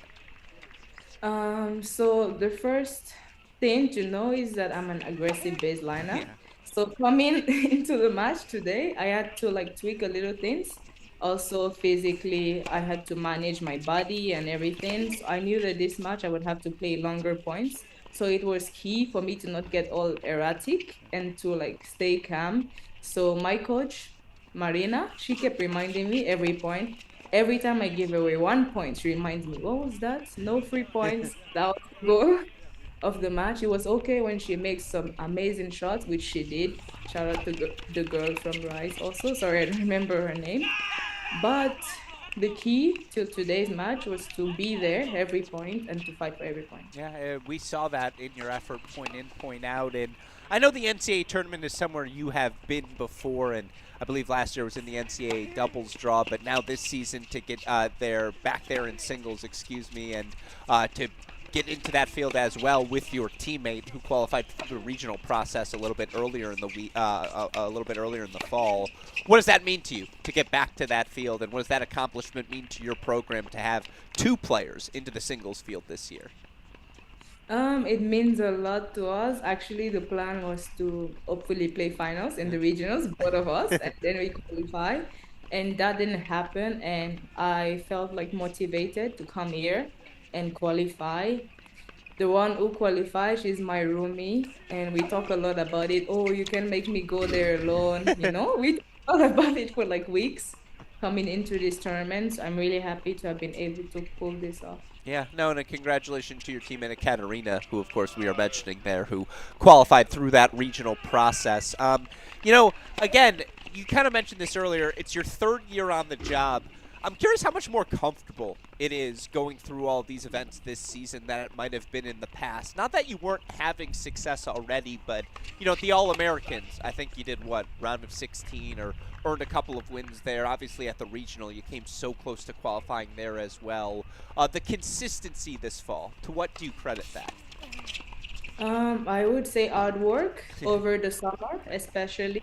I made few sacrifices, did few things differently from last summer. I would say last summer was like a learning process for me. I had also an amazing spring in 2023. And in the summer, I kind of lagged behind a little bit and I paid the price in the fall. So I kind of wanted to change things this year. So I would credit everything to my hard work over the summer, and coming back, it was like continuing everything my coaches built on and working hard every day. Well, again, you're seeing the rewards of that. Certainly, we have all enjoyed that. And, one way to set that up for you, they changed the fall format, and they moved that NCAA tournament. And I'm curious what you thought of that, what you thought of all the matches you've had that opportunity to play, how it compares to your past experiences. Actually, I played the NCAAs in the singles and in the doubles. Yeah, no, sorry. I meant what I meant to say is to have it in the fall and to know that the All-American means that much more. To know that, the regionals mean that much more. How that's compared to the prior seasons. Honestly, it just made us a lot more competitive, I played the NCAAs like in May or when, and then I come back to the season in August, and my coach is like, okay, now All-American is qualified for NCAA, and I'm like, wow, okay, I just came back, you have 2 weeks, you have to do good, and then the All-American, then, you have to do regionals finals to qualify. So all these tournaments, I feel like everyone is like on higher alert, everyone wants to qualify. And of course, for people who played NCAAs in May, you feel like you have like 5 months or 6 months, and then you have to qualify again. I think it makes college tennis a lot more competitive. No, I love to hear that. Yeah, no days off for any of you. You're not busy enough with your college schedules. We got to make sure you're on edge at all time. And certainly, again, it's a credit to you that you did show up as prepared as you have been for this fall. And I think all of the success that you have had is a testament to that fact. So congratulations on reaching the semifinals here this week. But maybe even more importantly, your teammate won't be alone. Congratulations on reaching the NCAA singles tournament as well. Yeah, thank you.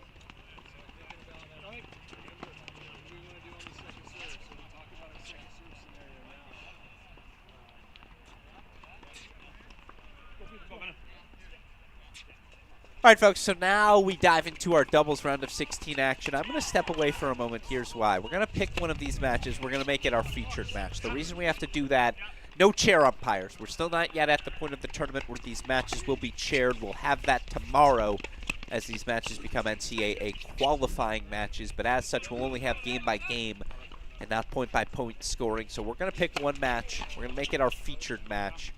We're going to adjust the scoreboard accordingly. We're going to adjust that bottom line score as well. You know the singles results. We showed you our semifinalists. We spoke with a bunch of them as well, but we want to show you some up-to-date scores game by game as well on that bottom line. So I'm going to step away for a moment as we get that set. Don't you go anywhere, though, as you will continue play on your screen. Doubles round of 16 underway. You're watching day 2 of the 2024 ITA Conference Masters Championships.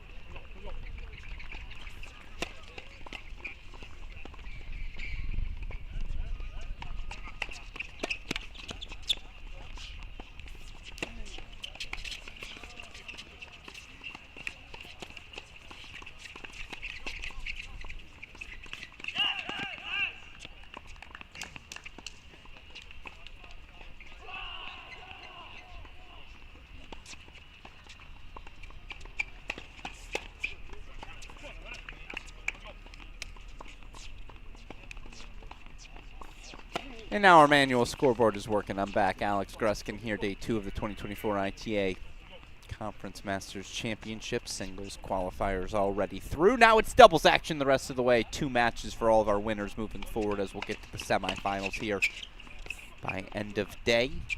On your screen right now, the top seeds from Mississippi State, Peter Jovanovic, Benito Sanchez-Martinez, taking on the Bucknell pairing, Amar Tahirovic, who we saw earlier in singles. He's partnered with Brendan McDonald. That'll be our featured match here. As again, no point-by-point. We will have game-by-game updates on our other matches, so I'll flop between them on the side, but say point-by-point here on our main match. Sanchez-Martinez, the lefty here.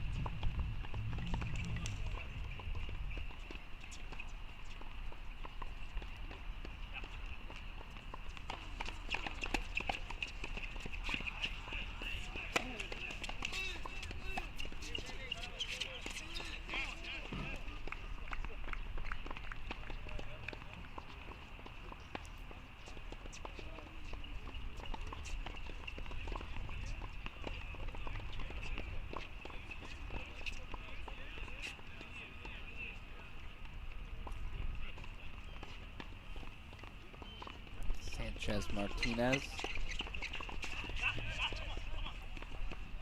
junior out of Germany. Jovanovic, junior out of Montenegro for Bucknell. Tahirovic, junior also out of Stuttgart, Germany.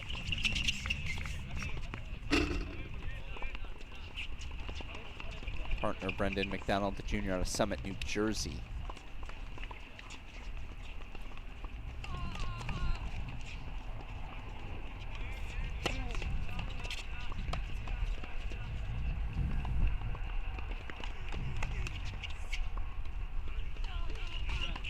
Jovanovic serving on the far side.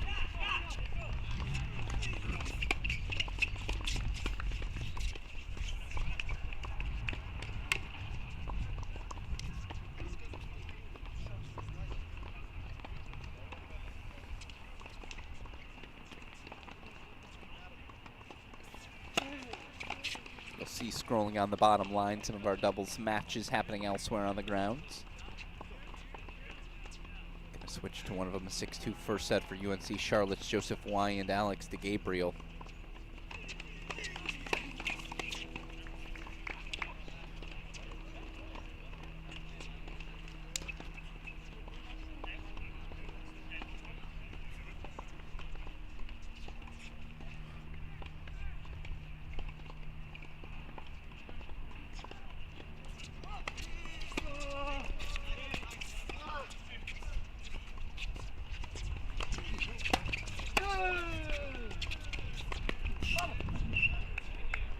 Nothing personal, just business.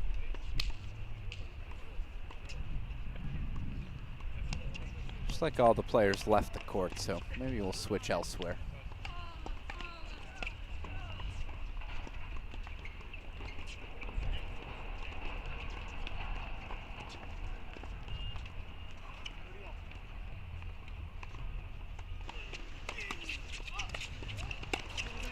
Court 13 where right now, 6-5 lead for Nikola Kremedchev, Stefan Skobelev over Peter Nad, Sebastian Dominko. Interesting. Game point chances here for Mississippi State.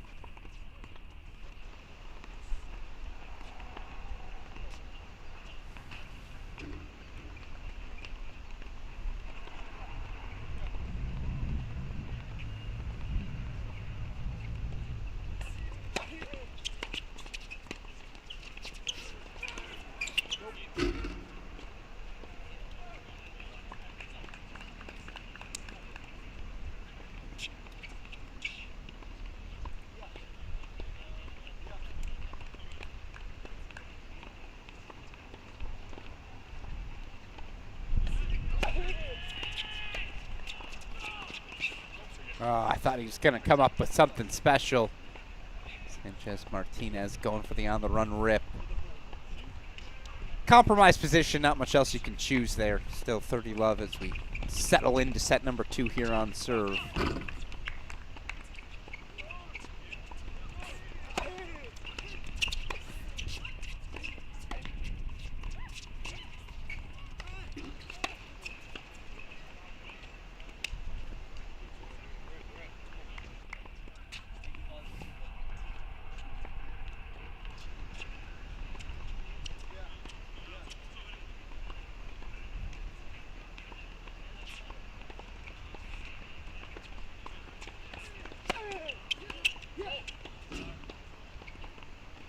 Bucknell hold that love for 2-1. So keeps us on serve in the meantime. 6-5. Looks like they're serving for it. I apologize. I won't know the score in the game, but let's move over here. As again, round of 16 action continues here on your screen. Bryce Patau, David Wakisa.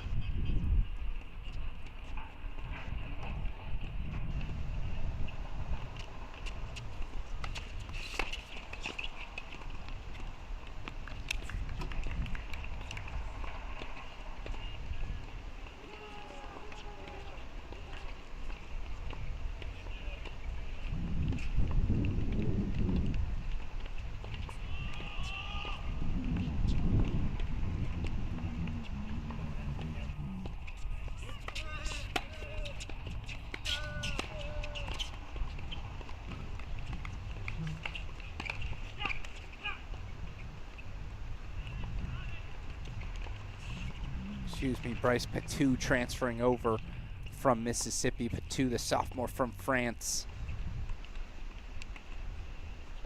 David Wakesa, junior from Germany. Looks like they hold to take the opening set 7-5. So the Grand Canyon duo taking on Hawaii's Visaya and Snyder. They take the opening set 7-5. I apologize. Back over to our featured match we go. On serve 2-1 second set.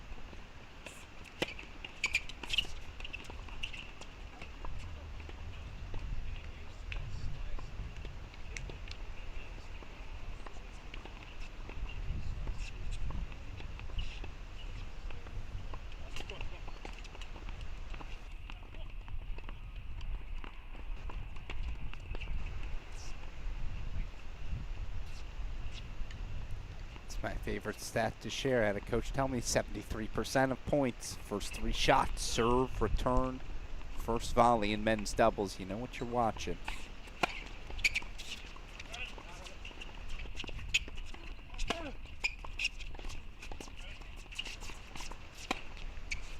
Surprised that wasn't an overhead for Jovanovic. It works either way.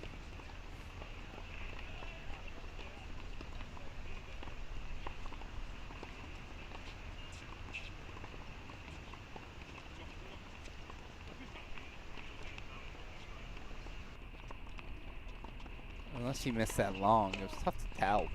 Might have sailed that. No doubt about that one. Suppose we'll find out either 30-all or 40-15.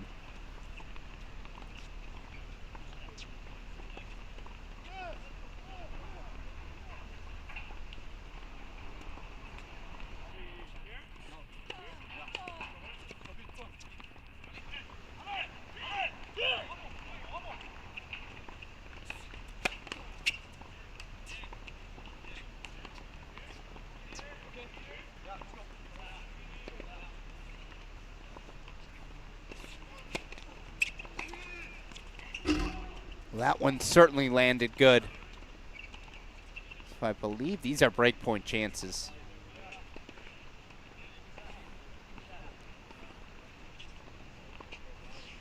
As it's, by the way, first set breaker, top left of your screen between Domenico and Nad, the number 2 seeds from Notre Dame.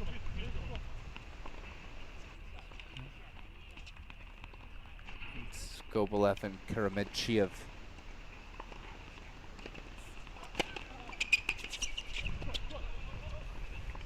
Indeed, we had the score right. That forehand sailed on Benito Sanchez Martinez, so this is a deciding point.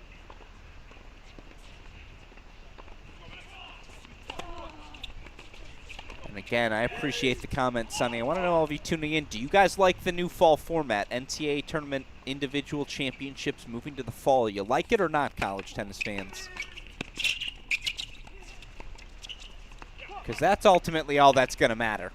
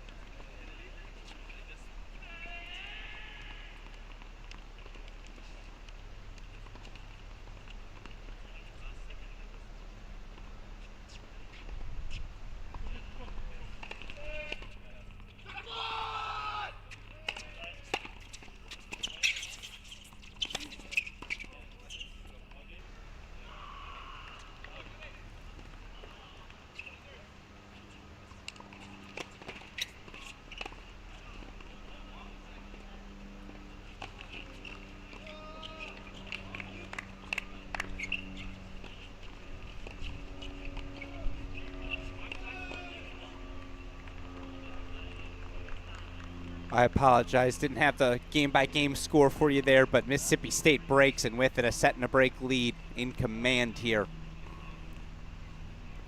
In our round of 16 match, by the way, top left of your screen now officially in the books. I believe first set belongs to Notre Dame, 7-6.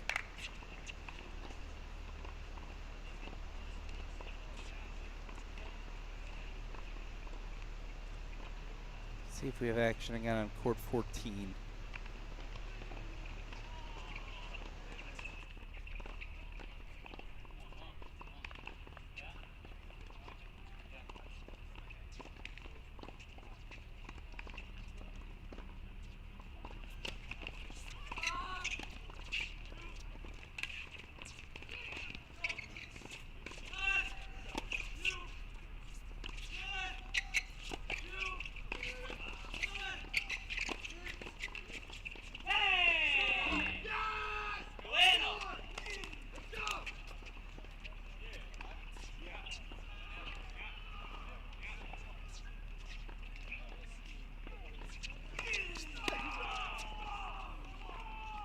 Good spot into that body. I always say I think it's the most underutilized spot.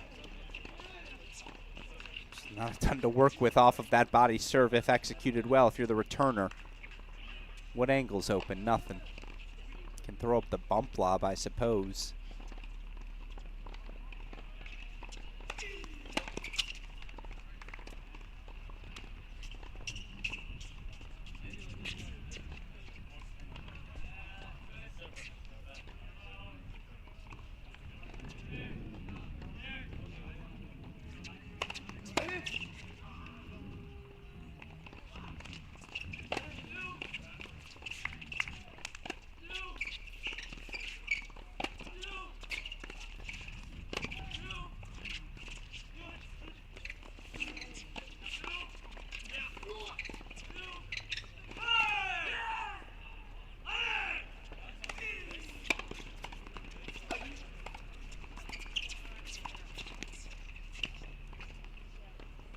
Routine hold, perfect way to consolidate.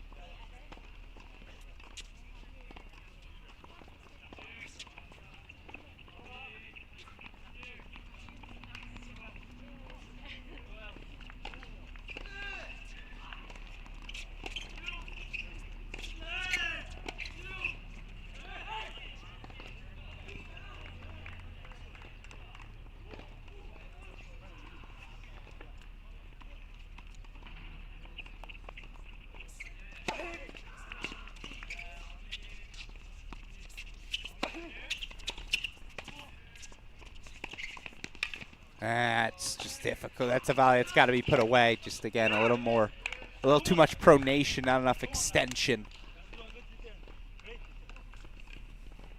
Heard Gracie Apps mention these courts playing particularly slow in Rome. You need that much more oomph then. You go down a double break and no add doubles. Oftentimes that's a kiss of death. And Sanchez Martinez just unloading.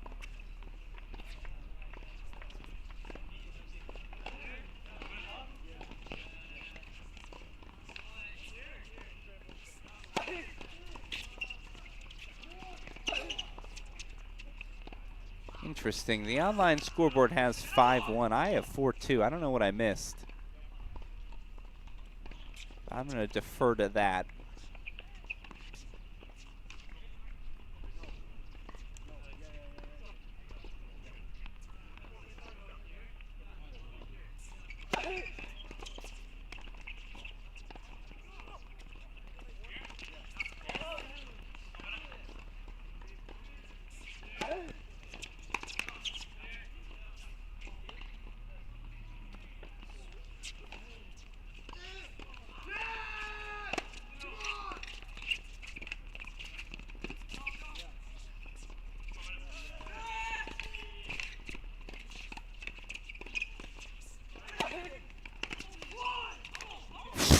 Sure. Sometimes it's better to be lucky than good.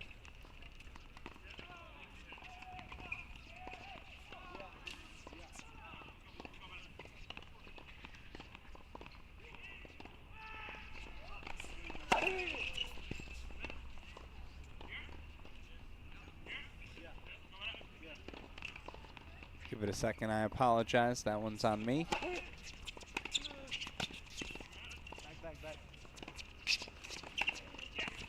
That sails long. Bucknell stays alive. Now the question is it 5-2 or 4-3? Mississippi State's certainly up a break. Is it 1 or 2? The online scoreboard says 2.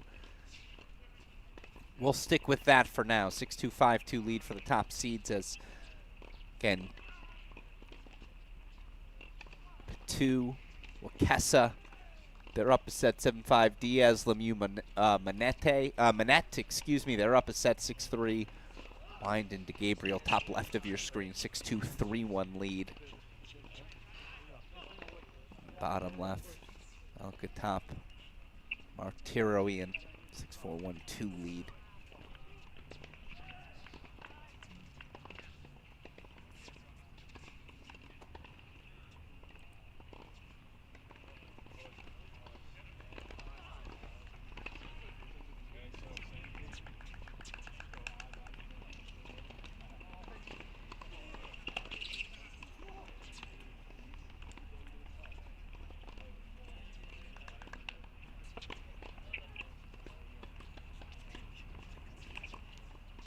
Benito Sanchez Martinez, the junior, serving on the near side.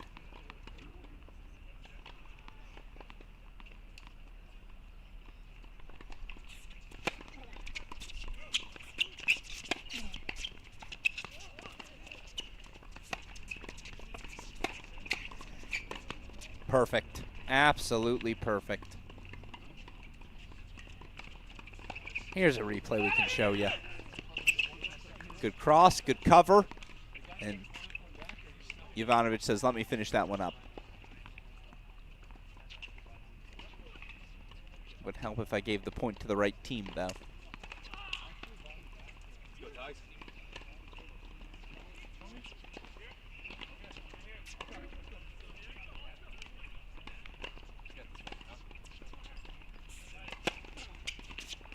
Perfect spot.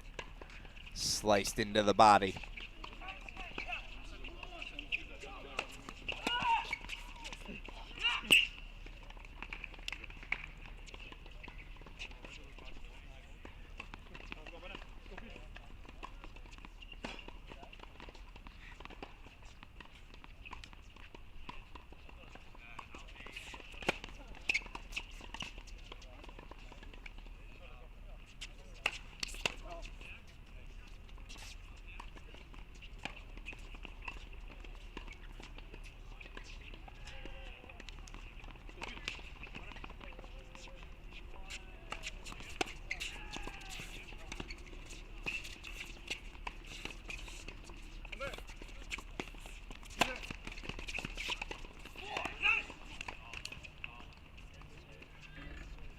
And indeed it was 6-2, 5-2, because that's the match.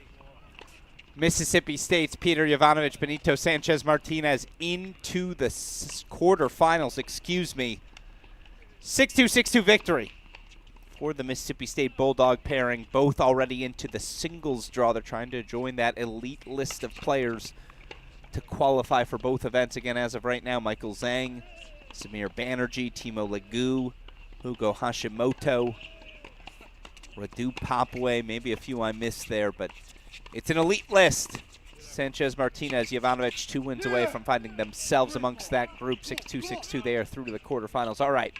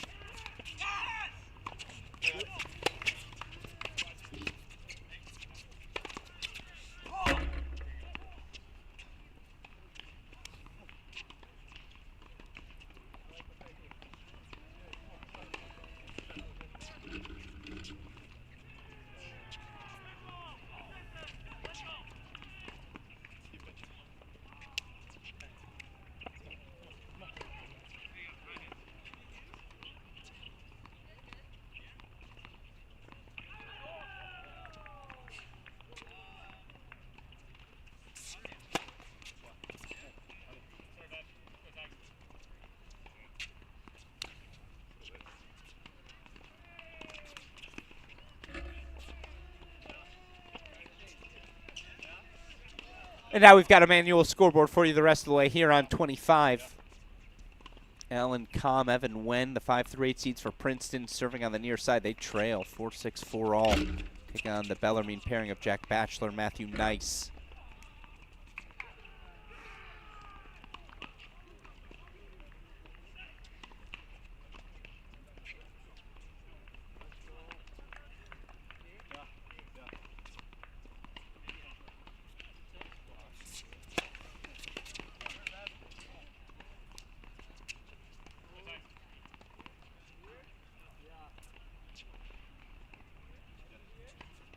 Gentlemen trying to join their teammate Top Nadun Jianzin. Qualified in singles through the Northeast Regional.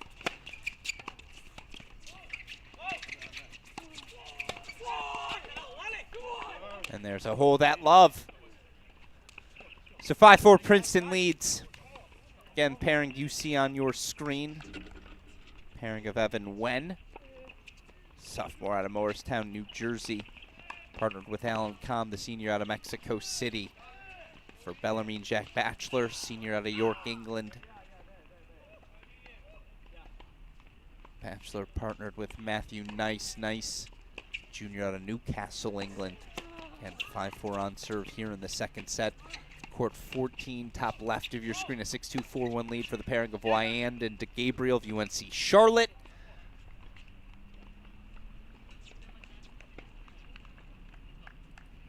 Bunch of doubles action everywhere on the grounds here of the Rome Tennis Center.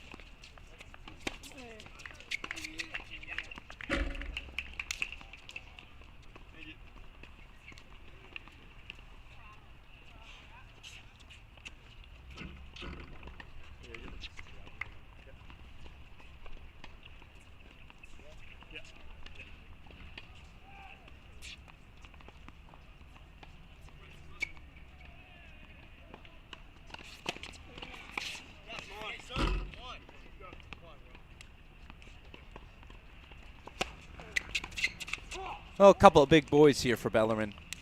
6'5" Batchelor serving, 6'4" Nice. It's just when they're two up, what's the play? Can't go over the head. And all that ground at the net they cover. Try to dip that ball low at the feet, of course, but easier said than done. Game point chance here to extend the set.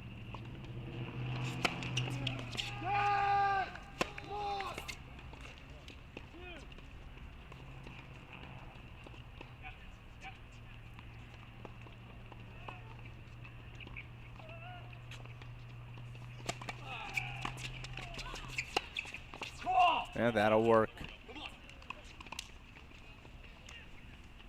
Right hand, right hand.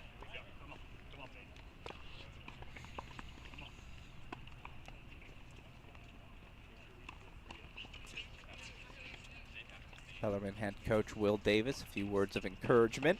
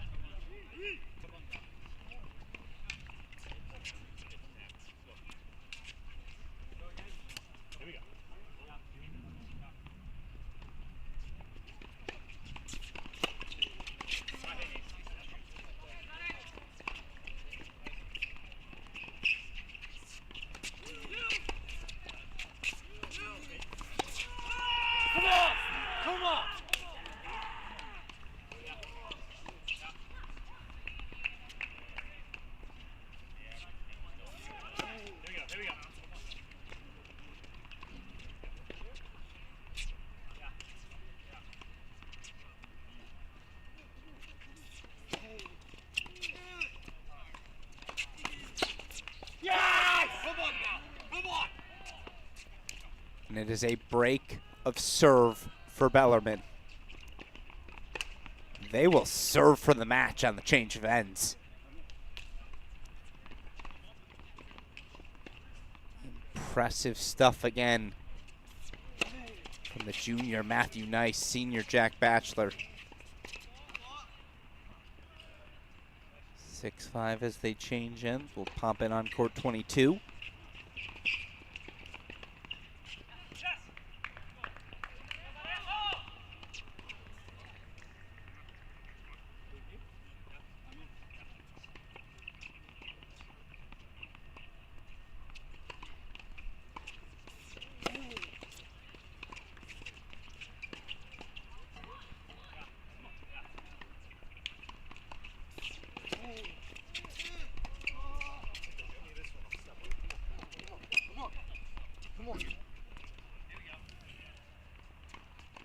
Let's go full screen for it.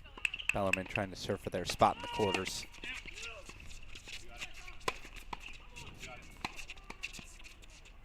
It's aggressive play. It's a strong start.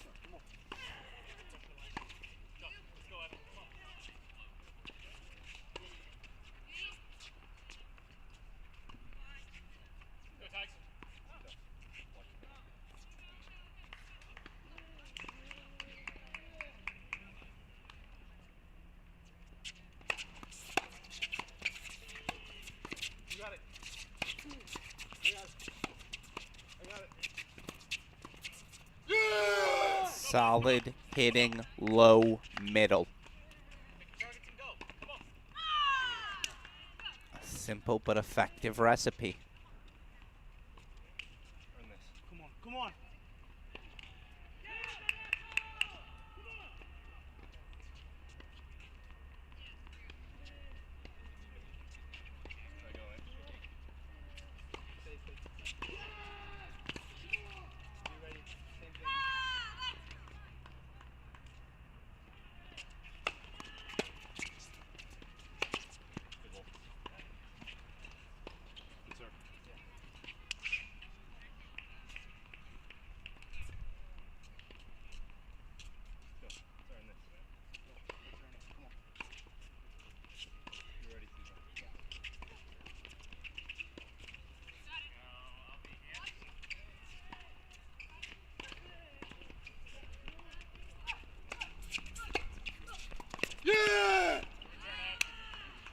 Break point chances back.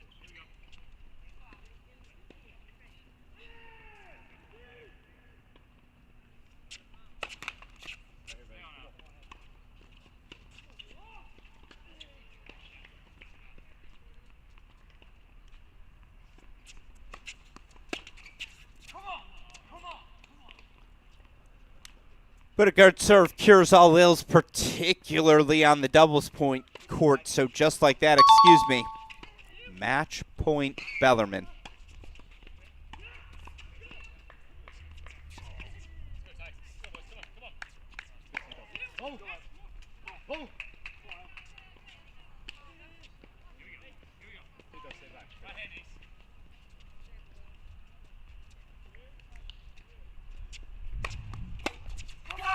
Bellarmine's through. 3 break points fought off in the end. And it's senior Jack Batchelor, junior Matthew Nice, 2 matches away from the NCAA tournament. 6-4, 7-5, they advance.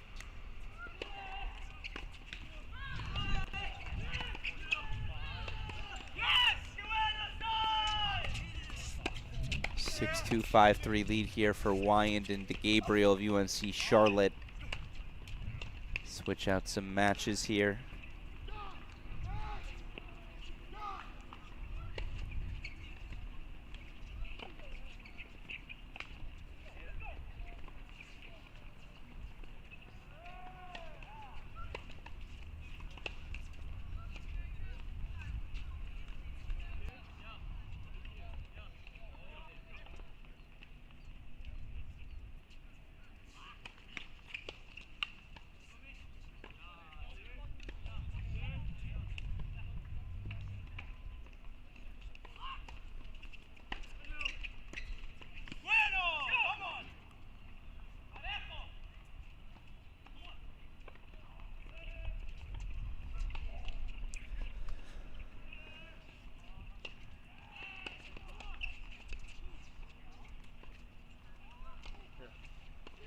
Let's go. Come on.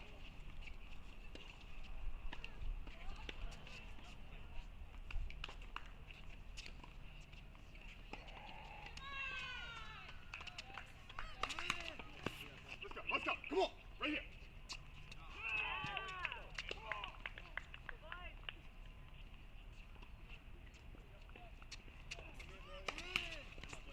Use it. Right now. Come on.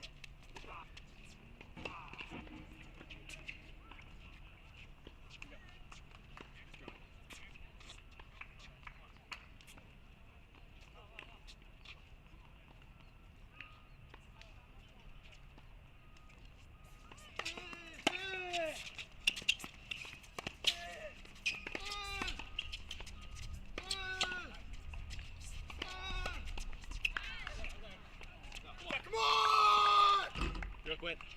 That's it, let's go. Come on. Unreal return. Ready to go for it. See, just swing at it, yeah? Let's go, man. Right here.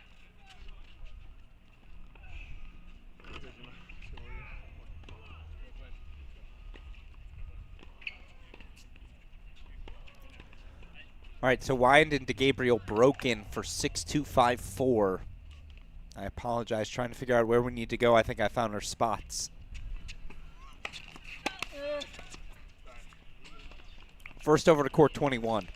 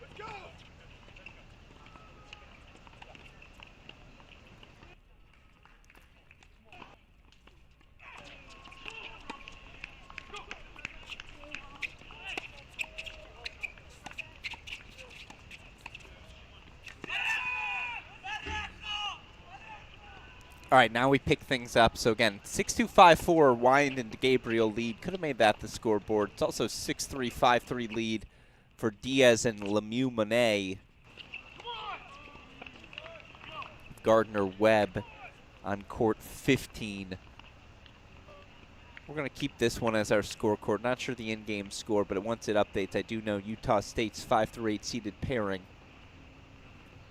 Mohamed Al-Khattab, David Materian, excuse me. 6-4, 4-3 lead. Now a 6-4, 5-3 lead. So they're a game away from the quarterfinals. And again, it's a 2-round day. So we'll have even more doubles coming up for you all later. By the way, Domenico, Peter Nad, a 7-6, 5-2 lead on court 13. So it's starting to fill out.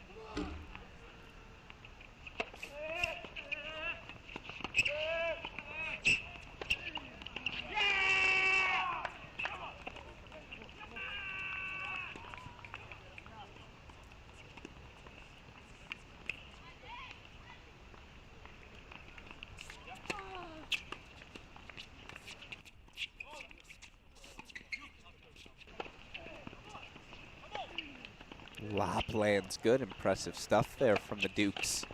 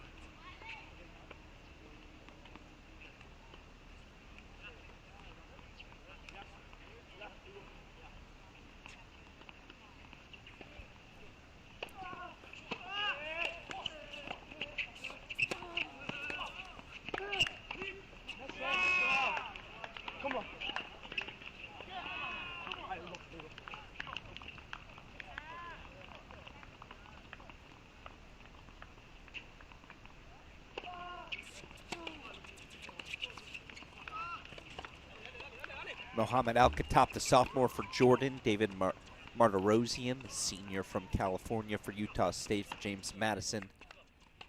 Here on the near side, Zach Fleischman, freshman from Glen Allen, Virginia. Francisco Sinopoli, junior from Venezuela.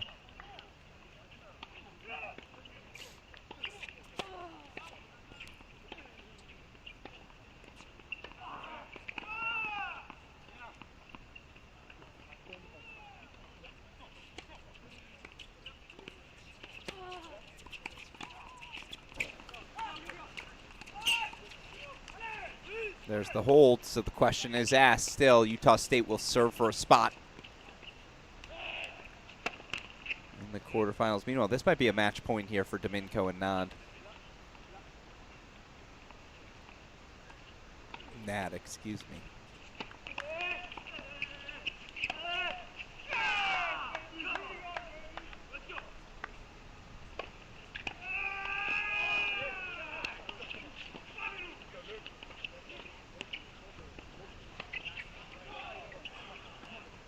That's a little better. Indeed it was. We caught it just in time. Sebastian Domenico. Peter Nad, 7-6, 6-2. Domenico already clinching an NCAA berth here in singles. Might he double up at a single event? 2 wins away from doing exactly that. We'll head back over to court 14. As the Gabriel and Wyan try to close things out. Obviously, once they're out of the chair on 21, we'll put it back in our big screen. No to Gabriel and Wyan now at 6-2, 5 all, excuse me.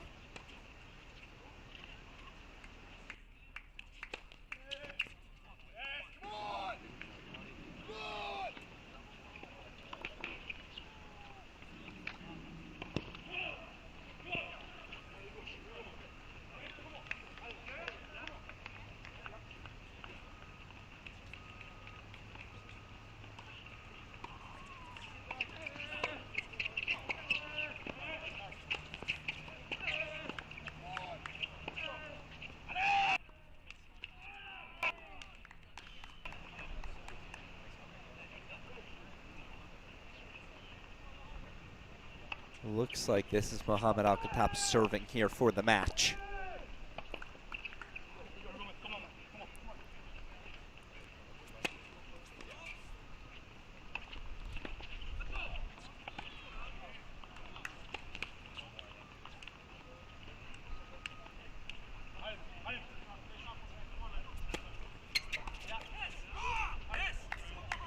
That's a freebie.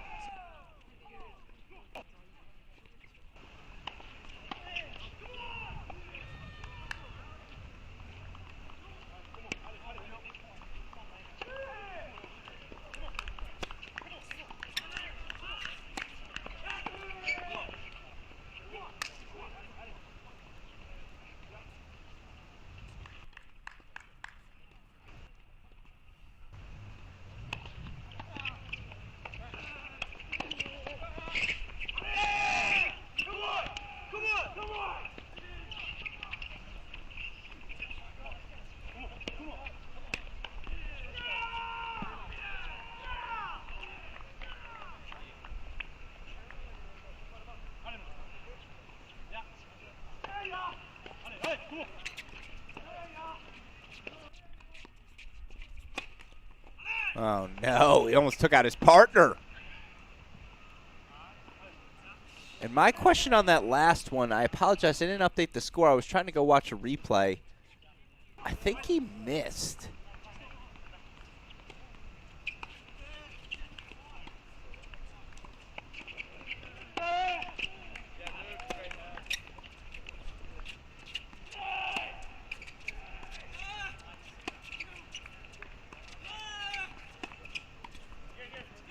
And I think the Utah State coach ultimately conceded the point. That's classy. He definitely missed. I wanted to go watch the replay, so let me try to properly identify coach here. Whether that's head coach Aaron Pajanin, whether that's Alex Petros, whether it's Maxime Marscal, hey, whatever coach is on duty for Utah State today, you have my respect. Tip of the cap. You deserve a shout out. Because James Madison didn't make a call, and yeah, it missed by quite a bit. And now it's a break of serve to extend the match. No?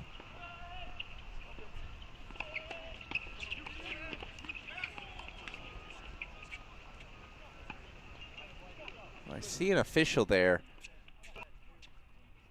Perhaps the official saying, no, there was no call made. Interesting. Well, certainly now it's a breakpoint chance.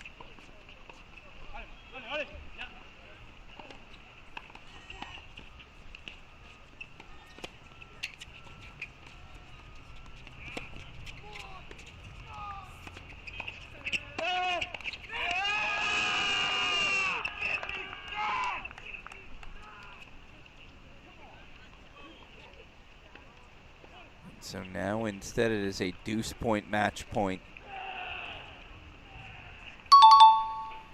And the call is to the deuce side.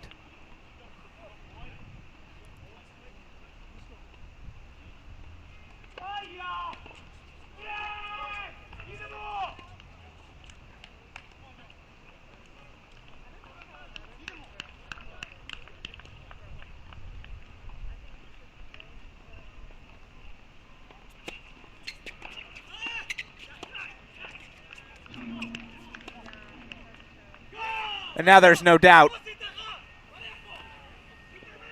The 6-4, 6-4 victory for the Utah State pairing.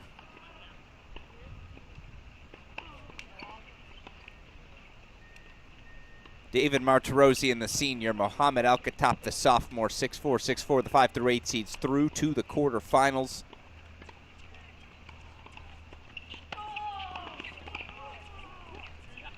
Still not quite sure who they're going to face off against. Oh, no, they'll face off against top seeds, excuse me. Peter Jovanovic, Benito Sanchez Martinez. All right, so that's another match in the books. Where to go next?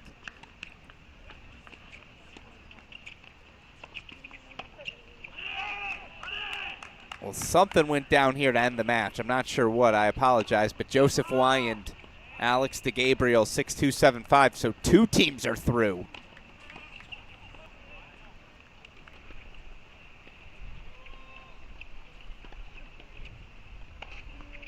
Meantime, here on court 15, Luke Koenig, Imran Abdul Hazli trying to be the third Baylor team into the draw. Obviously, NCAA Individual Championships being hosted in Waco in about 10 days. Wouldn't it be fun to have the opportunity to compete on your home court? So we got to race over to a third set breaker.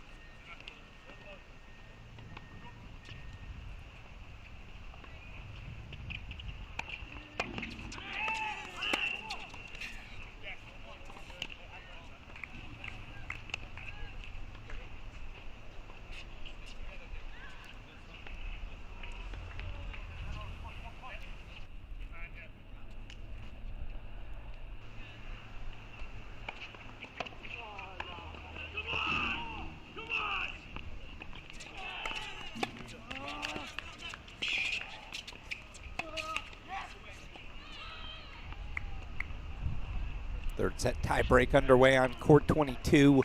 Hawaii's third-seeded team of Azuma, Visaya, Quinn Snyder taking on Grand Canyon's team.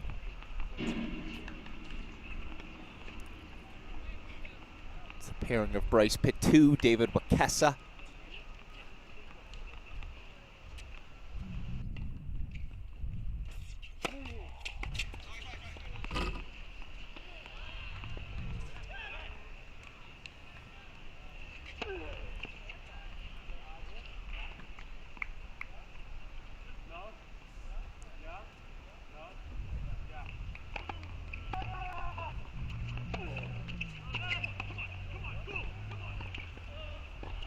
Might be a second set breaker here on 15 as well.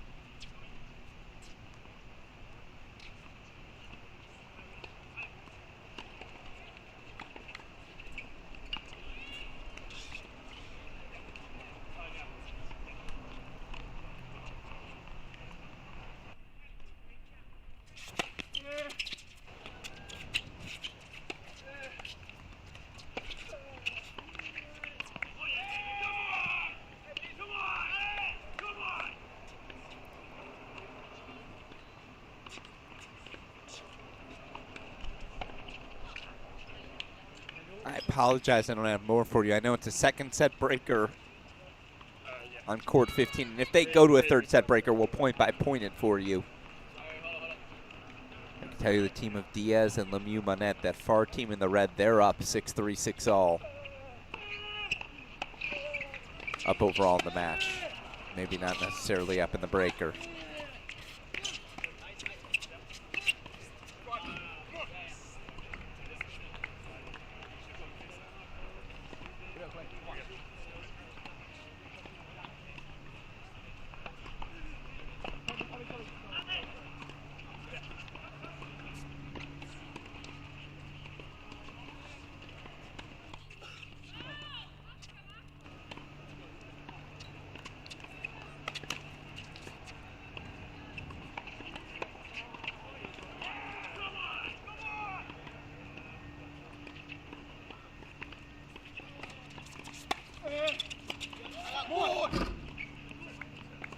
Ripped and ripped. The number 3 seeds Visaya, Snyder, some sort of mini break.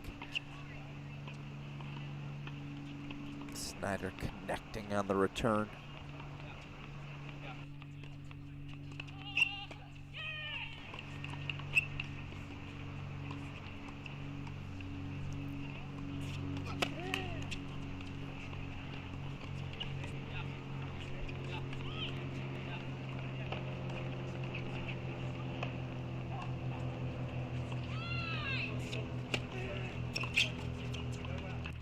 Mini break handed right back. Again, this tie break to the left played to 10, win by 2. The tie break to the right played to 7, win by 2.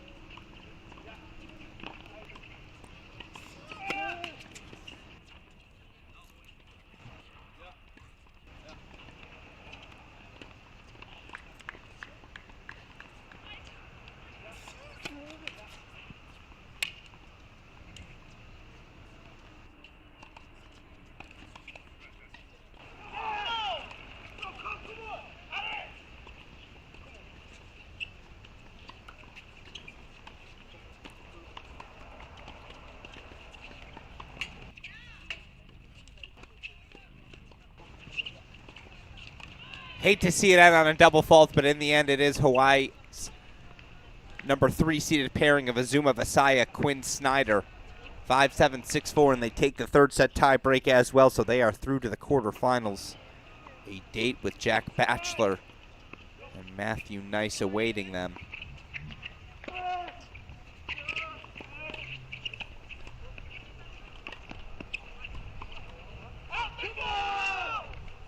And there's that one as well. So now our quarterfinals are set as your final team through. It's Eduardo Diaz, Numa Lamumone. Straight set win, 6-3, 7-6. The number 4 seeded pairing through to the quarterfinals. Did every seed advance? Quarterfinals now set. Yeah. Jovanovic and Sanchez Martinez going to take on Alcatop and Martirosian. Excuse me, Martirosian. I'll get it right eventually. Visaya and Snyder, no, they're taking on a Batchelor and Nice that pulled off the upset. So I suppose that's the one we're missing. Prada, Iturbi, the 5 through 8 seed's going to take on Diaz and Lemieux Monet. That's a seed-on-seed match. But then Ryan DeGabriel going to take on Nat and Domidko. So 7 of 8 seeded pairings through to our men's quarterfinals. And now we get to find out which women's teams are going to join them.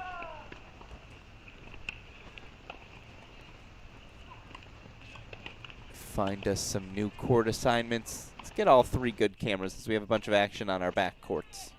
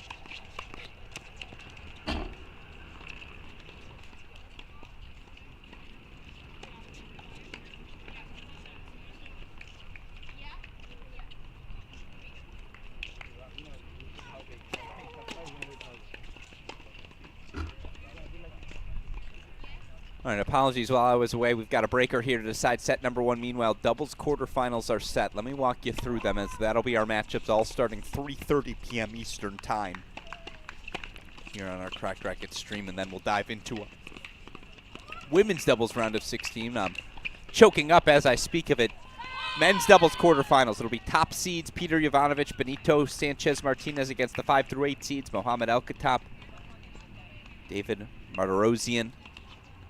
Also have third-seeded Azuma Visaya, Quinn Snyder taking on Jack Batchelor, Matthew Nice. Bottom half of the draw, 5 through 8 seeds Vasco Prata, Matias Iturbi taking on the 4th-seeded pairing of Eduardo Diaz, Numa Lemieux Manet.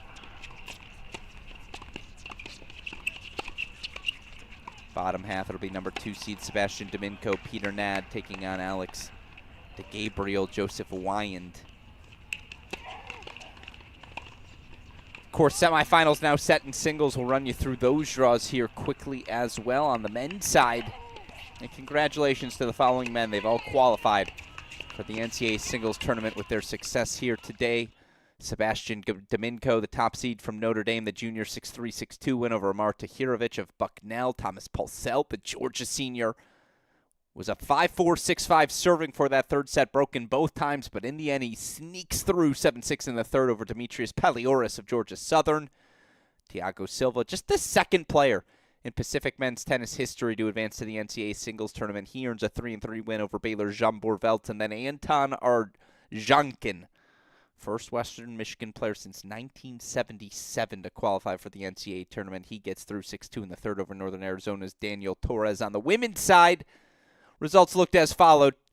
Gracie Apps, Oklahoma State sophomore, 6'2", 6'2". She looks healthy. She looks ready to deliver here in year 2 on the job. Of course, she'll take on FIU junior Onomo Quadre, the number 4 seed, dominant in a 3-1 win. Cal senior Katja Wiersholm, similarly dominant, 0-2, as she advances to her first NCAA singles draw. And then Sophia Johnson, All-American last season, reached the round of 16 at the NCAA singles tournament.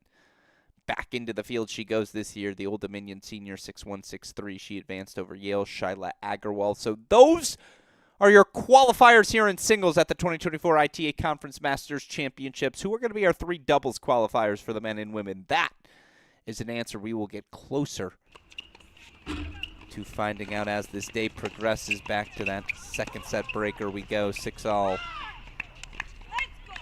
That's again all 8 of our doubles round of 16 matches on court.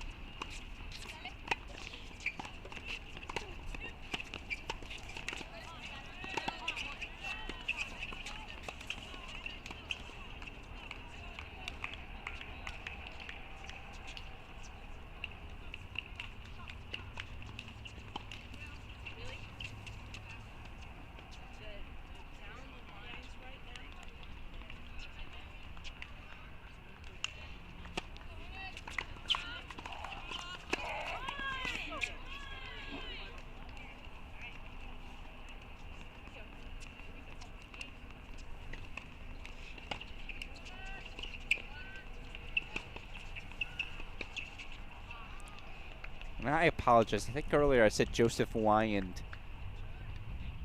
He and his partner, UNC Charlotte. UNC Wilmington. Hand up. We'll see them later, making that correction in advance.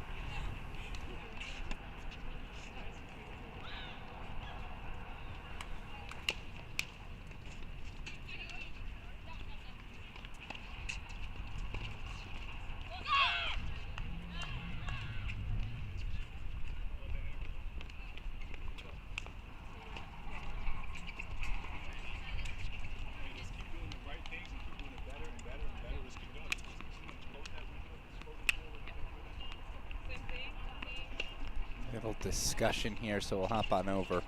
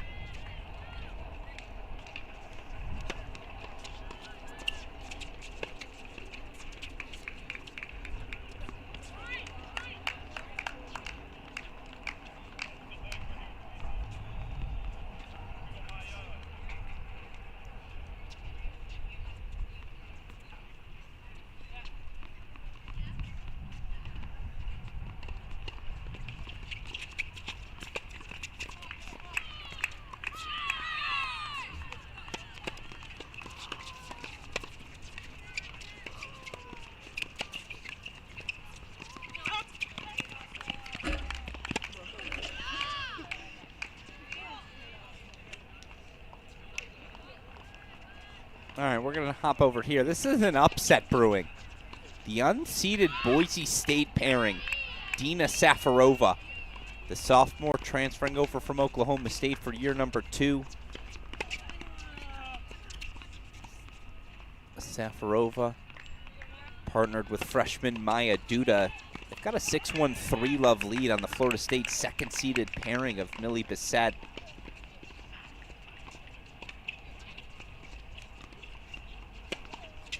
Maria Para-Romero.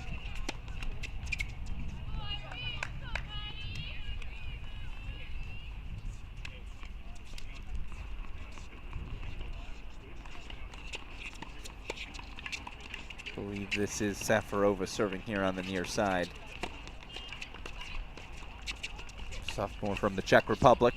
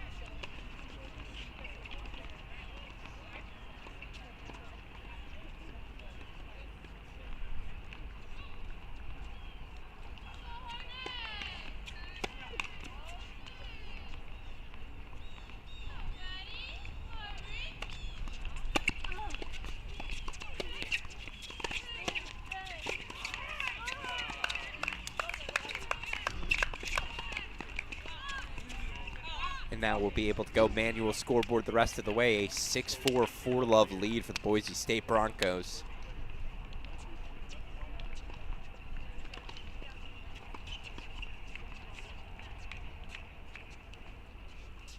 They're closest to the quarterfinals, but you see the pairing of Belmore. Webster have a set lead. Donna Muscol and Romanichan set in 2-1 lead.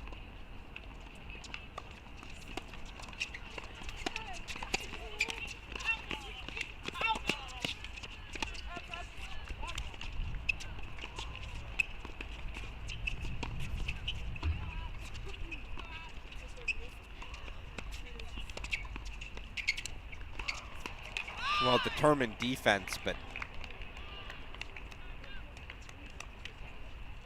Bissett and Romero able to find an answer, and I apologize. I think I'm still in tiebreak mode. There we go.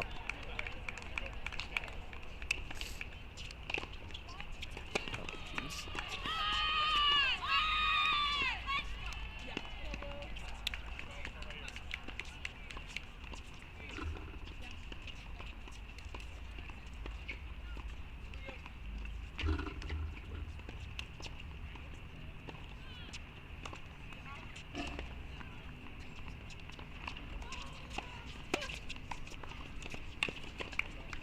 Perfectly snapped off by Bissett.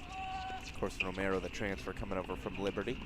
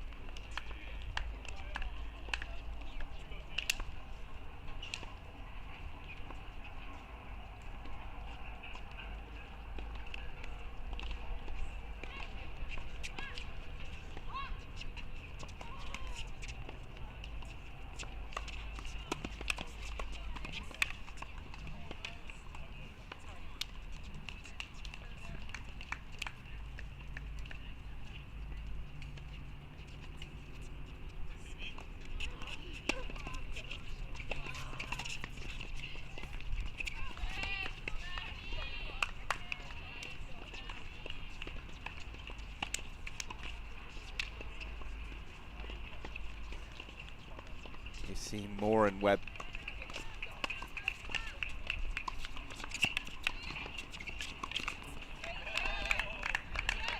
Excuse me, Moore and Webster. Vanderbilt pairing up a set and a break, 6-1, 2-love now.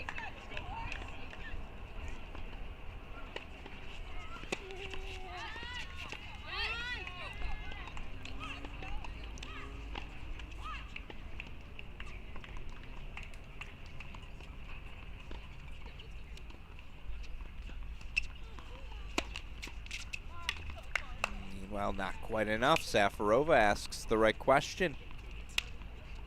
Service game gets a little dicey.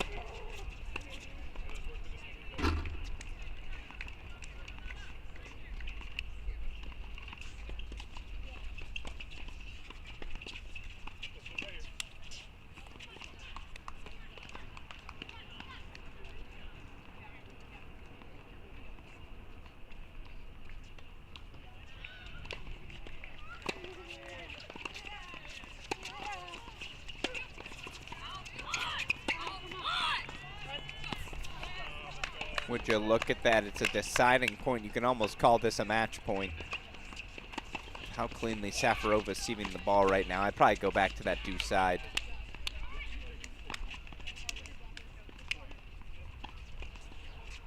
Safarova also the sophomore due to the freshman. Not a shock to see this the call.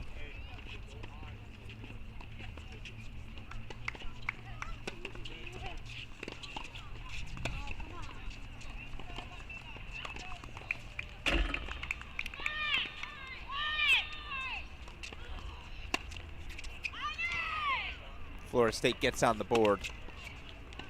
Still, right now it is the sophomore freshman combination of Dina Safarova, Maya Duda, 6-4, 4-1 lead on your number 2 seeds, Millie Bissett.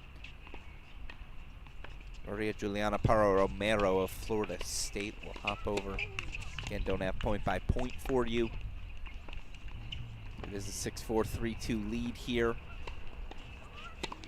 on court number 24. The battle between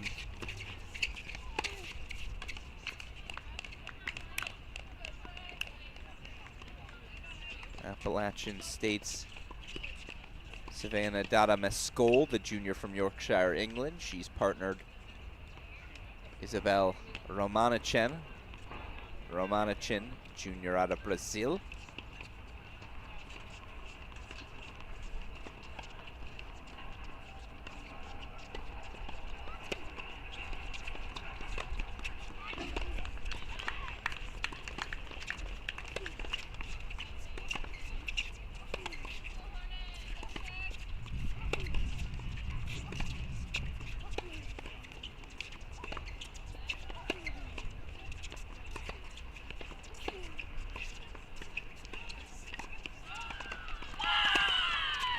I have to imagine here on the near side, it's the Charleston Southern pairing, Noah Boyd.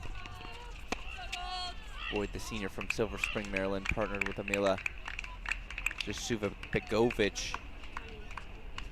Jusuvbegovic, the senior out of Bosnia. All right, let's go back, though.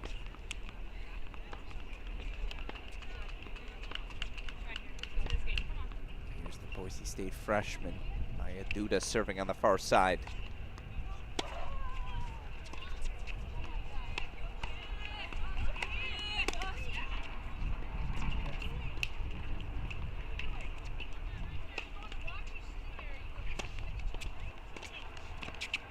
Coach Jennifer Hyde saying, let's get into this match, chair umpire, or the line judge who was watching from afar. Now going to stand courtside.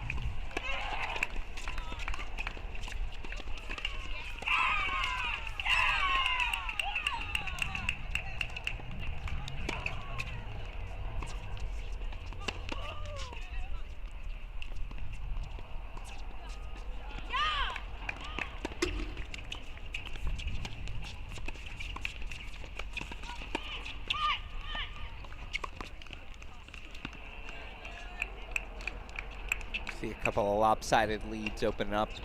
Andrea Beltran, Marley Lambert, 7-6-3 love lead. Denver duo currently leading U of I Chicago pairing of Cosmo and Ushio. Meanwhile, again, Moore and Webster of Vanderbilt. 6-1-3 love lead as they take on the Portland pairing of Rubio Perez and Pethy Bridge. It's an easy hold for Boise State.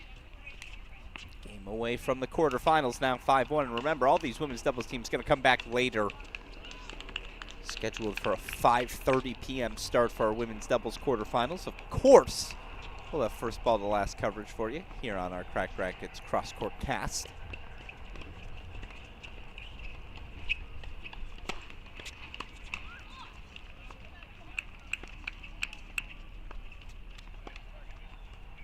Here's Millie Bissett serving to keep the second-seeded Seminoles alive.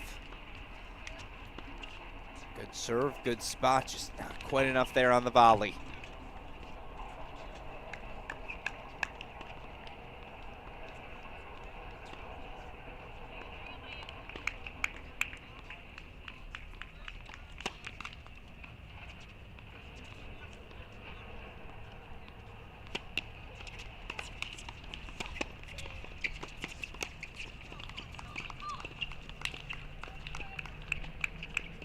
Just so aggressive, right?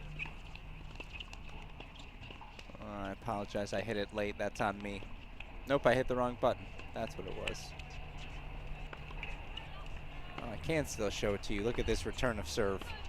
The depth on that. Immediately Safarova looking to cross. Didn't have to do a ton with that volley, but did enough to rush her opponent.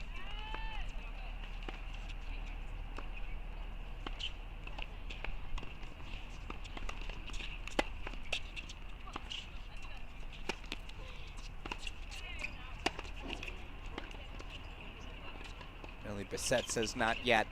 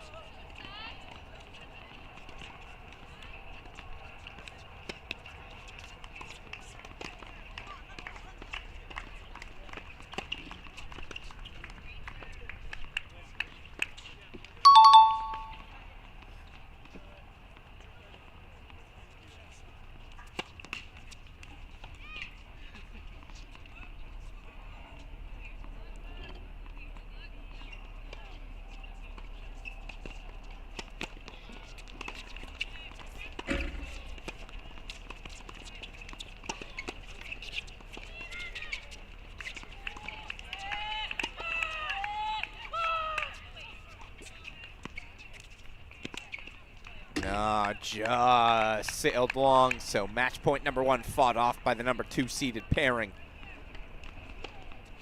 Bissett and Romero.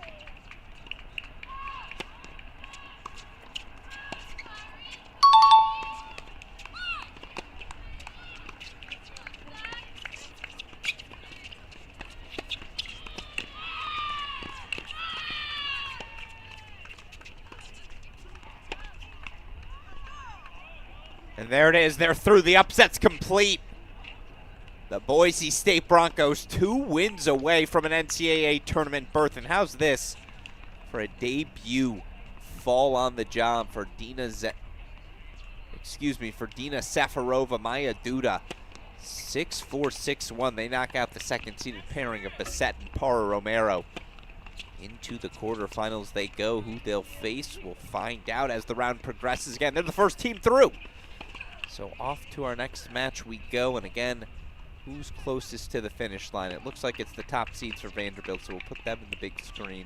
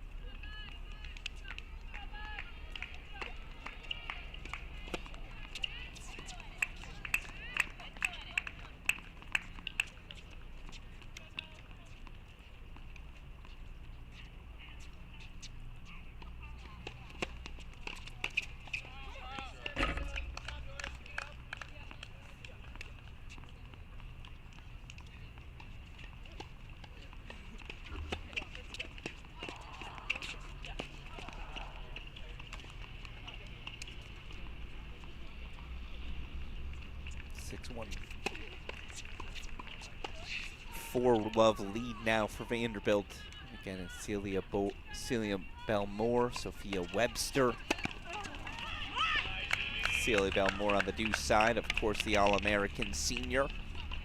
Partner with Webster, the freshman from California. They're taking on the Portland pairing, Sally Pethybridge. Pethybridge, the senior from Claygate, England. Partnered with Alaya Rubio Perez, the junior from London, England.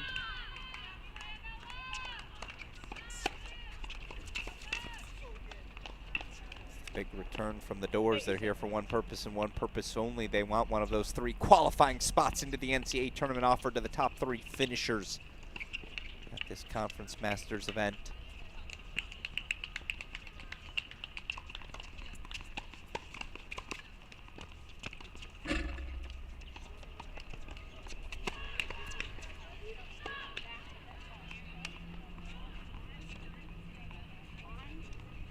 Scoreboard just took a rapid jump forward, and we jumped into this one late, so I'm not blaming myself. It is not 4-love. It is 5-1.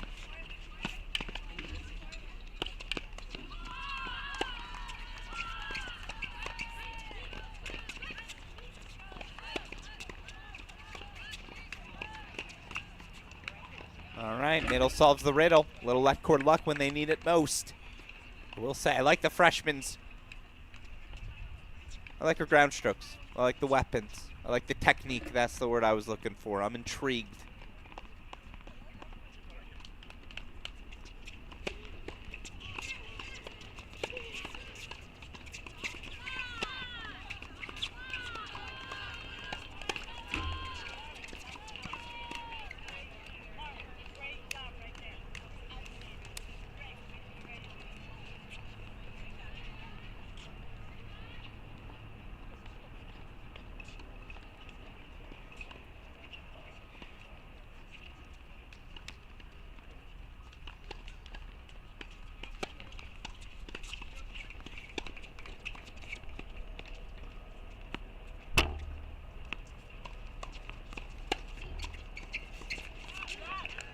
Match point coming.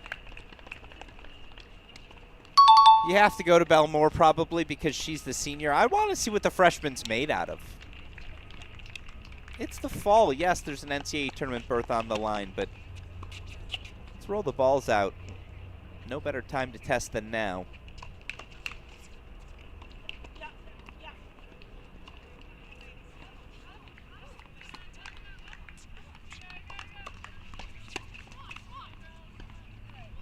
Moore's forehand into the net, so Portland holds for 2-5 still. Vanderbilt will serve for the match on the other side of the change of ends. In the meantime, let's go over to court number 24.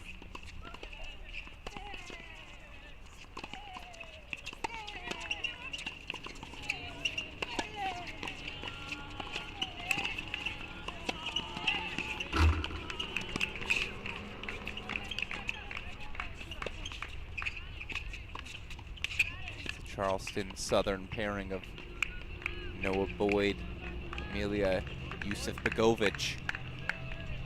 6-4, 5-4. They trail App State's Isabel Romanashan, Savannah Dada-Mascol. All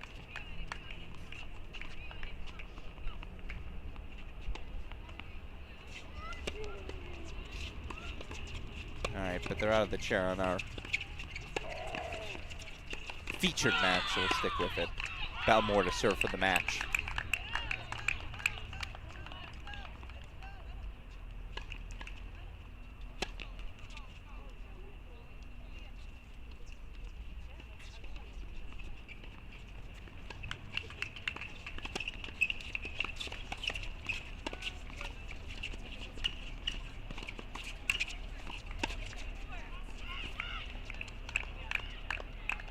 I think that missed a hair wide.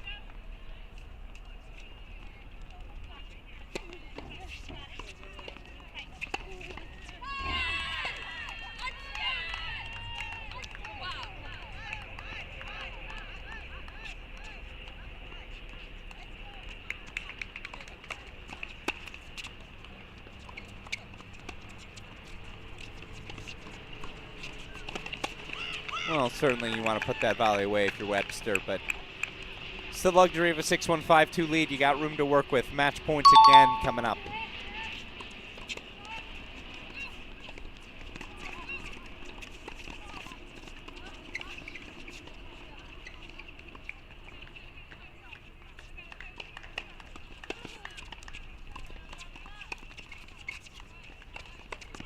Perfect way to finish it.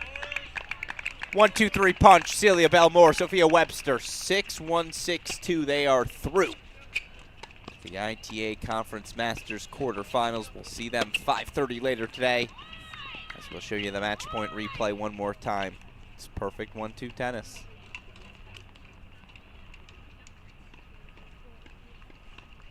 Heck of a tournament for Portland Sally Pethyridge, Alia Rubio Perez, but in the end, the Vanderbilt duo too much, so they are our next team through. Meanwhile, let's go over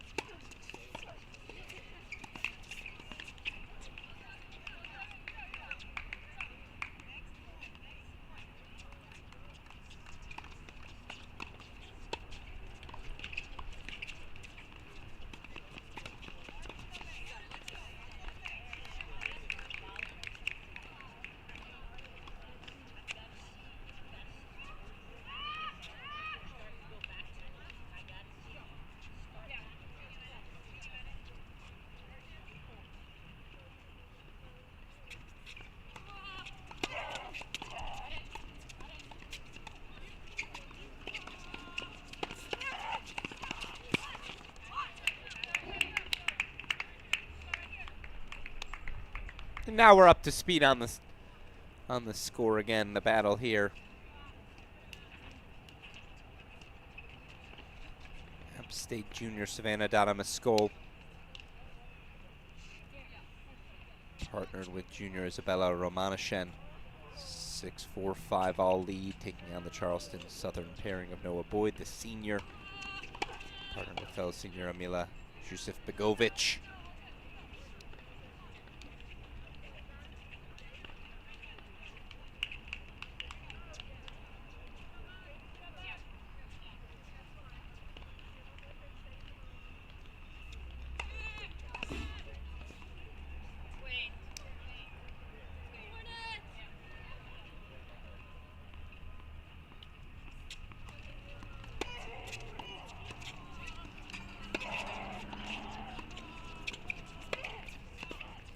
Good leave. So it's a routine App State hold. They're a game away once again, 6-5. We'll have a game, point-by-point scoreboard, excuse me, on the other end here of this changeover. Meanwhile, we head over to court 23. 7-6, 5-2 lead for Andrea Beltran, Marley Lambert. Beltran, the senior from Spain, Lambert Jr. from Long Beach, California, representing the Denver Pioneers. Taking on the UIC pairing Maya Ushio, the senior from Japan. And Ed Cosmo, freshman from Sweden.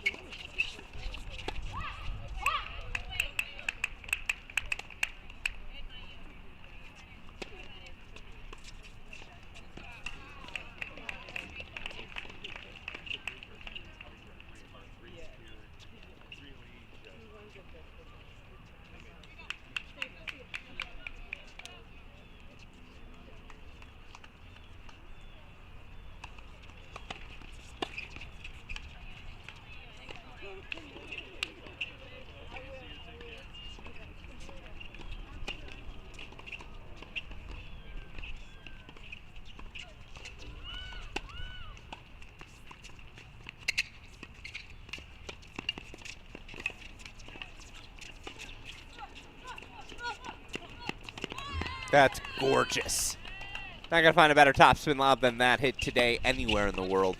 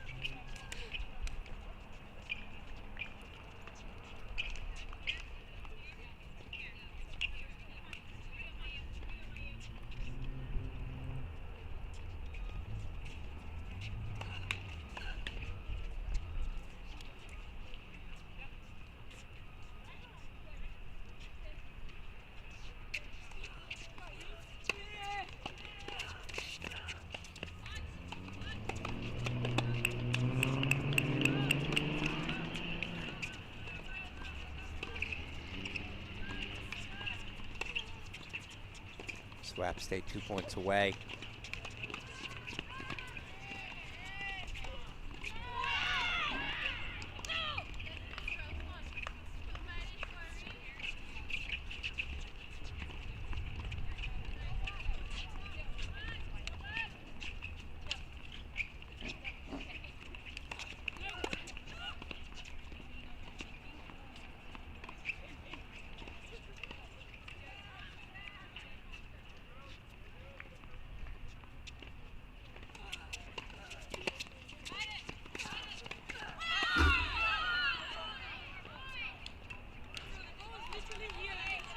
Call corrected by the chair.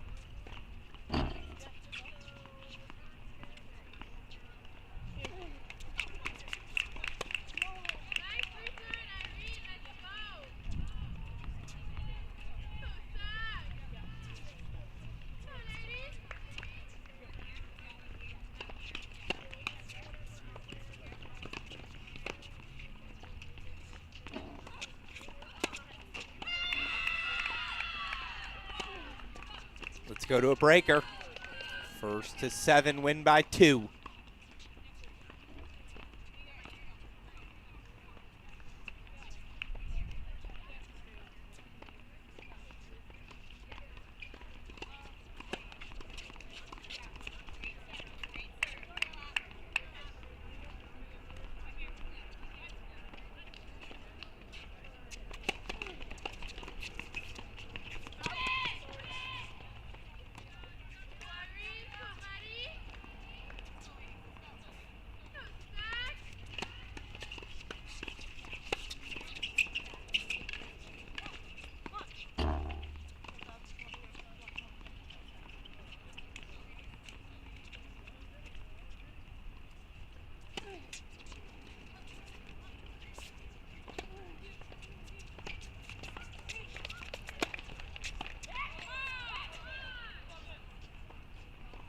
Yeah, I think confirmed a little long.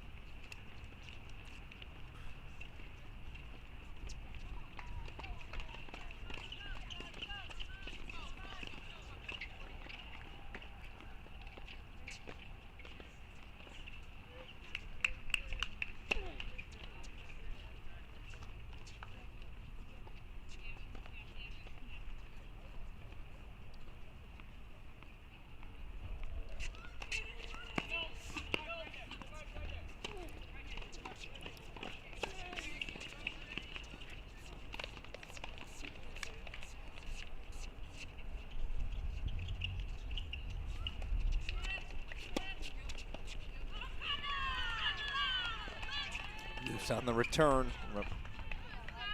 So it's going to be 1 or 2 tie breaks. That's what we're waiting to find out.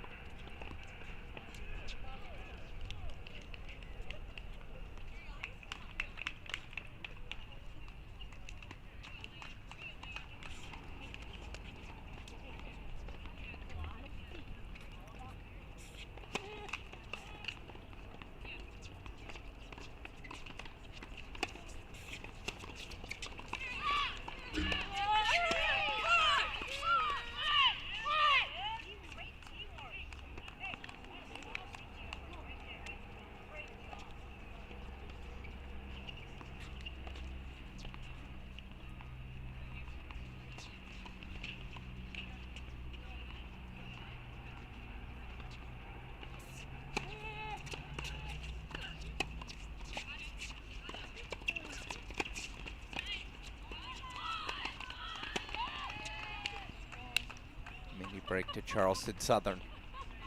Meanwhile, you see 5-2s become 5-4 on court 23. Let's go split screen.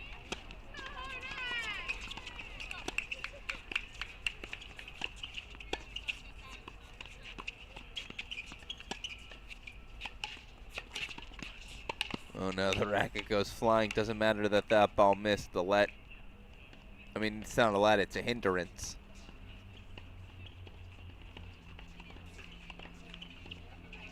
Seen a couple rackets go flying today.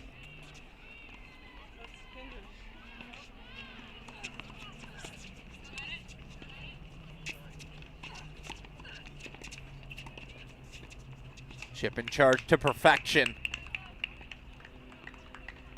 Back on serve as we change ends.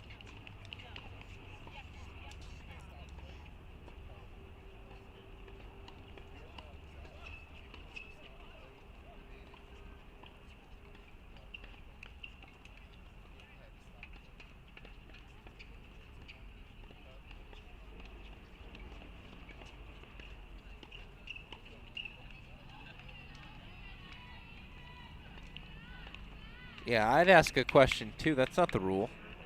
The racket came flying. That's.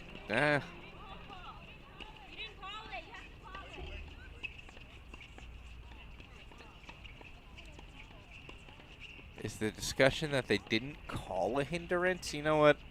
We'll move it to the side as they litigate what's what.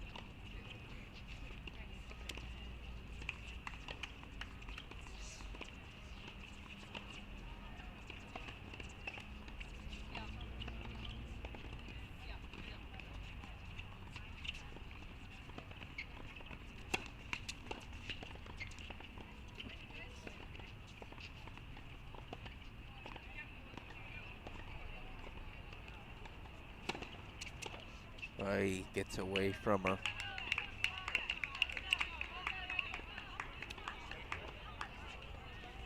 So mini break lead now for App State.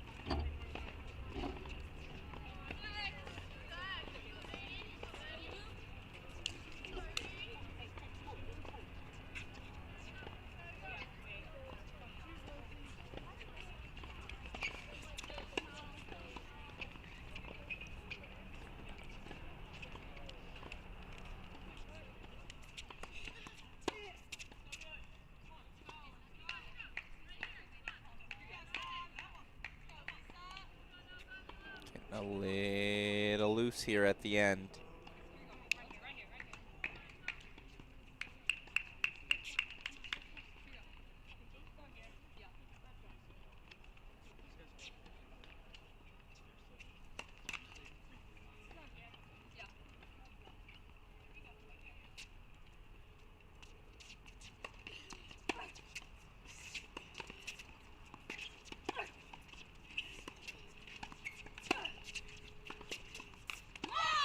had to have it. They get it. Mini break back in hand. We're on serve 4-5.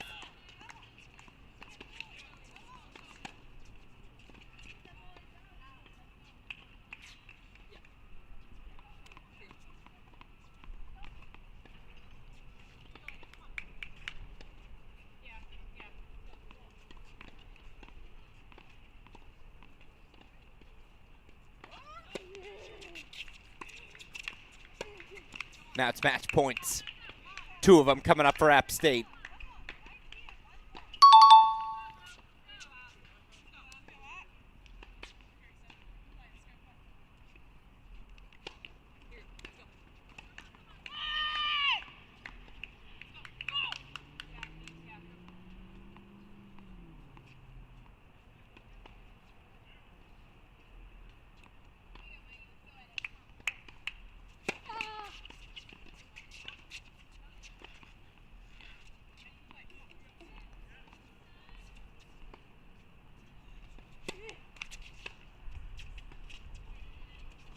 Well, you hate for that to be how a match ends. What a battle this was. Still, in the end, it's the App State pairing. And a congratulations. Isabel Ramanashan, Savannah Dadamascal. 6-4, 7-6. They are through to the quarterfinals.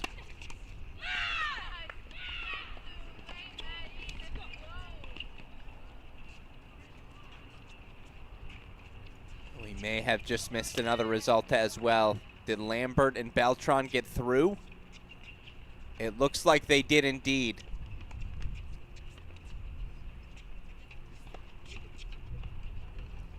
So Denver's Andrea Beltran, Marley Lambert, the 5-8 seed, 7-6, 6-4. It looks like they have also advanced.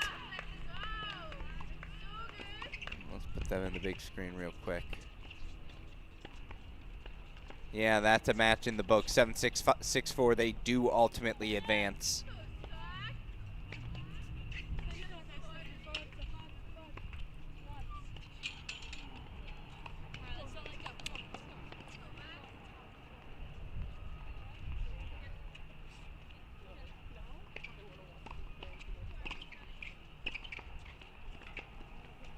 All right. I believe we have 5 matches remaining. Nope, hold on.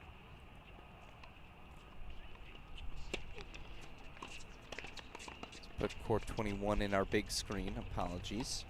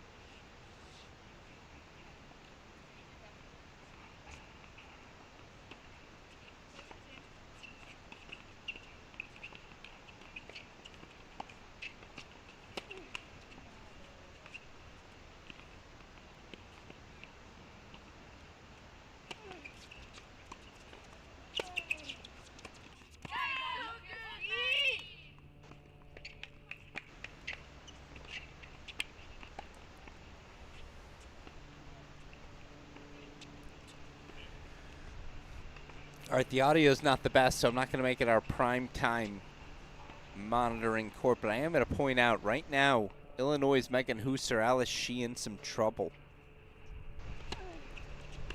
Husser and Shee taking on the 5 through 8 seed, South Carolina State's Sophia Chercina, Hin Simlali.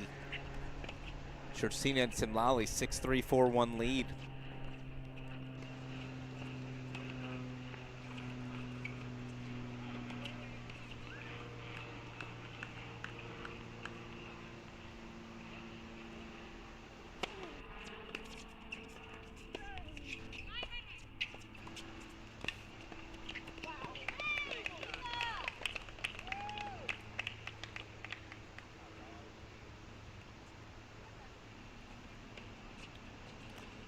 All right, and we just had a massive scoreboard change on us, of course.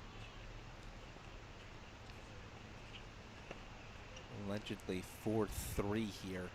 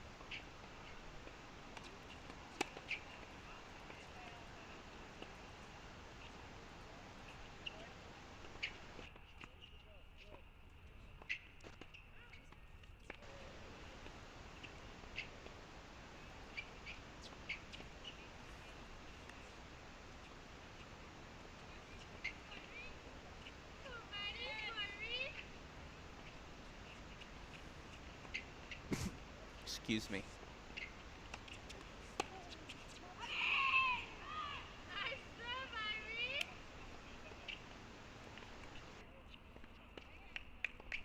Sacramento State's Irina Riva serving on the far side of court 21.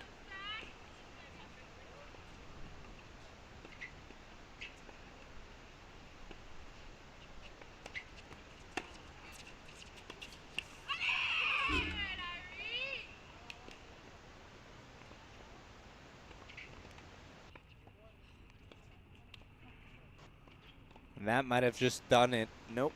They're changing ends, excuse me. I think it's 6-3, 5-2 lead for Simlali. Italiana Chercina.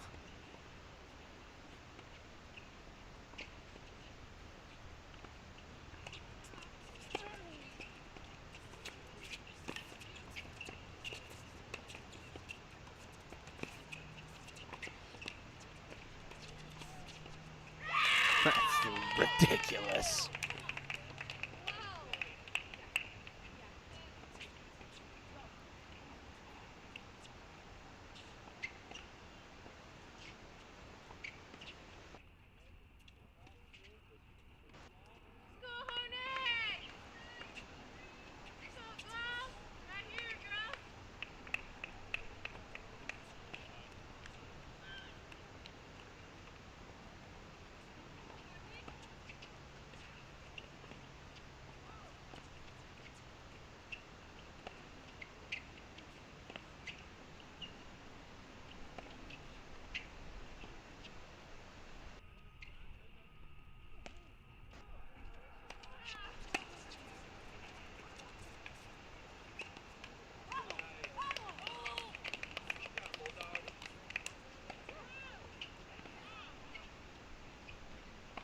excuse me.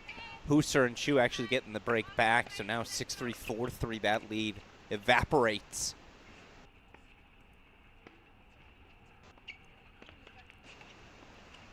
So we'll wait for the update on our scoreboard. I apologize. Coming up in about 2 minutes, though, we'll have men's doubles action returning for quarterfinal play. Of course, we'll have our women's quarterfinals later as well. Still plenty of more tennis ahead.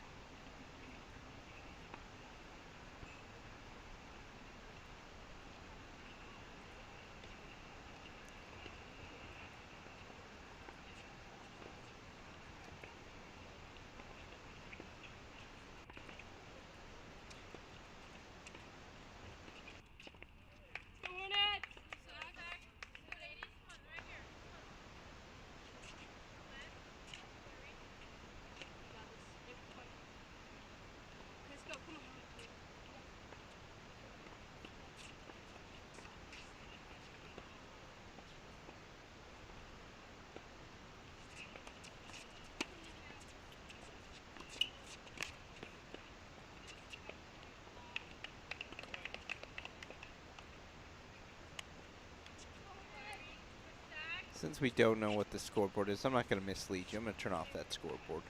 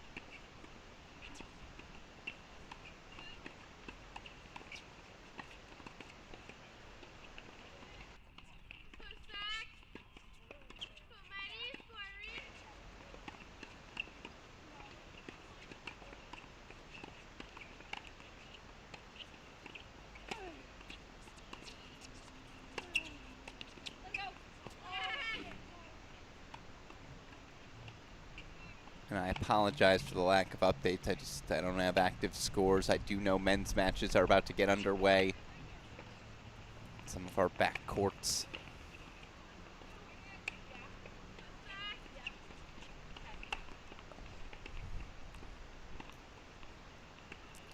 Of course, top 3 finishers, first, second, third, all advancing to the NCAA tournament with wins at this event.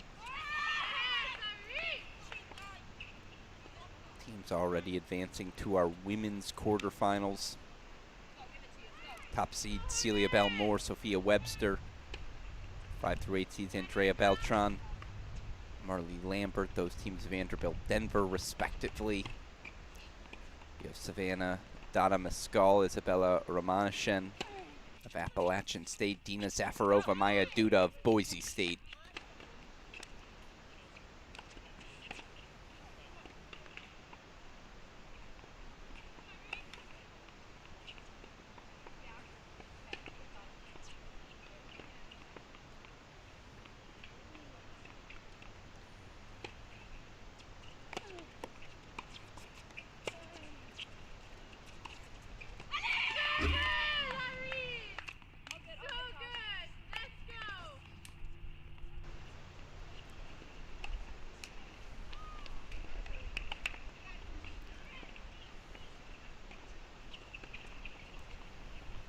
See final serves being taken on court 20. That'll be Sanchez Martinez Jovanovic versus Alcatapin Martirian. Martiroian, excuse me, Martiroian. I'm going to say it 1,000 times in the mirror until I get it right. Court number 24, Wyand and Gabriel versus Dominco and Nad. Looks like that match is underway, so we'll keep it on our screen.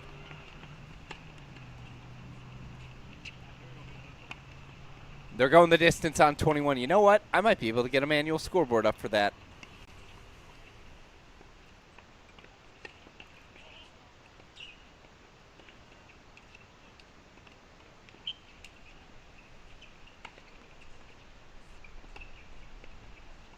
Indeed, we can. 6-4 set to Riva and Ferreros.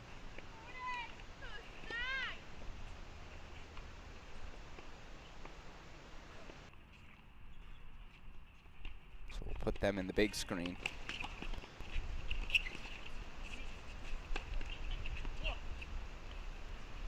First to 10, win by 2.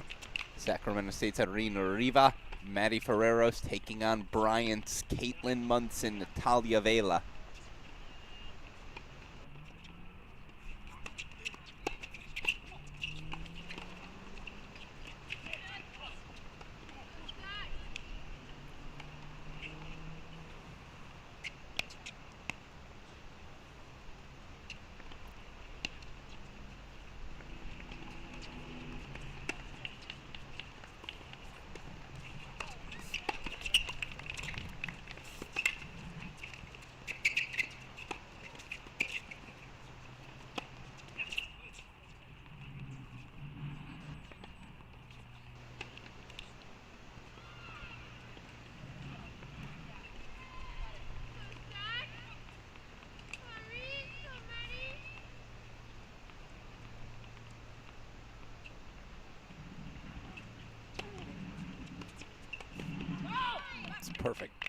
Perfect placement. I apologize, I'll be more diligent with the service marker.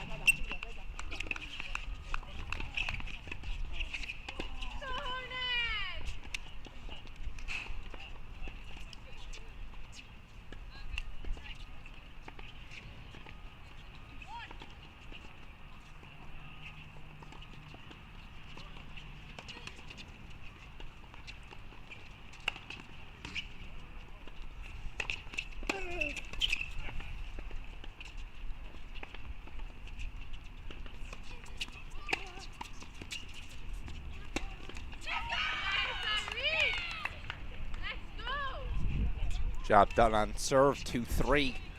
First to 10 win by 2. They'll change sides after this one.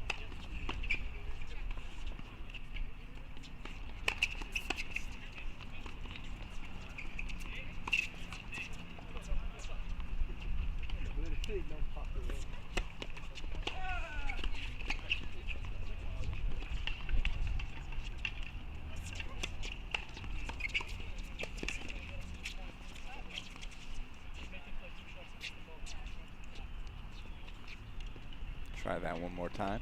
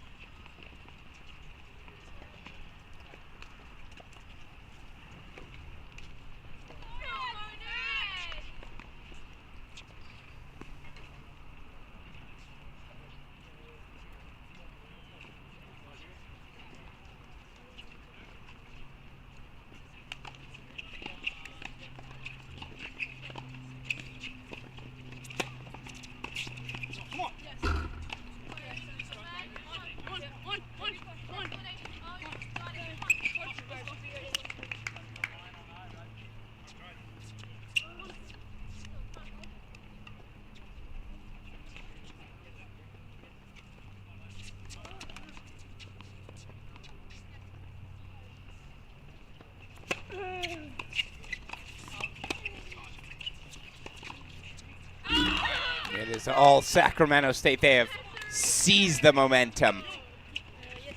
And you hear the vocal crowd in the background. Must be their teammates.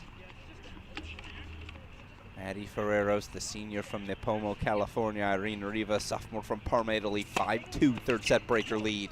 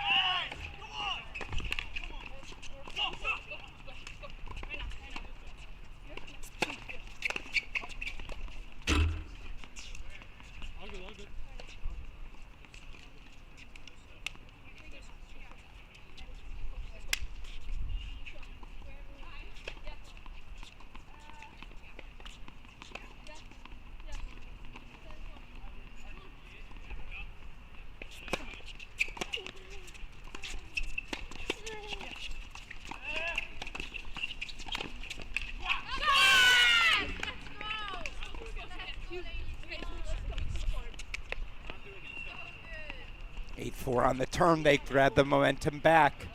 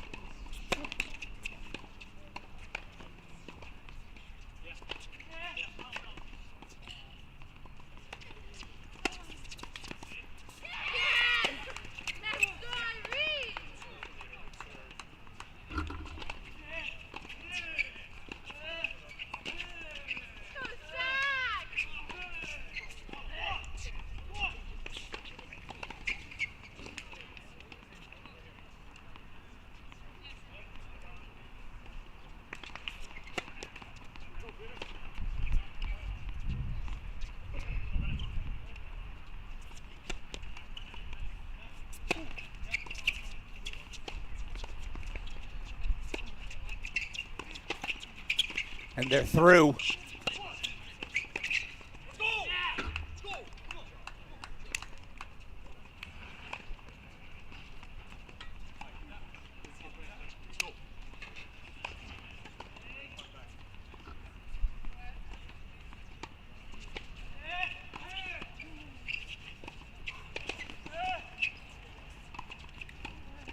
So a congratulations to the Sacramento State pairing of Irene Riva, Mari Ferreros. They keep their NCAA tournament hopes alive. 5-7, 6-4, 10-8, 10-4. They advance, excuse me.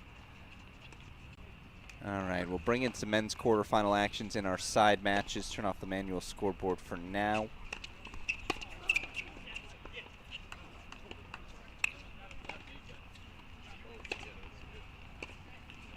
Early action in our quarterfinals. Meanwhile, this battle, I think we're going to a third? No, excuse me, Simlali.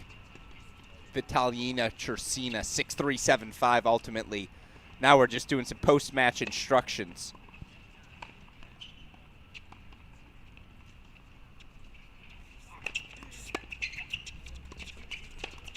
So that might do it for our quarterfinal, excuse me, for our round of 16 action. I think it does do it for our round of 16 action. All right. So now I can lock in on all of our men's doubles quarterfinals, and we'll pick one to choose. Let's see, courts 20, 24, 23, 25.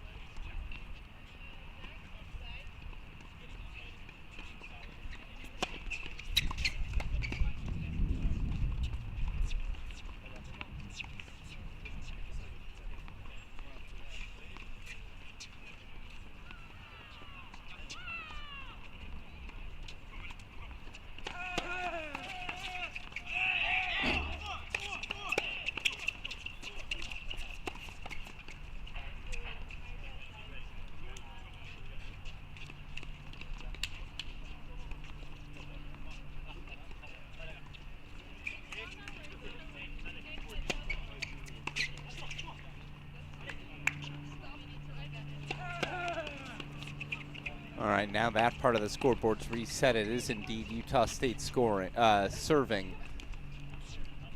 No game score for us, but we'll keep this as it's a seed-on-seed match for Mississippi State.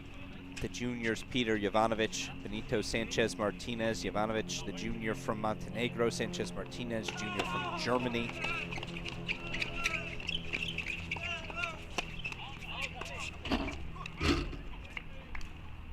taking on the pairing of senior David Matarosi and Mohammed Alkatop, the sophomore of Utah State.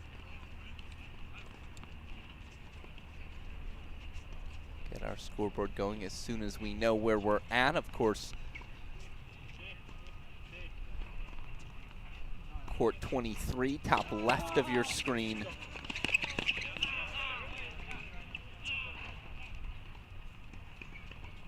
Eduardo Diaz, Numa Lemieux Monet. Pairing for UNC Charlotte, taking on Vasco Prada, Matthias Iturbi.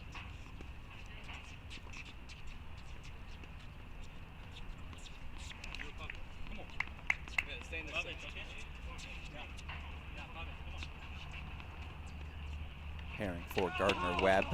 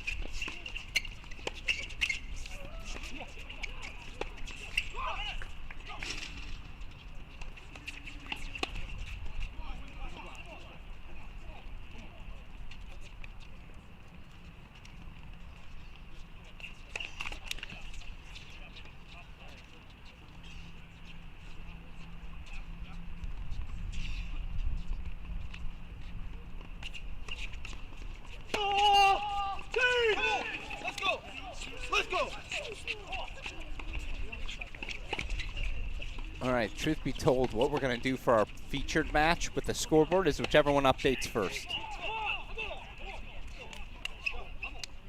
Women's doubles quarterfinal scheduled for 5:30, so again, stick with us. Get ready to order dinner. We got plenty more fun tennis ahead.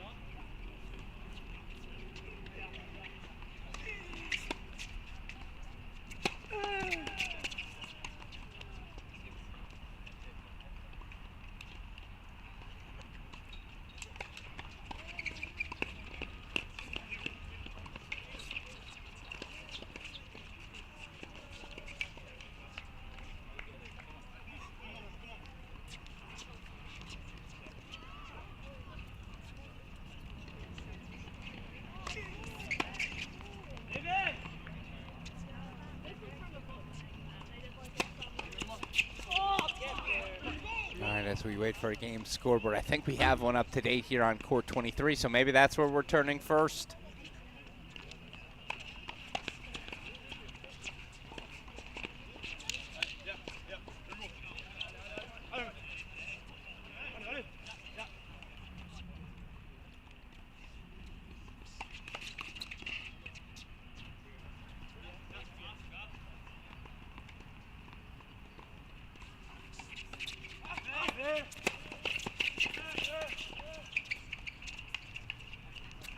Come on!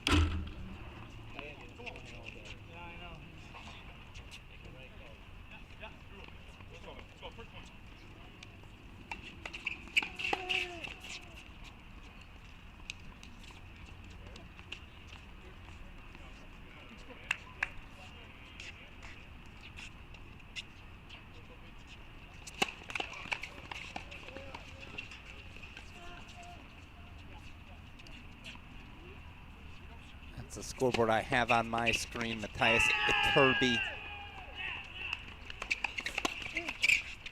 Excuse me, Matthias Iturbe.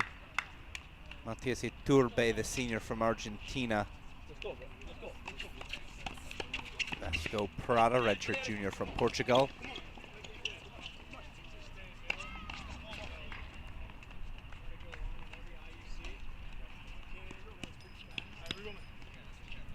Another active scoreboard, so I'm going to give it some love. Court number 25, Jack Batchelor, Matthew Nice, 2-1 lead on Hawaii's Azuma Visaya, Quinn Snyder. Batchelor and Nice, the pairing from Bellarmine.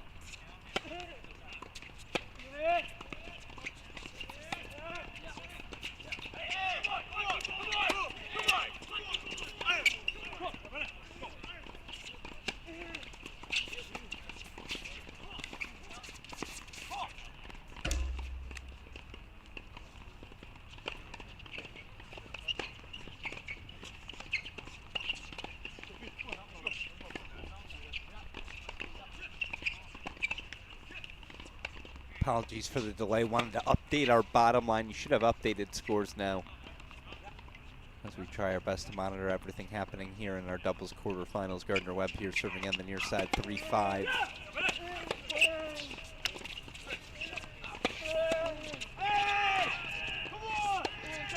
The energy is never waning. Gardner Webb holds for 4-5 still. UNC Charlotte going to serve for the set. Give it game by game scoring, point by point scoring, excuse me. On the other side of the changeover, meanwhile, do we have the official doubles draw updated? Can I give you our doubles quarterfinals? On the women's side, is everything set? Celia Belmore and Sophia Webster of Vanderbilt going to take on Denver's Andrea Beltran. Marley Lambert of Denver.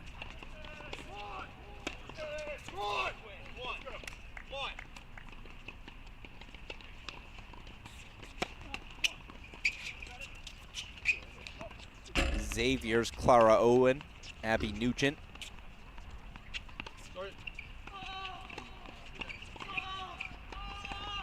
Going to take on the South Carolina State team of Sophia Chersina in Simlali. We saw Irene Riva. Madeline Ferreros of Sacramento State advance. Still not sure who their opponent's going to be. But then we know after that Appalachian State, Savannah Dada Mescal, Isabella Romanishin taking on Boise State's Dina Safarova and Maya Duda. So almost there. That return leaks a little wide. UNC Charlotte pairing.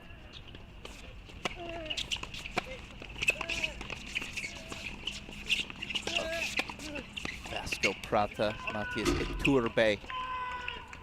3 points away from the opening set.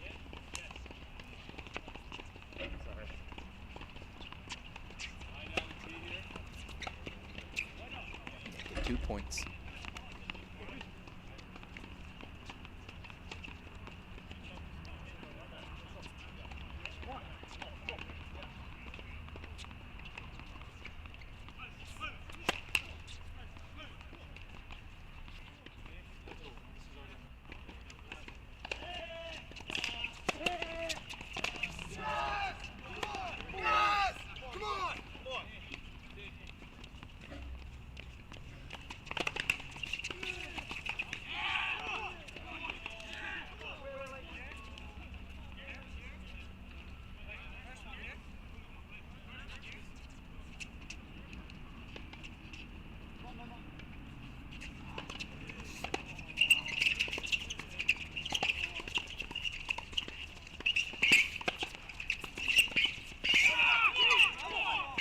Sets up set points. It's a perfect poach, perfect execution. Turbe and Prabha closing in on the opening set.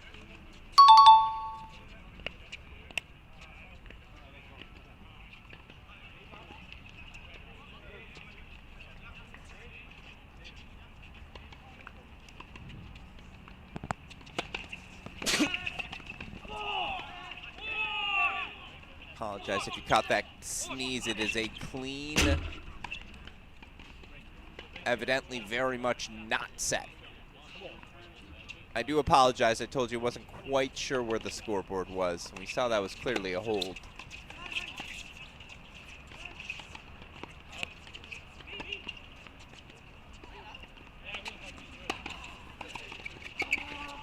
Question is, what's our scoreboard? Apologies, we don't know anywhere.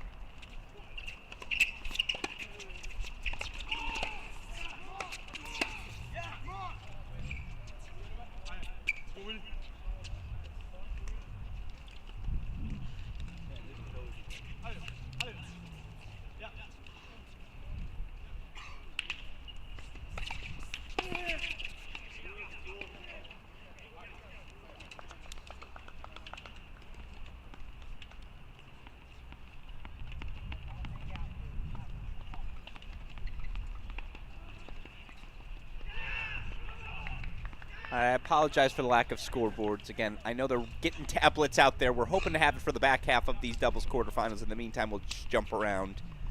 Enjoy the action.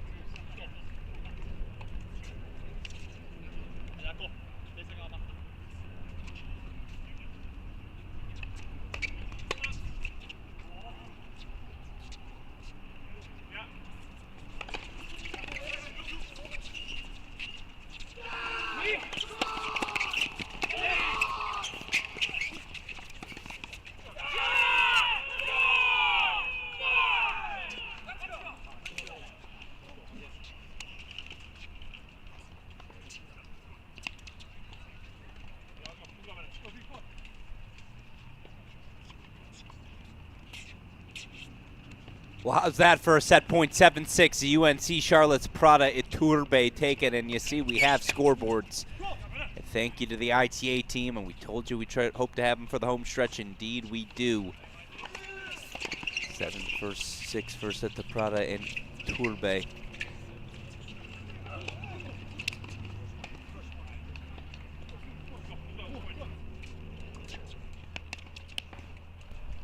To see the other first sets slowly but surely trickling off as well. Not a set point here, I apologize. Just had to fix our sound effect.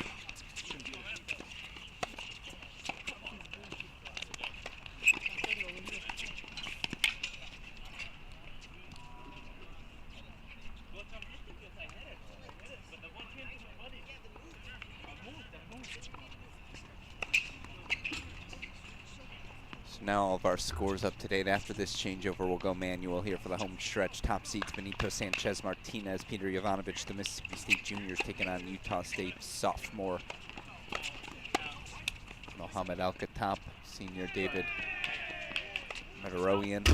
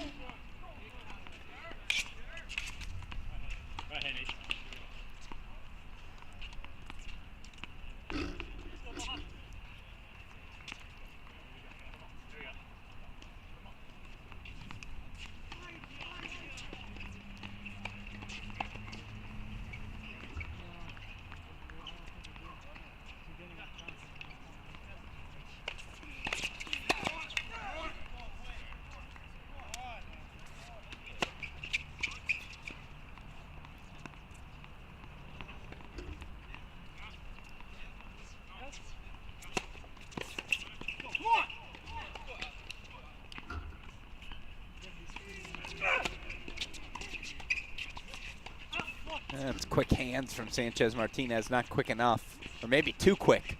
Got there early.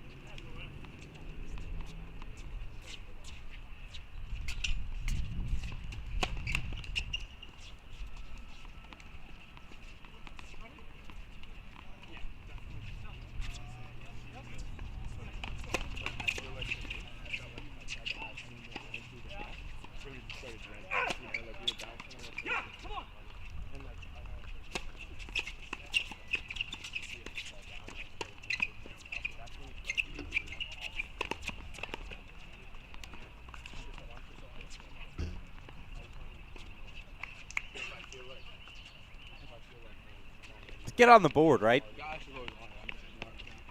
Get something to swing freely about. What else do you have to lose? You might as well swing freely. Always like a big lefty on the team as well.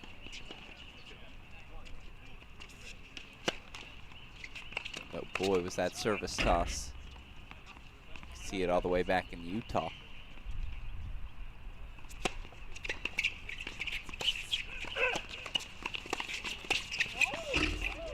Good leave.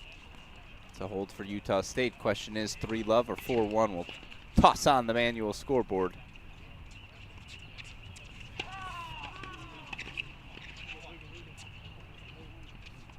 4-1's the count.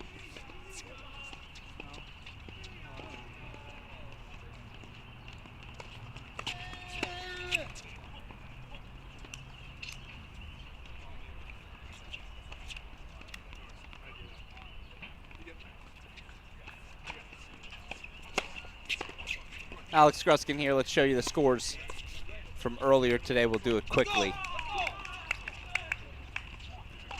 Advancing to our men's singles quarterfinal and through the NCAA tournament, Sebastian Dominko of Notre Dame, Thomas Pulsell of Georgia, Anton Arzhankin of Western Michigan, Thiago Silva of Pacific on the men's side. For the women, Gracie Apps of Oklahoma State, Onomo Quadre of Florida International, Katja Wiersholm of Cal Berkeley, Sophia Johnson of Old Dominion, all advancing to tomorrow's semifinals. We'll have coverage first ball to last of those semifinals.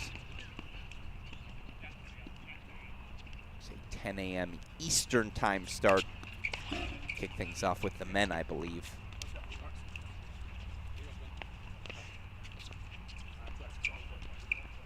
Of course, coming up after this, we'll have our women's doubles quarterfinals. Moore Webster versus Beltran Lambert, Owen Nugent versus Chersina Simlali, Riva Ferreros versus Tannenbaum Schenker, Dada Mescal Ramanishin versus Safarova Duda.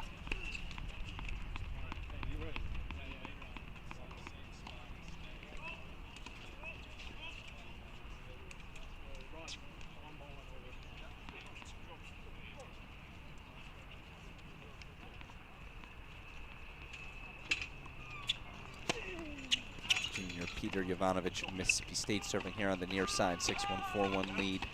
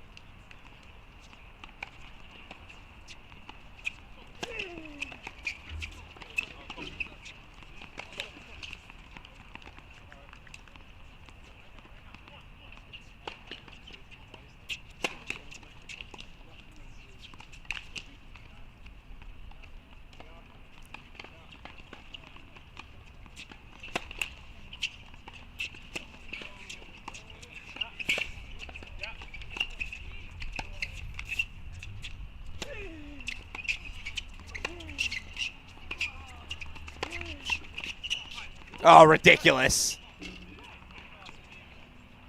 Scoop.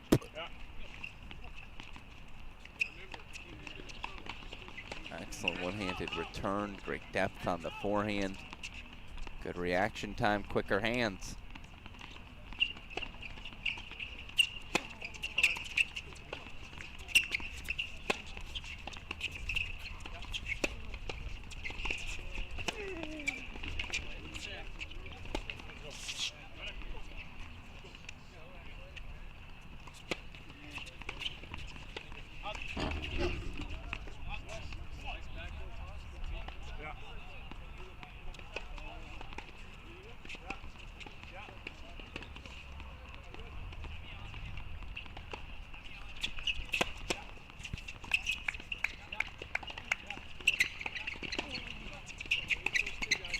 Mississippi State a game away.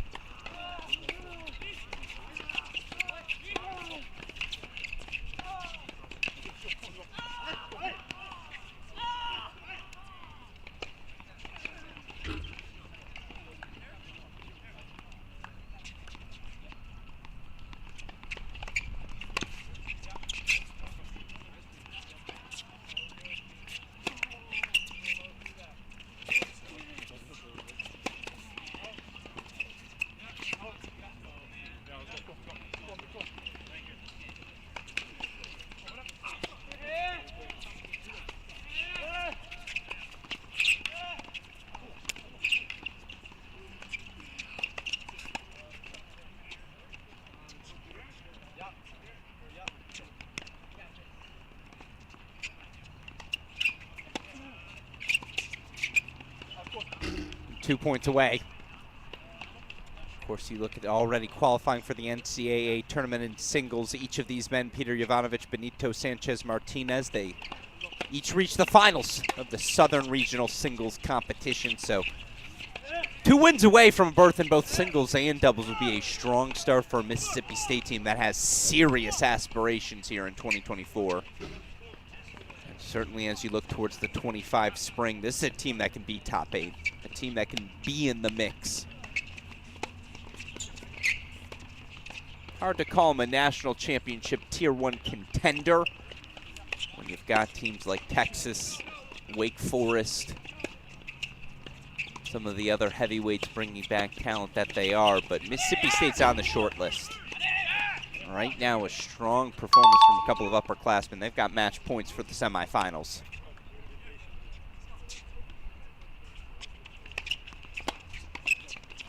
Not yet. Get close enough to the net. All you got to do is have your racket up. We call that the Connor Johnston, an homage to the former Michigan All-American. I don't know if he was All-American, but the double standout who hit that ball, the swinging backhand volley, better than anyone.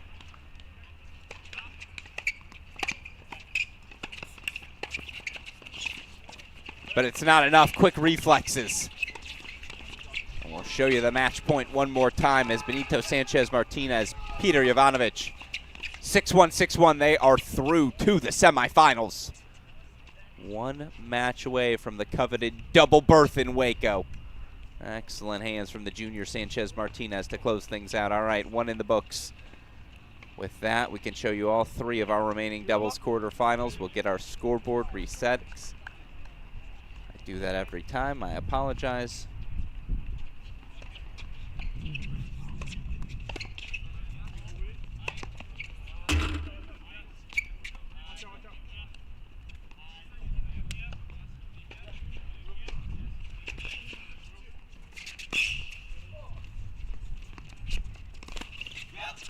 I will have that scoreboard fixed here, I promise.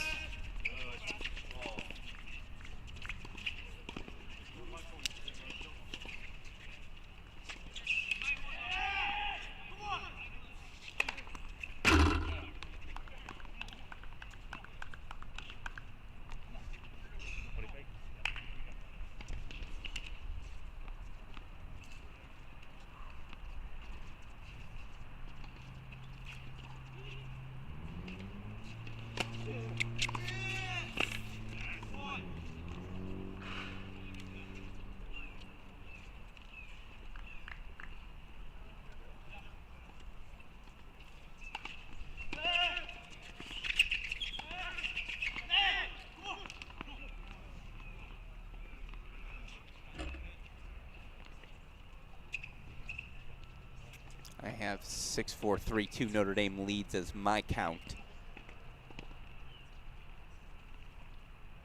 I apologize. I see the double up.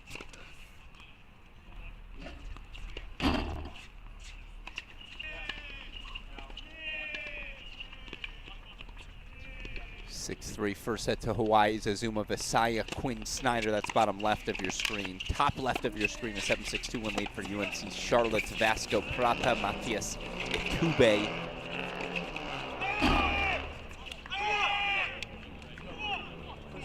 Looks like Notre Dame's up a break here as well. So switch that serving marker.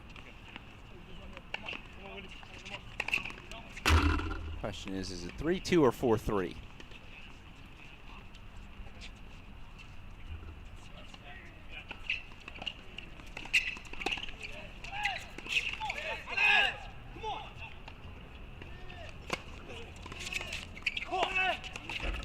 For Notre Dame, Sebastian Domingo, the All-American junior.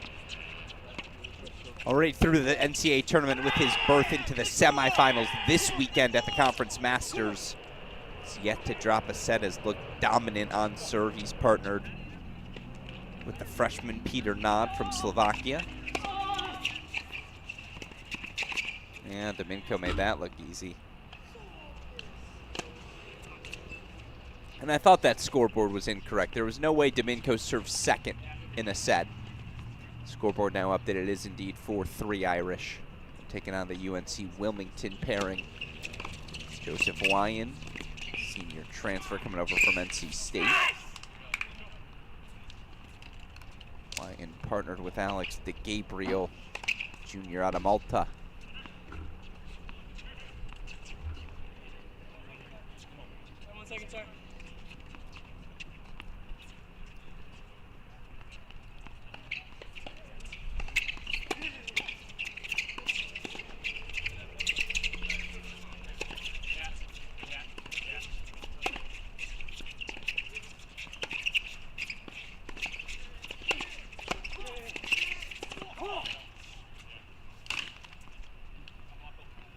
You get it this close to the NCAA tournament, the frustration on a volley like that. Passion is never lacking at the collegiate level. As, by the way, you think these are our 3 final matches, you're mistaken. Coming up after this, we'll turn on the lights if need be. 5 p.m. our women's doubles quarterfinals, so stick with us, folks. Alex Gruskin here. As we get towards the end of hour number 8 of our coverage, still more tennis ahead. Wouldn't have it any other way as the freshman shows off the weapon. It's a much needed added piece. This Notre Dame team, you have a guy like Sebastian Domingo at the top of your lineup, you have to get to the NCAA tournament. And you wonder if this year's team, combination of depth, experience, can they get over the hump? Can they be competitive?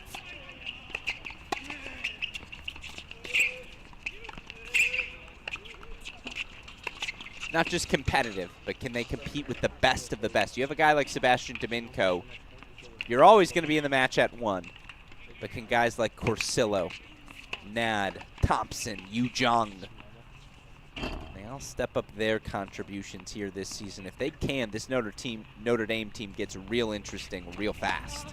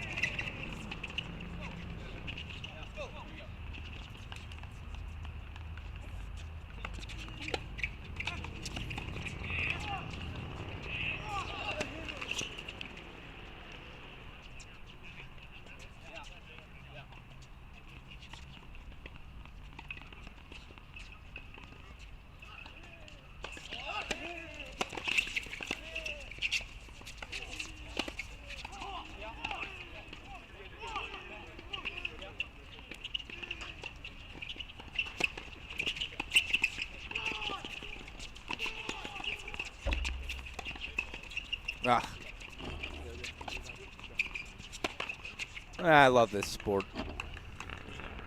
Show you that quick exchange. Hopefully we get all of it one more time. Fast hands. Fast stir from Domenico. Back pedal reaction from the freshman Nad.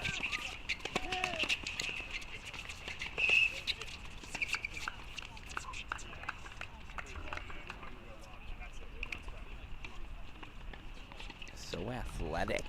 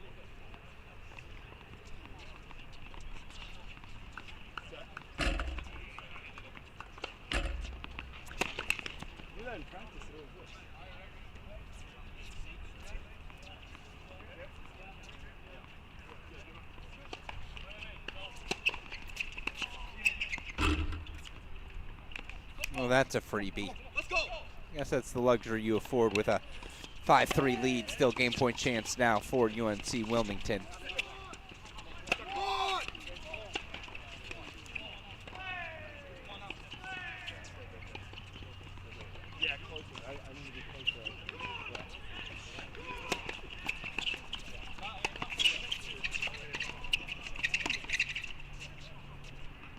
Instead, it's match point for the Irish. Again, I said this about a match earlier. I'm going to stay consistent. It's fall tennis. Yes, of course it's important. There's an NCAA individual berth on the line, but I want to see what my freshmen are made of. And indeed, they say, let's go to the freshman Peter Nat. I love this.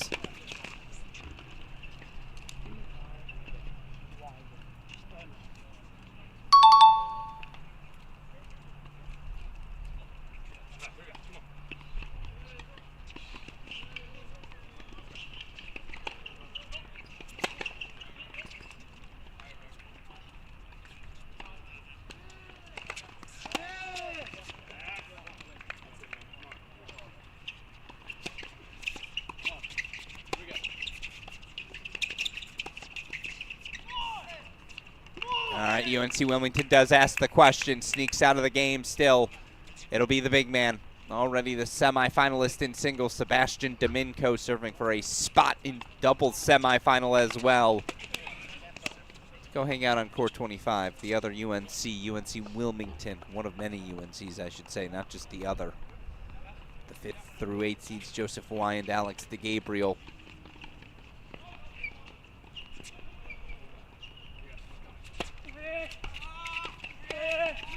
Excuse me. They're UNC Wilmington. UNC Charlotte, our other UNC, that's on court number 23. And here is Vasco Prada, Matias Itube, 7-6-3-4.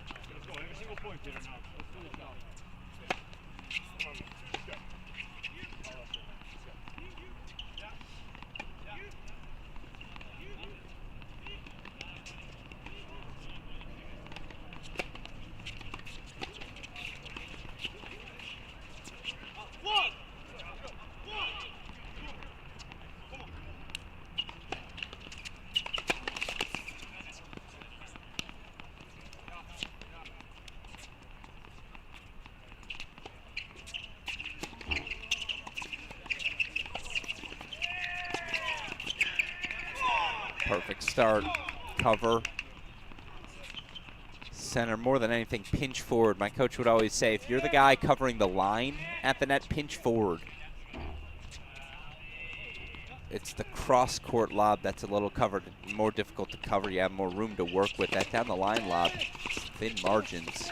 But then, of course, Domenico can do that with a +1 serve.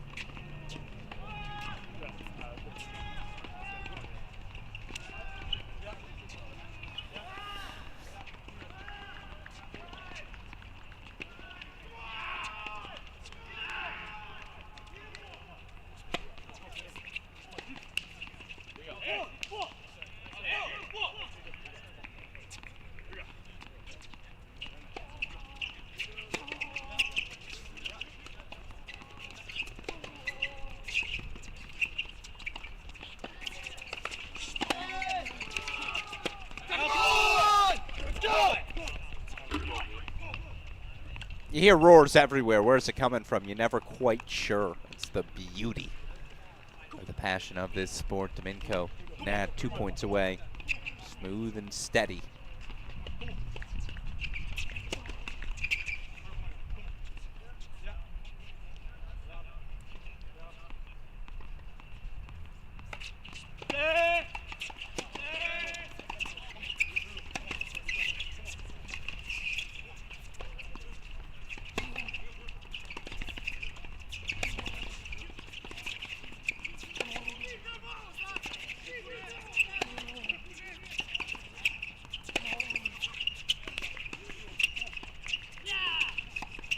Big boy feasting. Sebastian Domenico was everywhere he needed to be. All he asked of his freshman, Peter Nad, when you get the chance, can you finish this, please? Peter says, I got you. Middle solves the riddle, match point. Coming up for the Irish to make it a 3-0 day. And a what? 5-0 first 2 days for junior All-American Sebastian Domenico.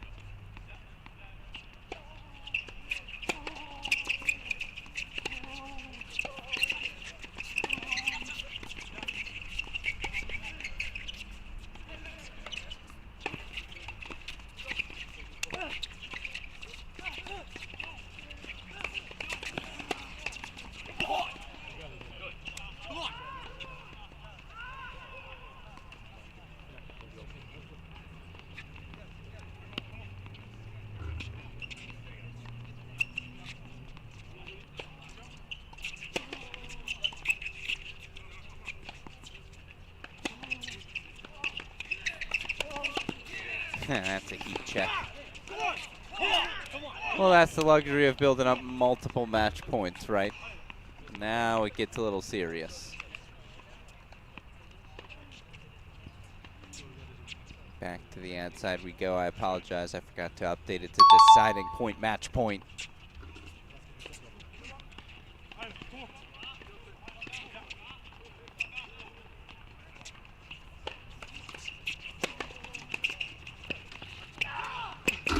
Unbelievable. Out of nowhere. From 3 match points down. Look at this return one more time.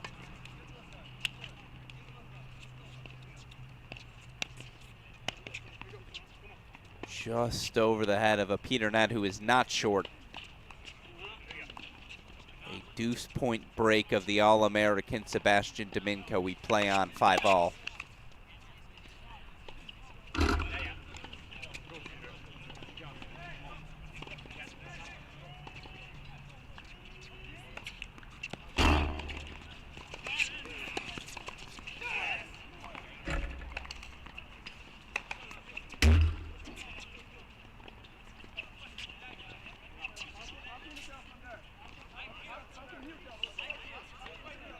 A little dispute on 23. Come on, fellas, let's play. Domenico takes that break personally.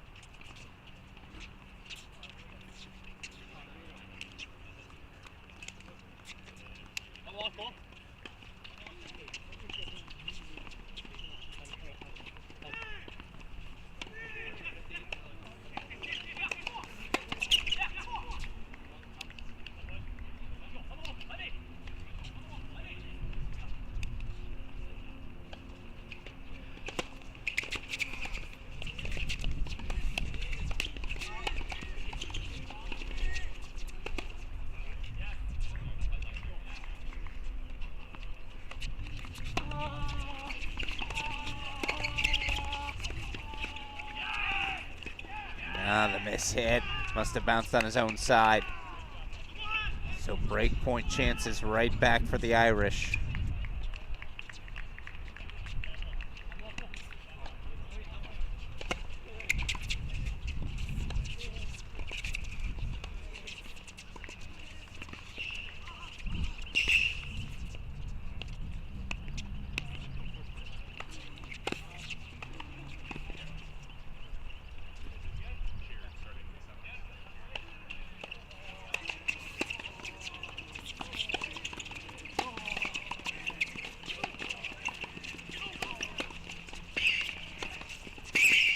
Tricky. We got to show you the replay one more time. The big man can scoop. Great discipline on the consistency here. Didn't try to overextend. And then, ooh! A little trickery, little disguise. Smooth like an ice skater with the finish as well. Notre Dame breaks right back. Once again, they'll serve. This time it'll be the freshman. We'll see what he's made of.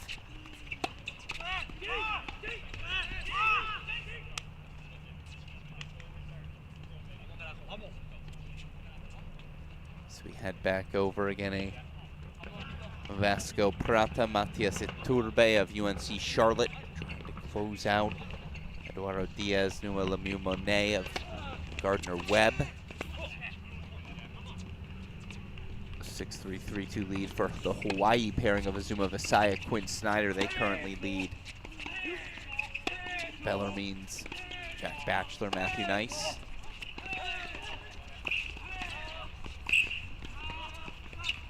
That was real nice.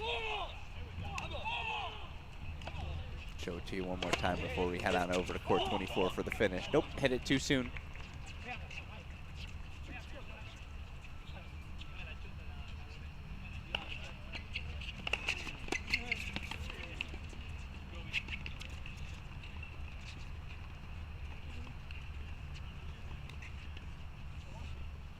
Freshman from Slovakia, Peter Nod. NCAA tournament berth in your first fall wouldn't be too shabby of a start. Just a couple of solid first serves from the freshman. As it looks like the UNC Charlotte breaks to extend the set. Doesn't look, it sounds.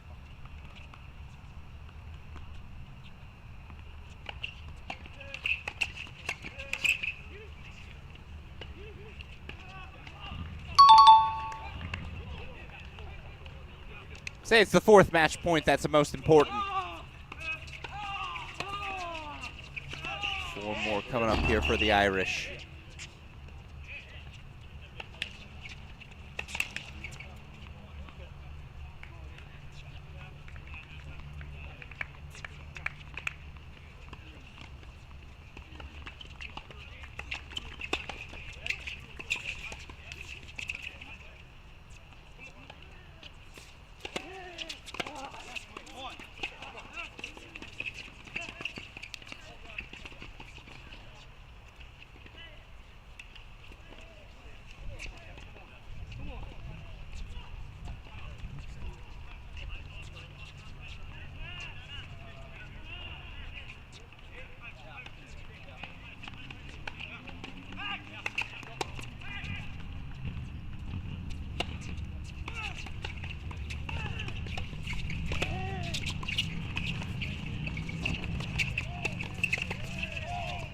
And there it is.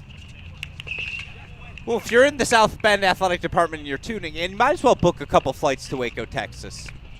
Sebastian Dominko's already headed there for sure in singles. And now he and freshman Peter Nod 1 win away from a doubles berth as well. They are through to the semifinals, 6-4, 7-5. Yeah, book those flights now before they get too expensive. UNC Charlotte holding for 7-6-6-5, so we'll make that our main court now as we'll move over to a double box. About a minute away, I should say 5 minutes away, as there will be a warm from the start of our women's doubles quarterfinals.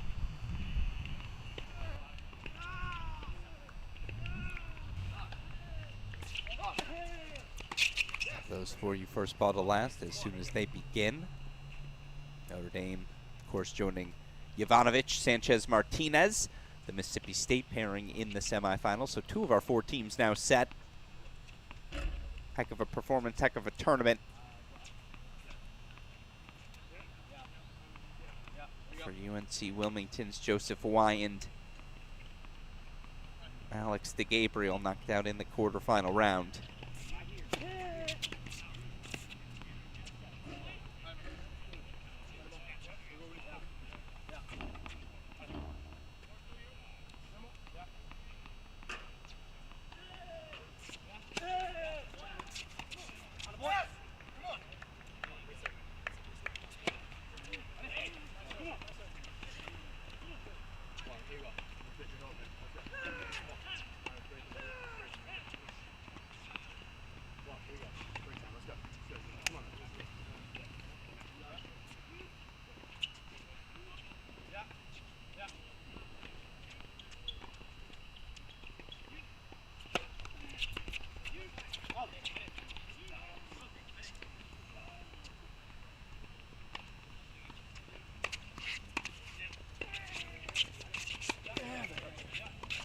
Come on. Let's go. Come on.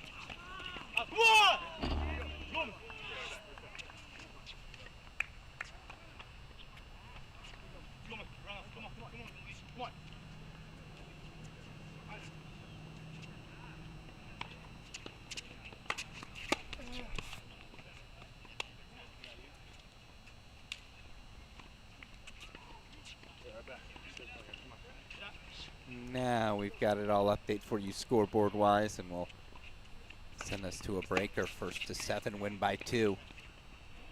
Return leaks a little wide.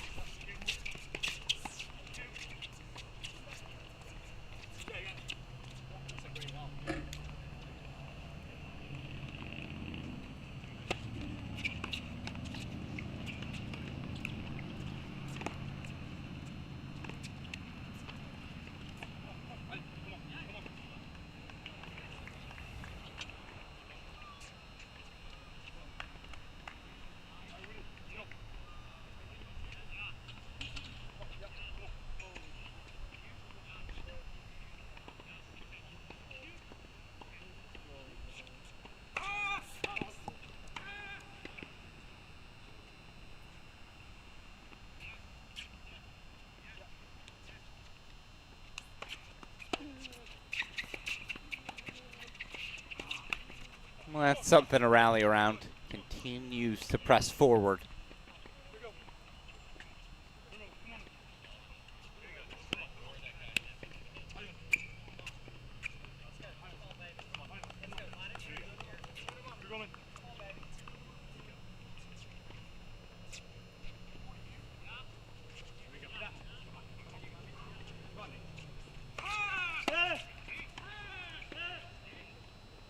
UNC Charlotte gets the one they need, so mini break consolidated 4-1.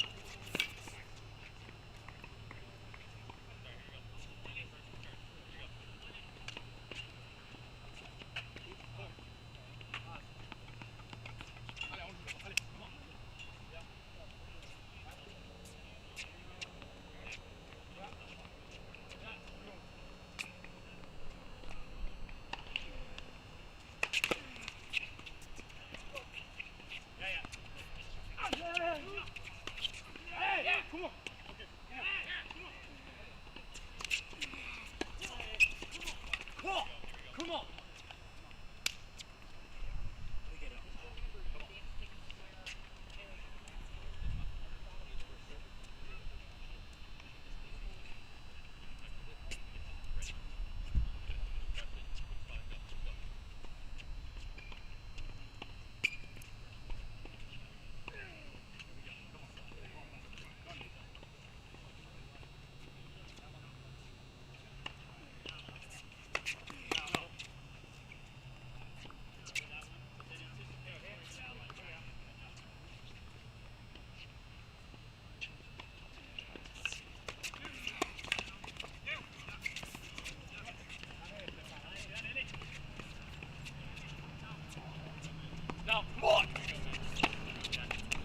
Perfect. All you can do is take care of your own serve. It's all you can ask to do at this point of a match. Gardner-Webb does exactly that. Pressure back on the shoulders of UNC Charlotte, excuse me. Eventually I'll get it right. 4-3 they lead, 3 points away from the semifinals.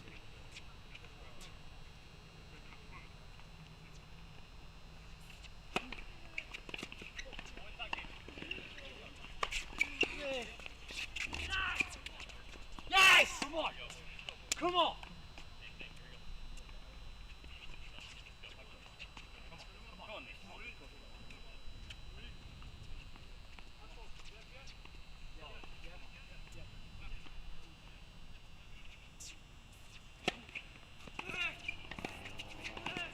Perfect secondary poach. Mini break gotten back.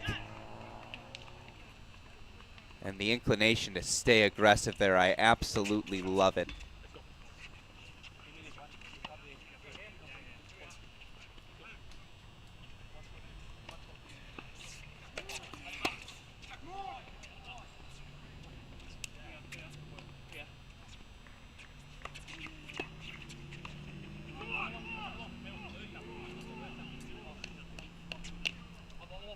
It's going to be one breaker or two. Let's find out.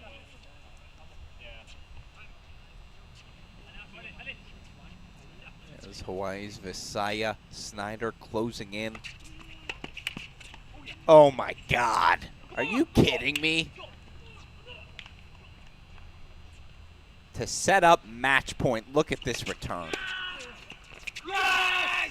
Come on! Wow, Hawaii broken. So Bellarmine stays alive. Meanwhile, here's your match point.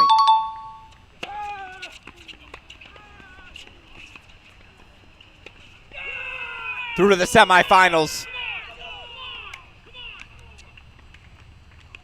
The UNC Charlotte pairing of Vasco Prada, Matias Iturbe. 7-6, 7-6. I apologize, I never switched that first set score line. There we go. Now it looks right. 7-6, 7-6, they are through.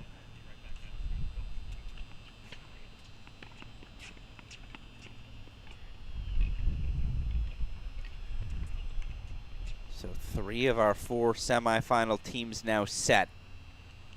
Heck of a performance for Gardner-Webb. Eduardo Diaz, Numa Lemieux Monet, they came close, but in the end, UNC Charlotte, they are through.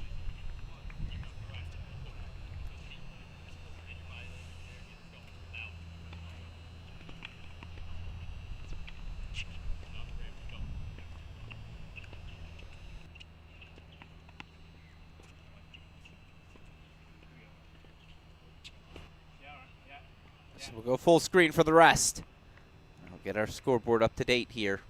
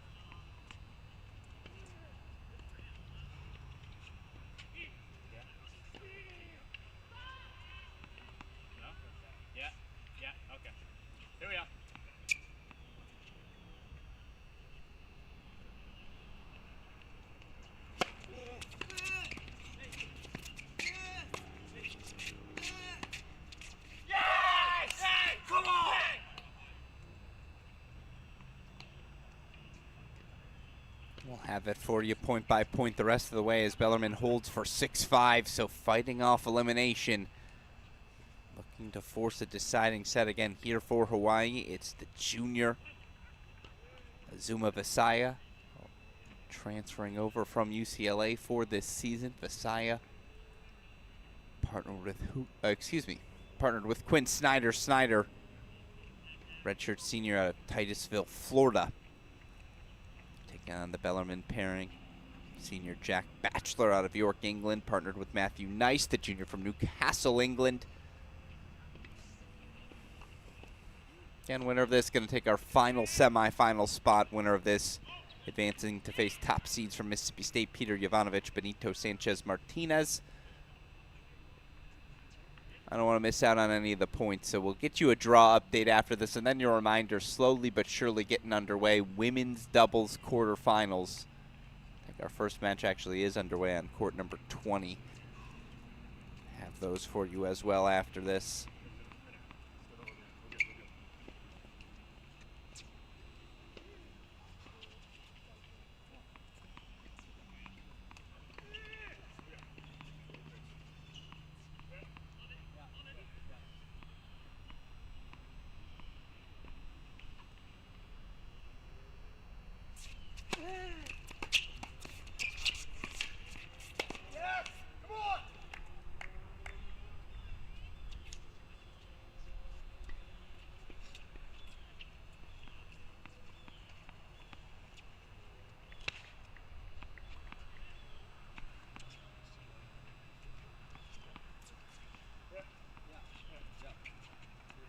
And joining us now on our broadcast for the home stretch of our men's doubles quarterfinals, a man who we saw already win his doubles quarterfinal. In fact, he went 3-0 on the day, clinching his spot in the NCAA tournament with a berth into the semifinals of singles here this weekend. It's Notre Dame junior All-American Sebastian Domingo. It is always good to see you, my friend. Congratulations on all the success. I got to ask, even this far into your career, a 3-match day, how's the body feeling? How you holding up after all the tennis today, my friend? Hi, well, thanks for having me once again. And yeah, it was a long day. And body for sure feeling it, but probably the mind and just the head is like, just thank God it's over. Like the thoughts already just running around. So yeah, I mean, luckily the matches that I went through were pretty fast. But yeah, I mean, still like, 3 matches are always going to be hard no matter how long you play. Yeah, no, I can only imagine, yeah, both the physical and mental taxation of a day like today. And, you know, I want to start with the singles for you because I'm sure playing this event, qualifying for that singles NCAA tournament, a big goal. To do it in the fashion that you have, 2 straight set victories. I think you were up 3-0 in first sets in both of your matches. I think. I watched them both. I'm just trying not to sound creepy. Just to get off to those quick starts and serve the way you have this week, what does that accomplishment mean from you? How have you performed? Yeah, I'm really happy with this achievement. I mean, I'm here because that was my goal to qualify for the NCAA. The fall season's been long, like All-American, not as successful, going to regionals. I was closer, had some tough matches. And yeah, now we're here, you know, like you do it the hard way. I mean, I still did it. So yeah, like my level of tennis was going up and up since the beginning of the year. And right now I showed it here. I think I showed a great level of tennis and the results were right on point, you know, kind of like fast breaks, like you said, both sets, like, and just hold the serve, you know, make it my life way easier like that. So yeah, I'm really happy. And also like doubles with freshman Peter Nod, we just won quarterfinals. And yeah, we were kind of like not even thinking about NCAA. The season was not going that way. And then we got that chance to play the conference masters. And we're like, all right, again, this is our chance too. So, you know, battle for that tomorrow and new day. Yeah, no, and again, it's a credit to you to have the success that you have.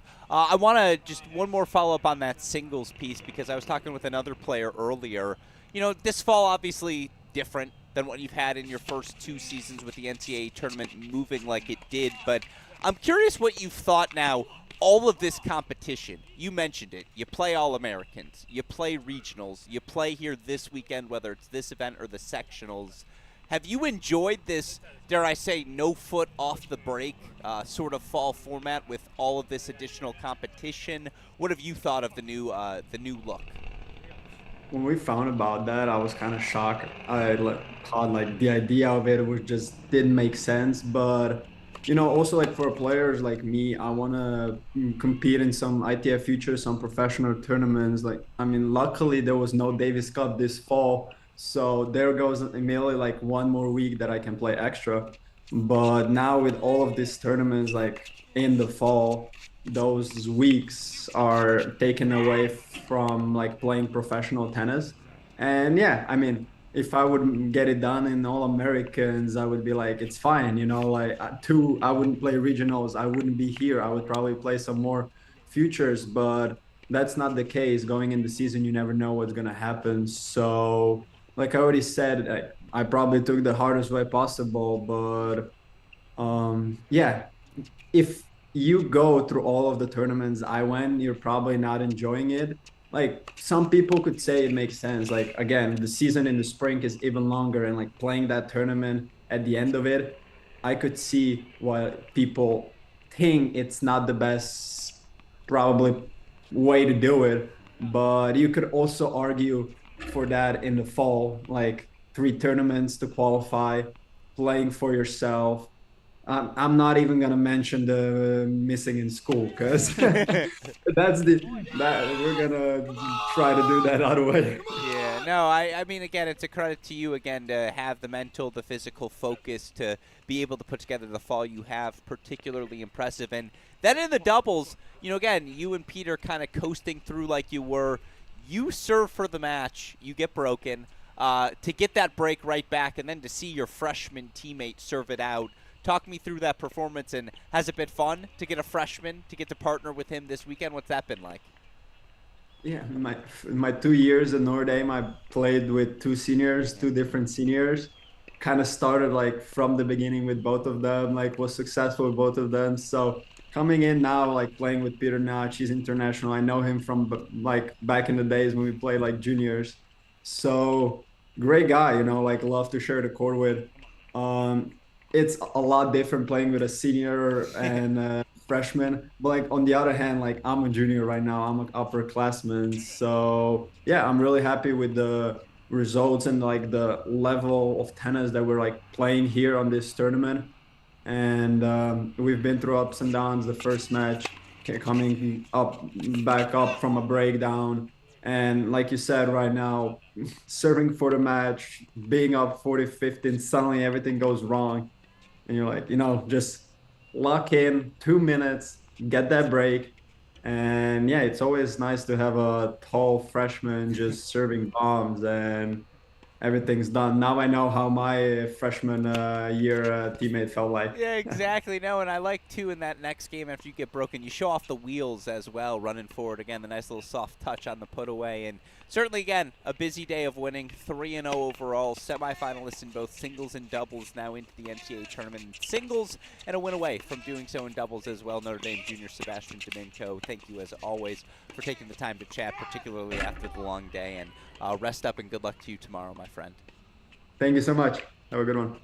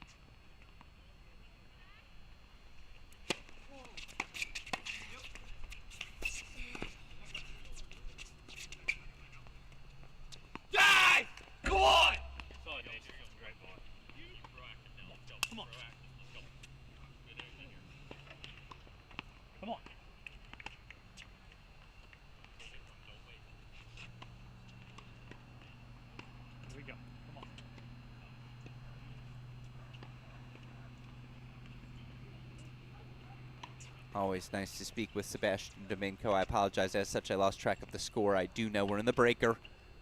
Is it going to be 1 or 2? That's what we need to find out.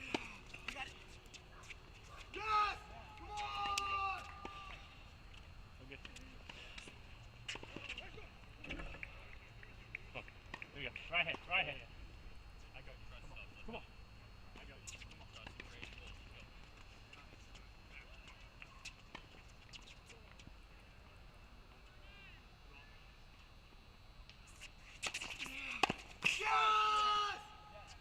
on. Well, here's the thing. If they change ends again, we'll know it's 6-all.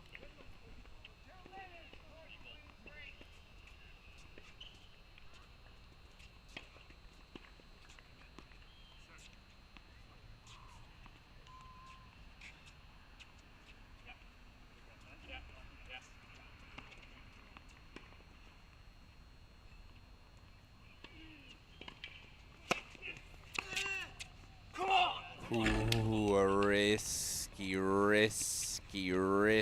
leave. As they do make another turn, so now we can pick up the scoreboard. Intuition, folks. It's a second change of ends.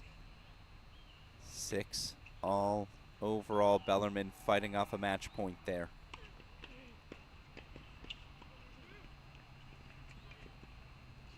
Win by 2 the rest of the way. Is it going to be 1 or 2 breakers? Let's find out. Again, for Bellarmine, it's the senior-junior combo. Jack Batchelor, Matthew Nice for Hawaii. Redshirt senior-junior combo of Quinn Snyder, Azuma Visaya.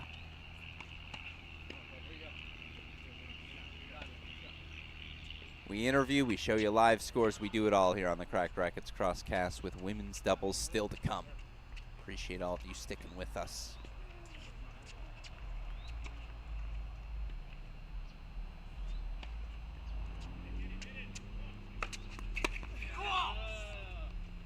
Set point chance for Bellarmine.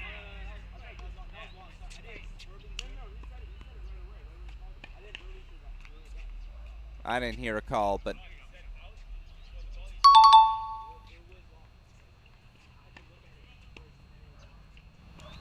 turn up the court volume for all of you.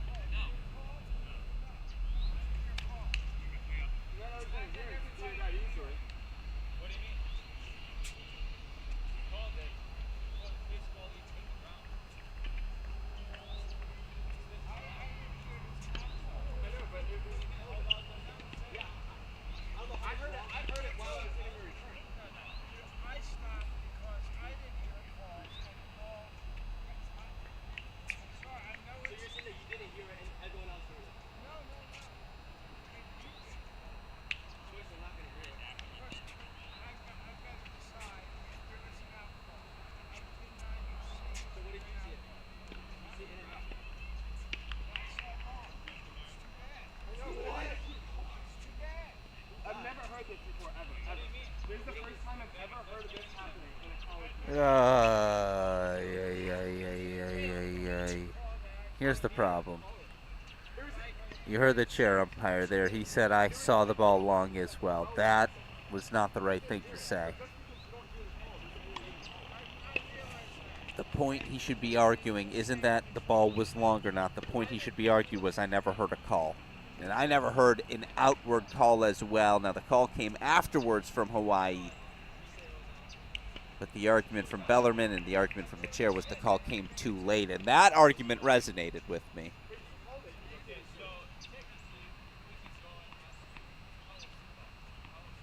But now, instead, we just have a mess.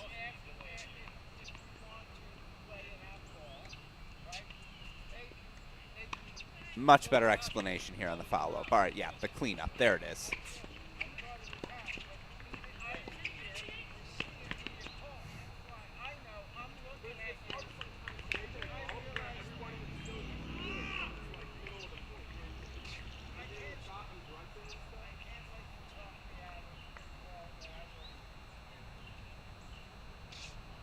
As fun as it would be to show you 3 screens of this, I do want to show you.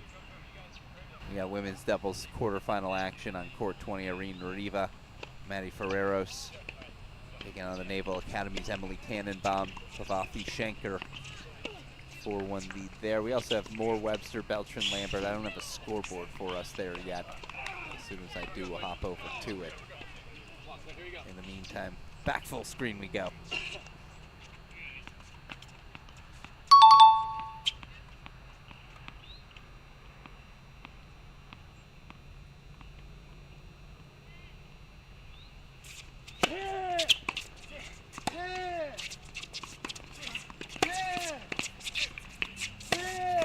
Yes! Come on! Let's go, come on. This one here, this one. Let's go, man.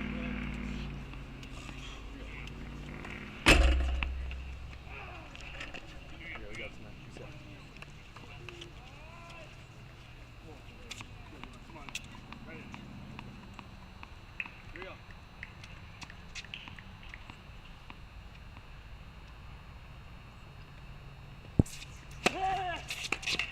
Yes!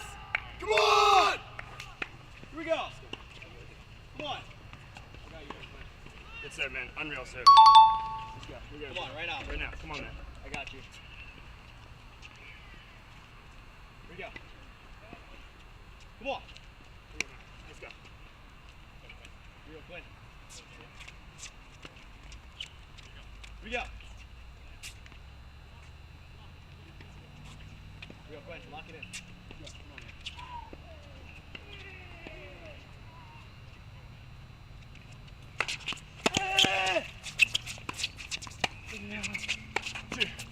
on, man. Match point fought off again by Bellarmine. Should have switched the surface marker for you, my bad. 8-all overall. Again, is it going to be 1 or 2 tie breaks? Either way, we're playing to at least 10. Let's go, man. Come on. Right here, we go. Call controversy ultimately settled. Now things get fun. That's another set point chance for Bellarmine. We'll switch sides after this point no matter what.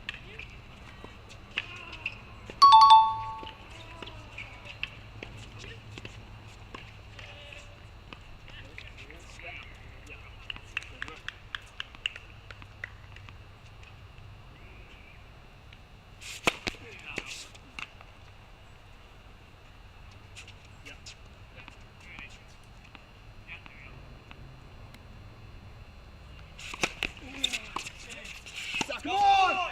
Come on! Come on! Keep fighting. 9-all overall. That's it, man. Come on.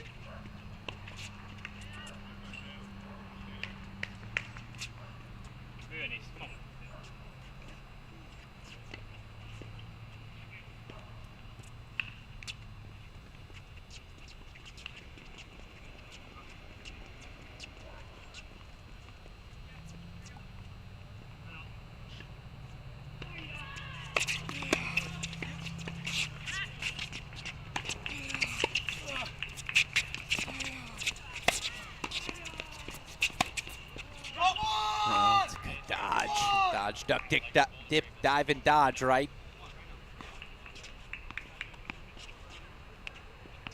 Oh, the 60s being followed there by Azuma Vasaya.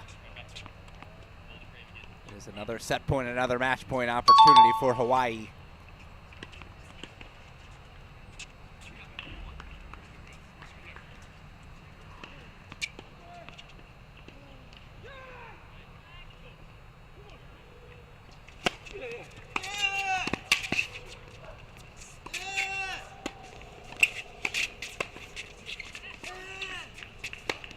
That overhead put away definitively. Let's keep rolling. 10-all overall. So good. Come on. Just to show you quickly again, women's quarterfinal doubles underway. Oh, we lost the camera. That's not good. Not at 10-all in the breaker. Let's see if we can get it back. All right, I'll send the text immediately.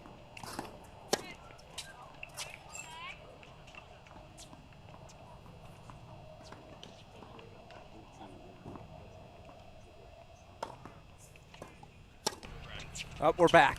There we go. Nope, we had it for a second.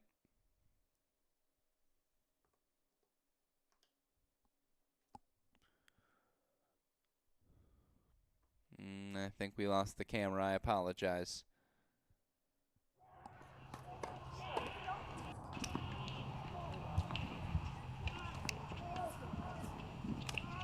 We'll hold it here just in case it comes back to us, but again,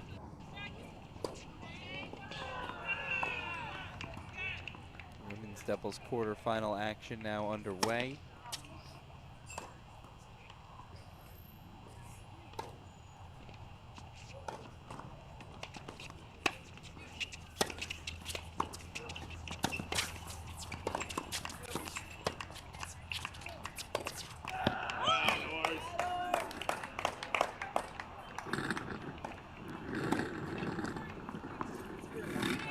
Nothing for you. I apologize. Nope, it should be reset now. Here we go.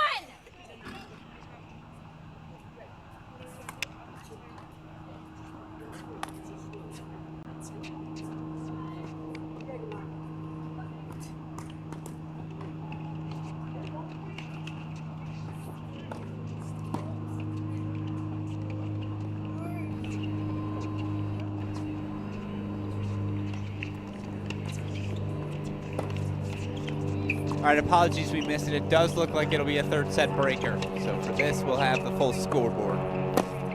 Camera back up and running. We missed the ending of the drama there, but we do get the ending of drama.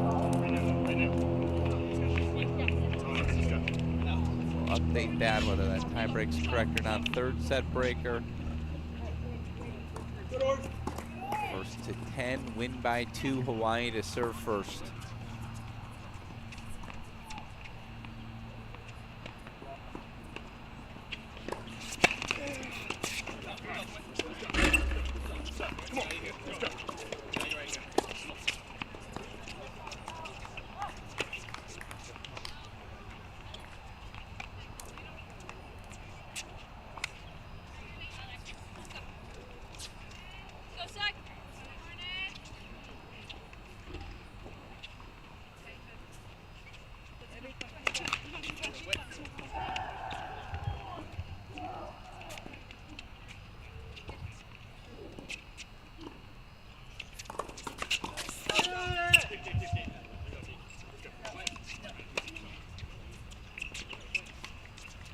doing. Right now.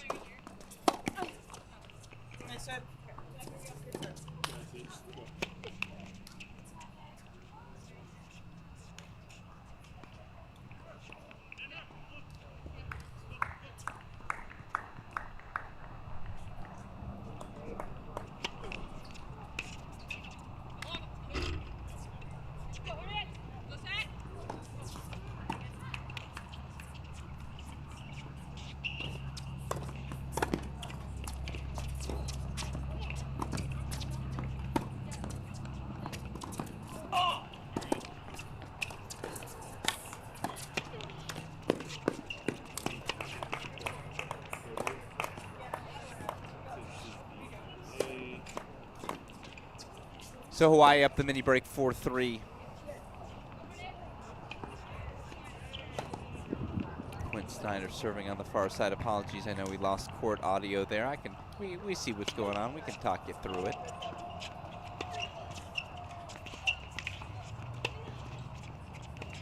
Final men's doubles quarterfinal. You see our women's doubles quarterfinals on the way to the left of your screen.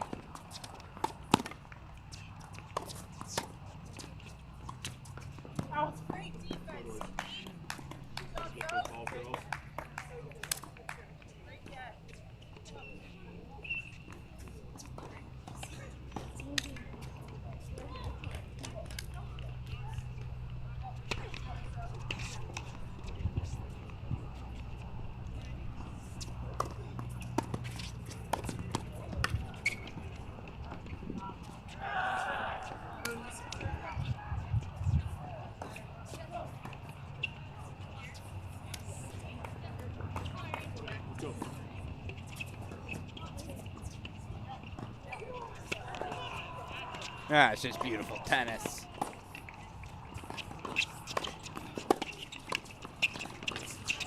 you the replay one more time.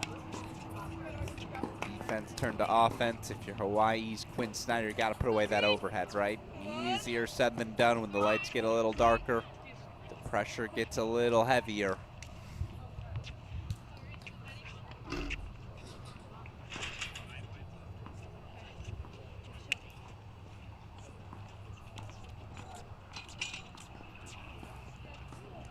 Back on serve.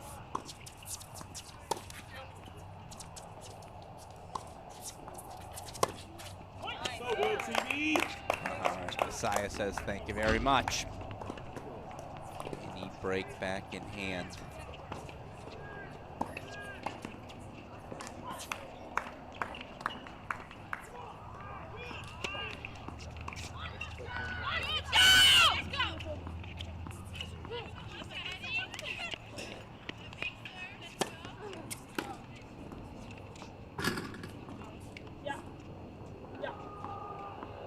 Got to work on our overheads across the board.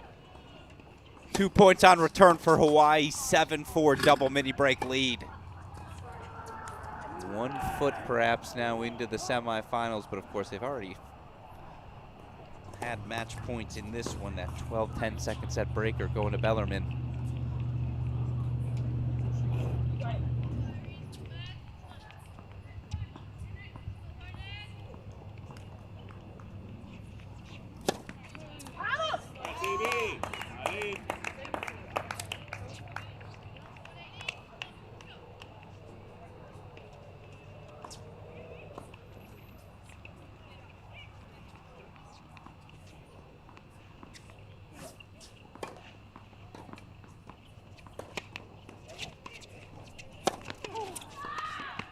Oh, quick hands, not quite enough.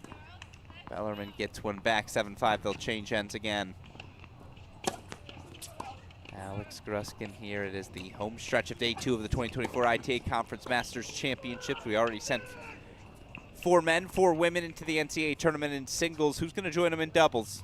Quarterfinal round, second doubles match for all of these teams.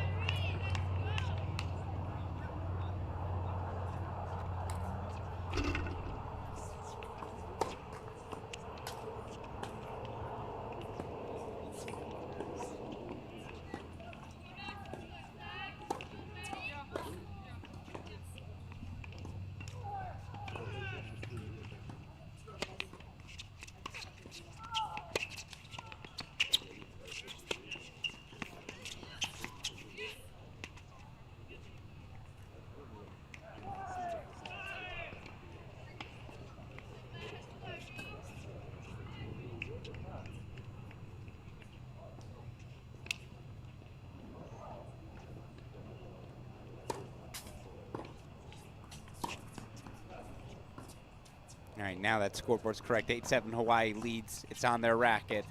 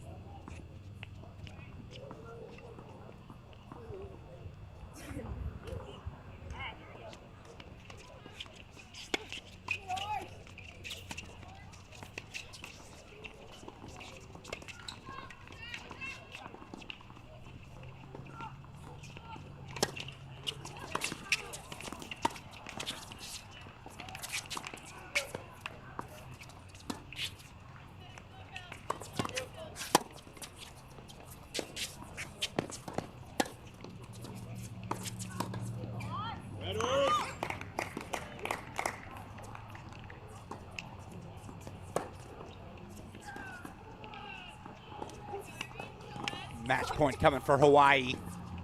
Took the scenic route to get there.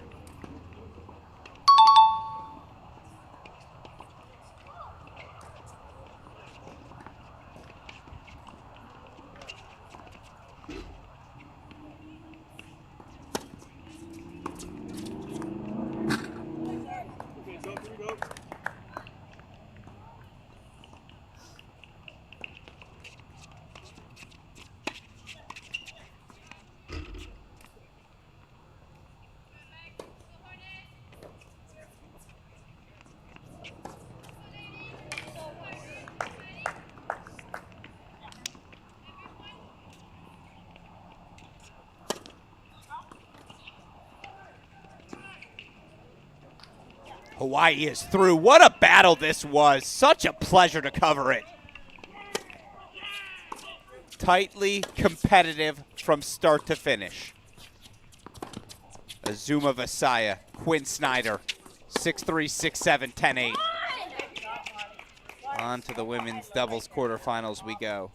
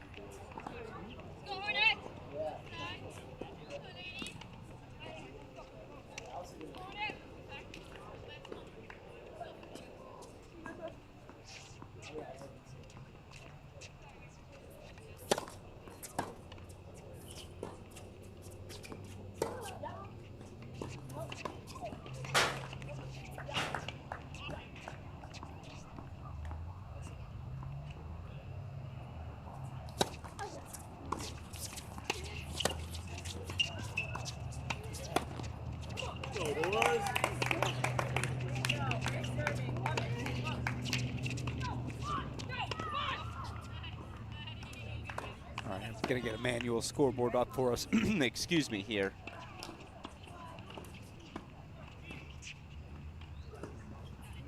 First and foremost, we'll throw this into a triple box. Get us to our manual scoreboard.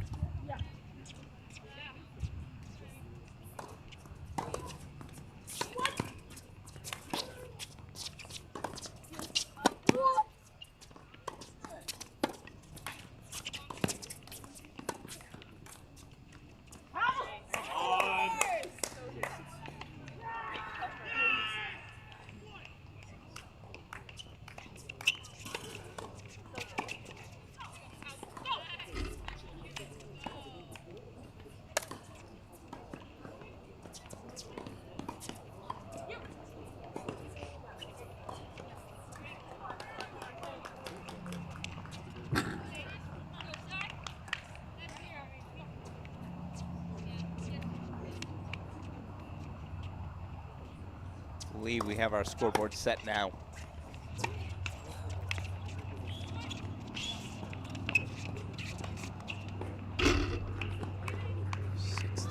Love lead for Celia Belmore, the senior freshman, Sophia Webster. They take a big cut there, meanwhile. All right, we have another quarterfinal. I'm going to bring that into our lives now that I've got the link for it.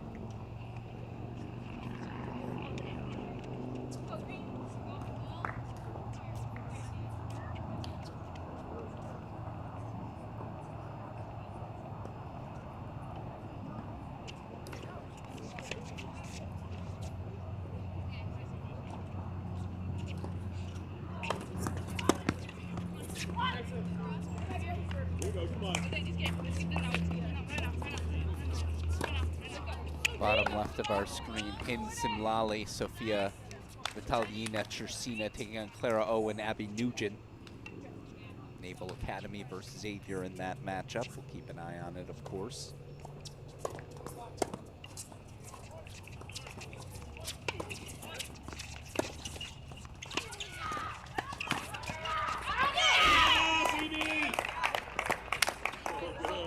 Well, she's an All-American. We know the level CB Moore can play.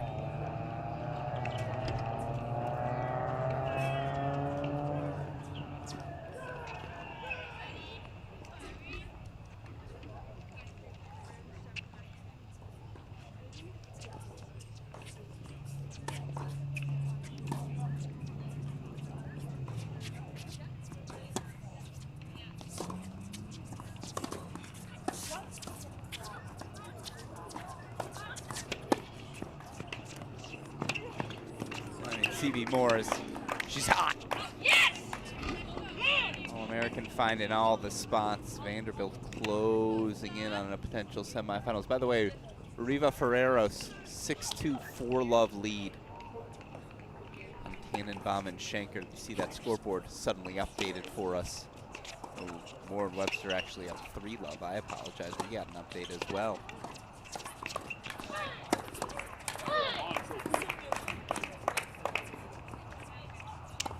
Ah, we were a point ahead, excuse me. So now it's 6-3, 3-love, Vanderbilt leads.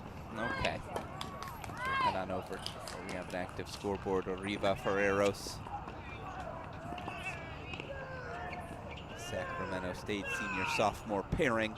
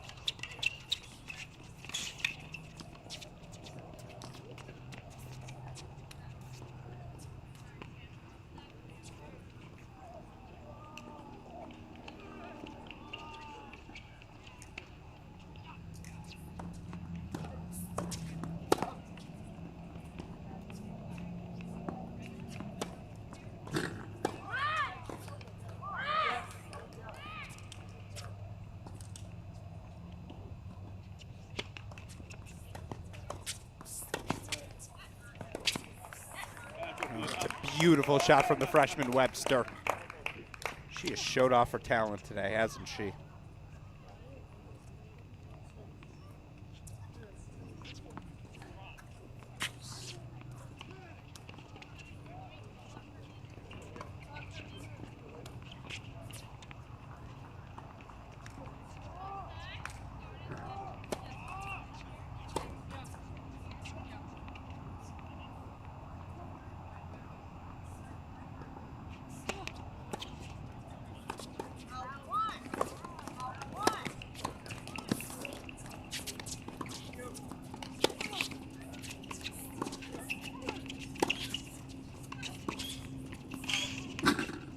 Misses it long, so Denver gets on the board. I apologize, I never changed the service marker, did I? But 3-1, Denver pairing stays alive. Meanwhile, 6-2-5 love, so I'll keep my eye on it for scoreboard purposes, but let's put this in your big screen. Arriva Ferreros of Sacramento State closing in.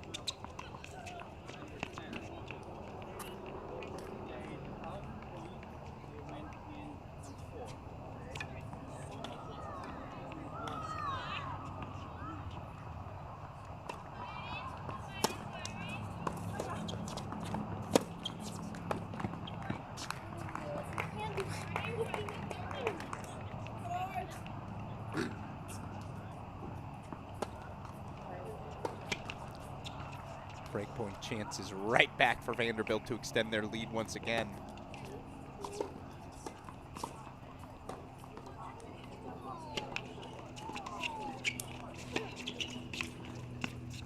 Ah, feathery touch. It's all going their way.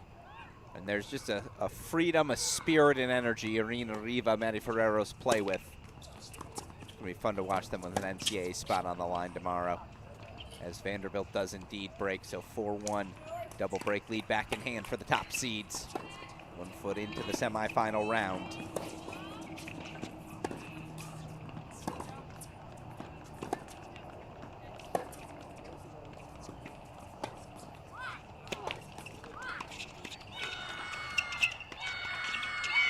They're through.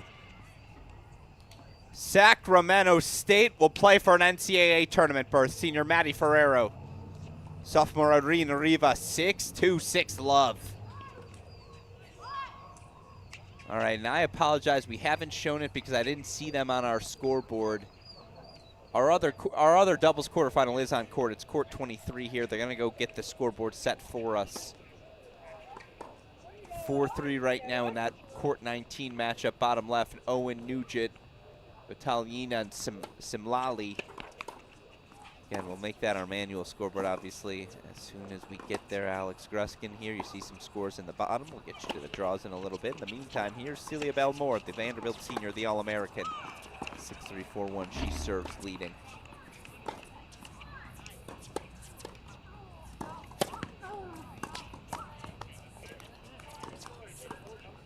And now we have a scoreboard on court 23. 6-3 first set for Dada Miskol and Ramanujan.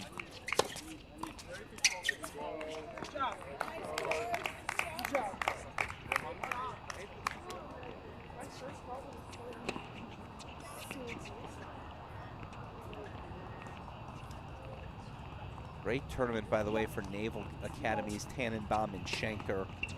Ultimately knocked out in the quarterfinals, but Arriva Ferreros through.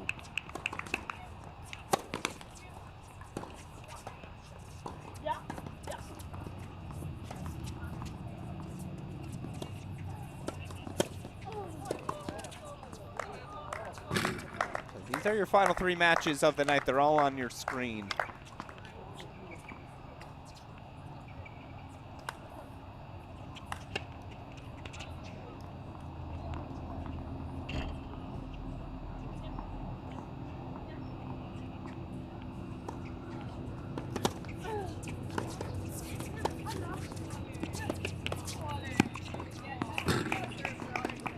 It's hard to hit that overhead under the night sky, especially if you don't practice doing it. And I can't imagine, given the temperatures in Denver, they play a ton of outdoor tennis at this time of year, particularly at night.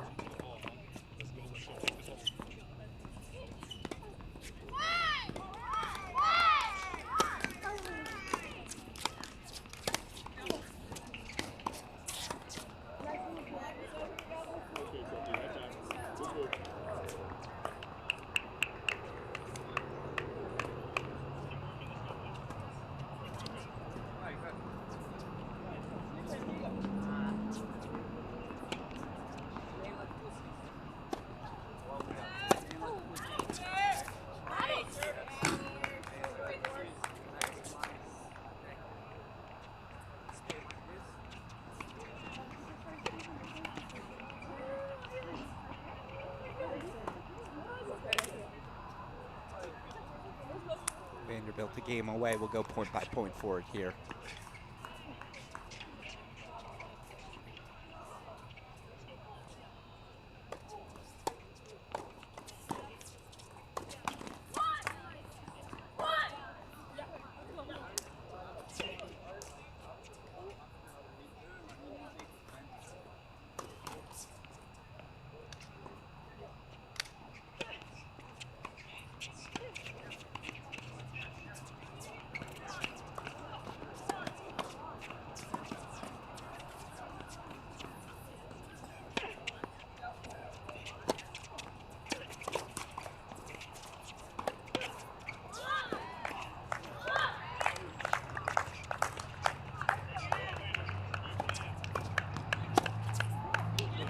Beautifully struck. I'm in on Sophia Webster's game moving forward. And look, you got to be a high-level recruit to even get the Vanderbilt offer, but it's just easy firepower. Reminds me of like Allison Risk. That line drive, flatter ball.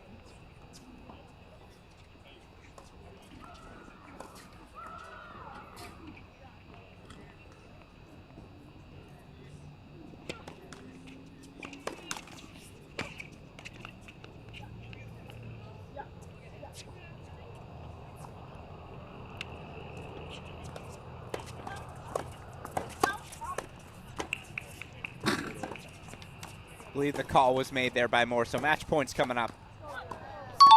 As I do agree that serve, I think, skated a little long. Owen Nugent, 5-3 lead with Xavier pairing bottom left of your screen.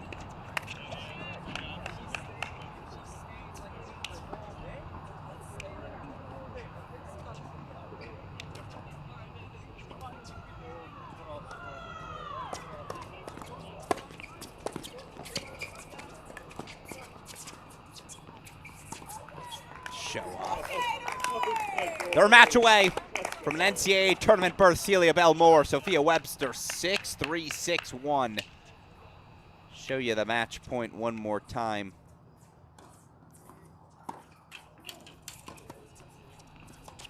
Here we go.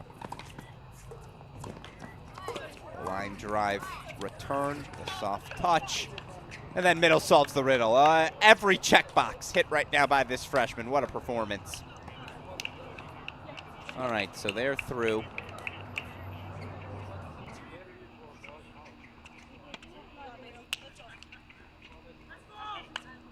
And now we switch things up as we get ready. I'll switch this scoreboard for us here. Final two matches of the night. Appreciate all of you still with us.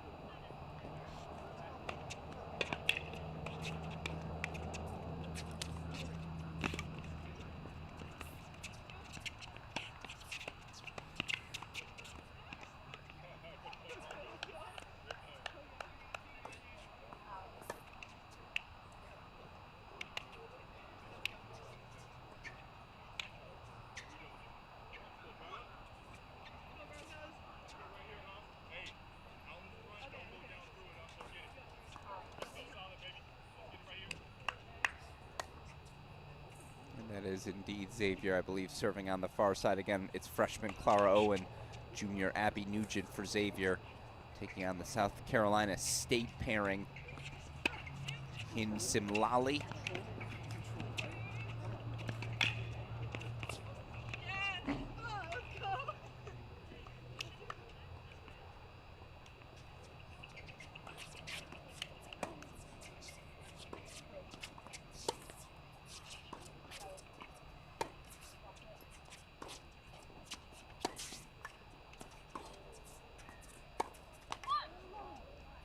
Chursina. Oh, excuse me, Simlali Hin. There we go. The senior out of Morocco, Sofia Chursina, senior out of Kazakhstan. As you see, by the way, the Boise State pairing of Dina Safarova, Maya Duda 5-love up in the second set as they look to force a third.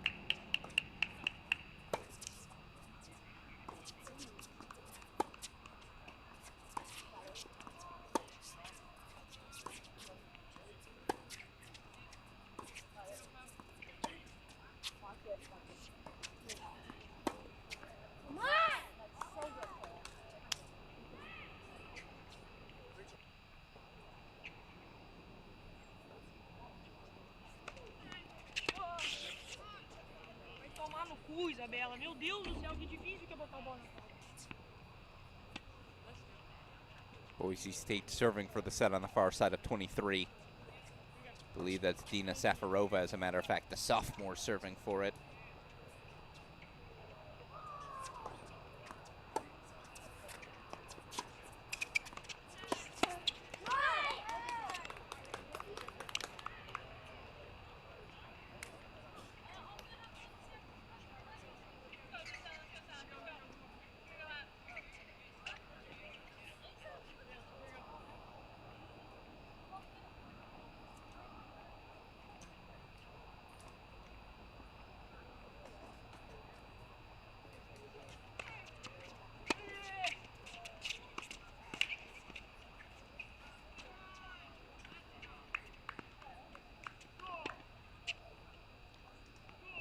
Closes out the set 6-4.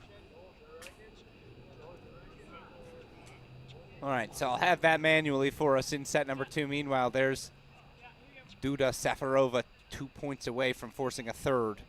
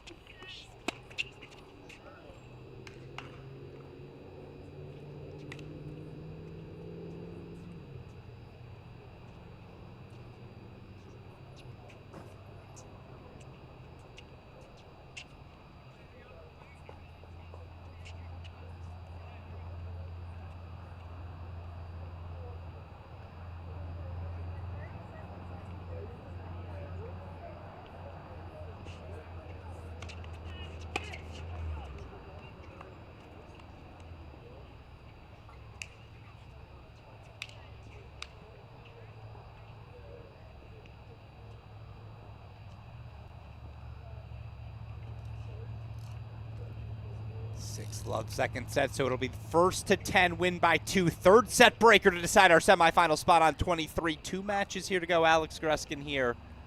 It's a perfect opportunity. Let me show it to you. We'll fire through it very fast. Through to the men's singles semifinals and clinching their spots in the NCAA tournament. Sebastian Domingo, Thomas Pulsell, Anton Arzhankin, and Thiago Silva. Silva, the second player in Pacific men's tennis history to do it. Arzhankin, the first for the Western Michigan Broncos since 1977 on the women's side. Oklahoma State's Gracie Apps, FIU's Onomo Quadre, Cal's Katja Wiersholm, and Old Dominion's Sophia Johnson. All plenty of success for each of those programs. Johnson, an All-American, reaching the round of 16 in singles last year. Quadre's just been as good as anyone over the last 18 months in women's college tennis, so certainly looking forward to seeing that field play out tomorrow. And then men's doubles semifinal set. These are NCAA qualifying matches tomorrow. Jovanovic, Martinez of Mississippi State taking on Hawaii's Visaya and Snyder. Notre Dame's Sebastian Domingo already booked in singles. He'll have a chance to book a double berth as he and freshman Peter Nod going to take on UNC Charlotte's Prata and Iturbe. Of course, women's double semifinalists still to be set. Celia Bell-Moore, Sophia Webster of Vanderbilt, Maddie Ferreros, Irina Riva of Sacramento State already clinching their spots. Who's going to join them? Let's find out. Final 2 matches. Rocking and rolling to the right. Third set breaker, first to 10 win by 2 to the left. Second set now underway.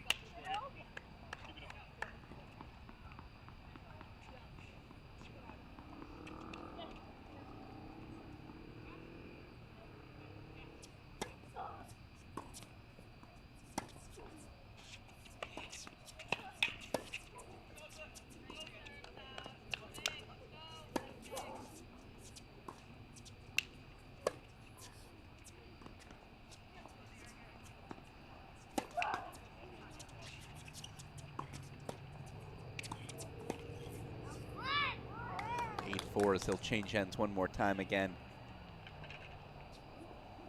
for App State.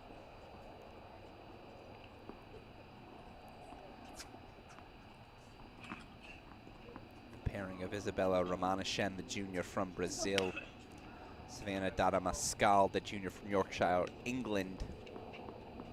Got the 8-4 third set lead on the Boise State, is how you say it. I apologize. We're 9.5 hours in. Eventually, I was going to forget how to speak. This is Dadamascal serving on the near side. Job taken care of. They've got 5 match points.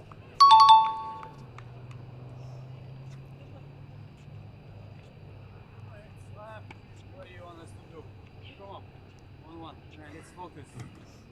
Plenty of things.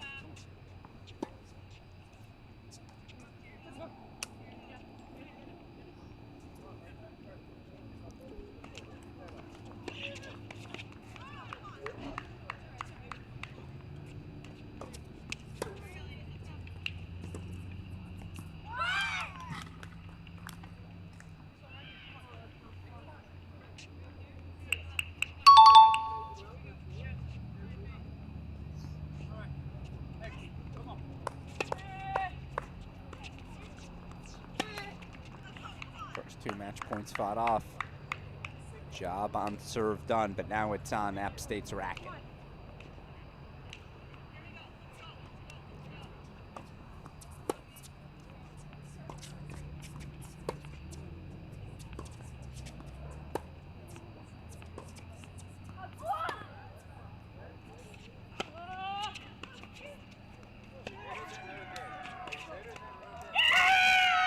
Well, this is what the ITA Conference Masters Championships are all about.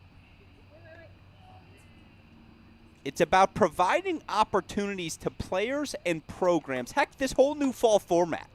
It's about providing opportunities to players and programs that wouldn't otherwise have the opportunity to work their way into an NCAA tournament. Well, right now, App State's got to look. They are going to have a chance to play their way into the tournament. And I have tonight to do my research. Has an NCAA doubles team ever, a doubles draw ever featured a pairing from App State? Well, I'll tell you what. Tomorrow, it's the pairing of junior Savannah Dadamascal, junior Isabella Ramanashen. They're going to play for a spot in the NCAA tournament. 6-3 Love 6-10-6. They knock off the Boise State pairing of Dina Rova and Mata.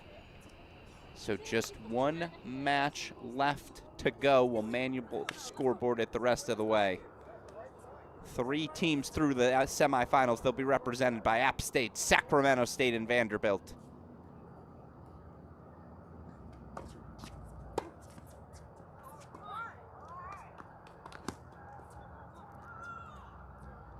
Here again, it's the Xavier pairing of freshmen.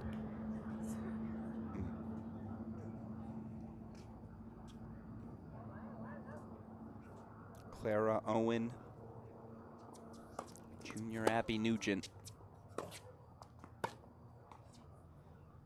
Taking on the South Carolina State pairing, Simlali Hind, the senior from Morocco, Sofia Chersina, senior from Kazakhstan. I formation.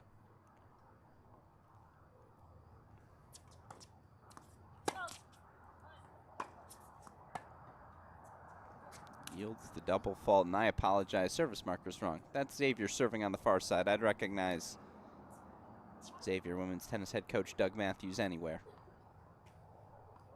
Tall, skinny. I know the type.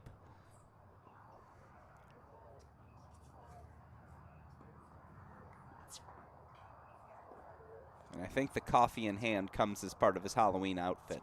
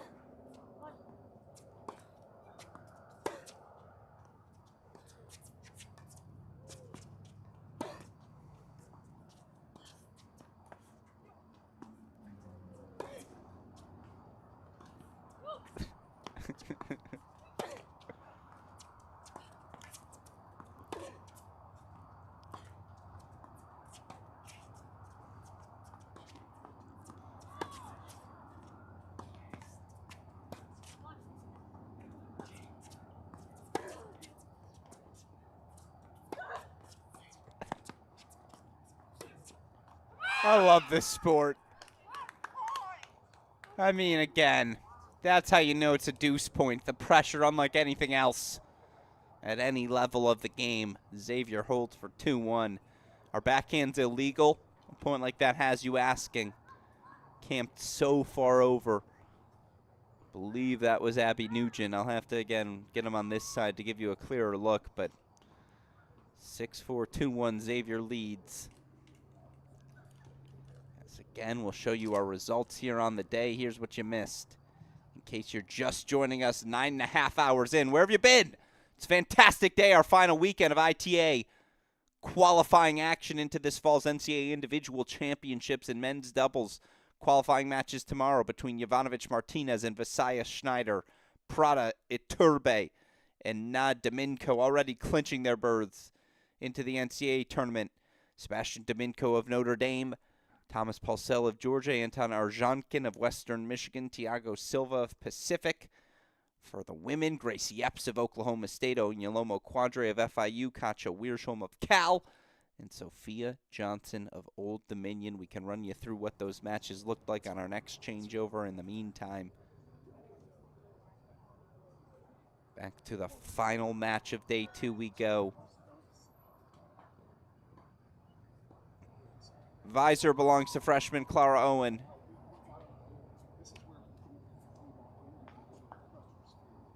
Pronounced blonde ponytail is Abby Nugent. Can they put Xavier on the cusp of an NCAA bid? I think Amir Kyle was there not that long ago.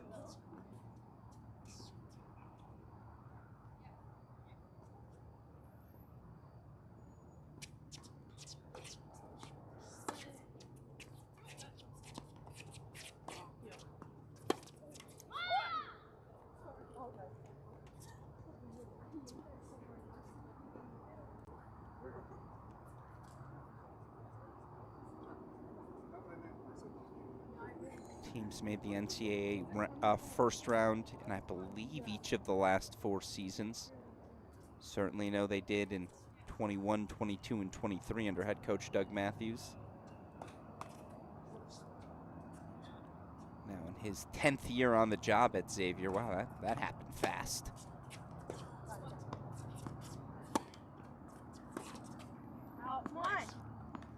Yes, indeed, they have made it 4 times in a row. They got knocked out in a heartbreaker 4-3 first round last year to Notre Dame, but 4 straight berths, I believe 4 straight conference championships for the Xavier Mustangs, all of them in Big East play.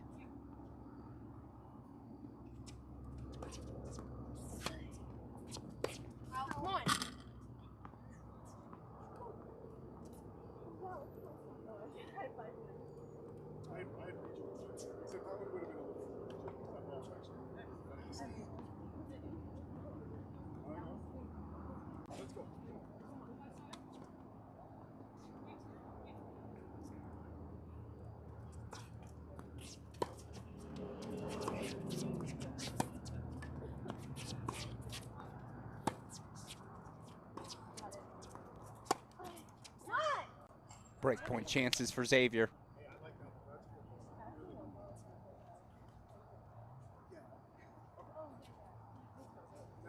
Xavier 19-6 overall last year. Yes, indeed, Big East champions.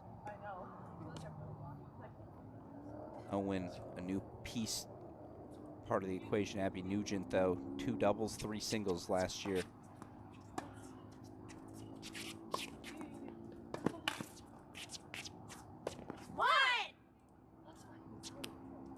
Now, they lost their top 2 singles players from last year.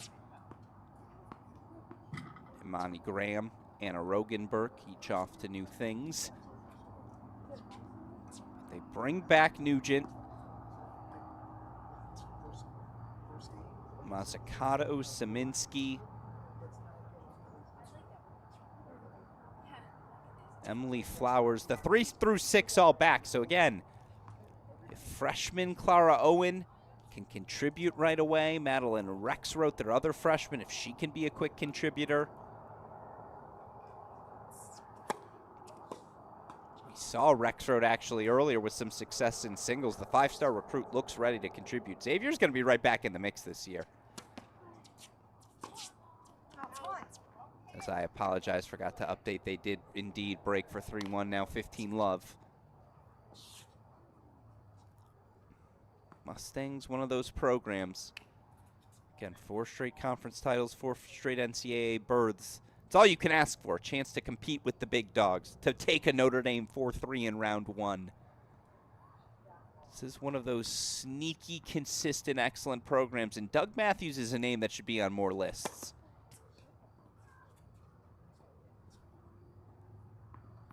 He's done an exceptional job with this Xavier women's tennis program.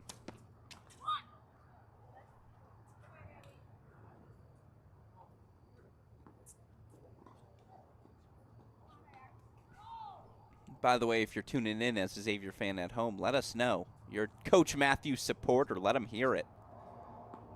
On the other side, obviously, for South Carolina State, you should be supporting all the efforts of head coach Hardeep Judge.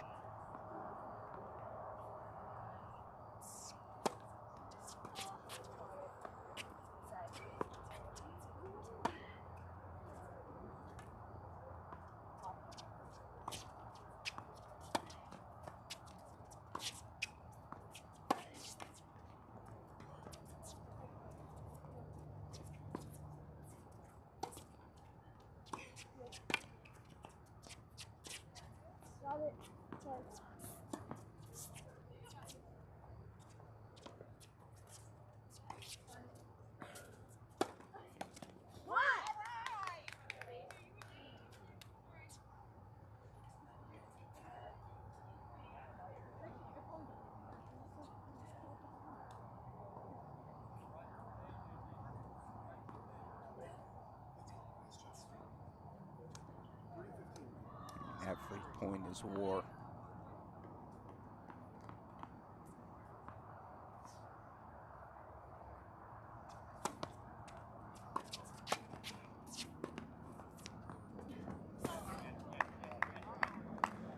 What an angle to find for 30-all right when she needs it most. We'll show it to you one more time. Which we have of our replay technology now. It was the right poach on the return of serve, but South Carolina State ready.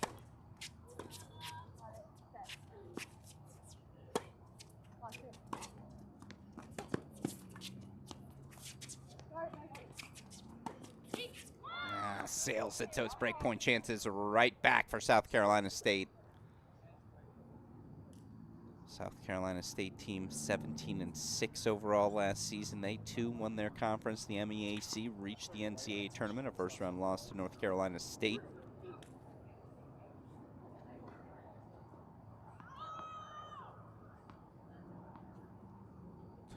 (12-8) the year before that, but once again, conference champions. Once again, knocked out round 1 by NC State.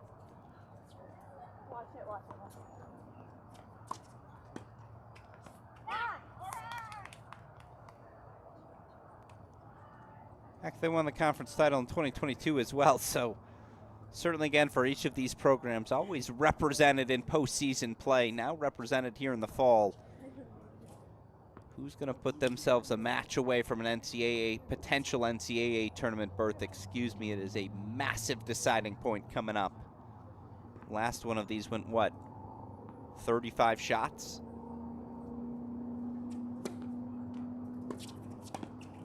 This one you only need 3. Better in the big moments. Xavier holds for 4-1. So one more time, a little more slowly, with a little more depth this time. Let's run you through everything that happened here on day 2. Women's singles first. It was a dominant performance for all the seeds. Gracie Apps should have a 5-8 by her name. Apologies to the Oklahoma State sophomore. But most impressive to me, Sophia Johnson, the All-American last season, reached the NCAA singles round of 16.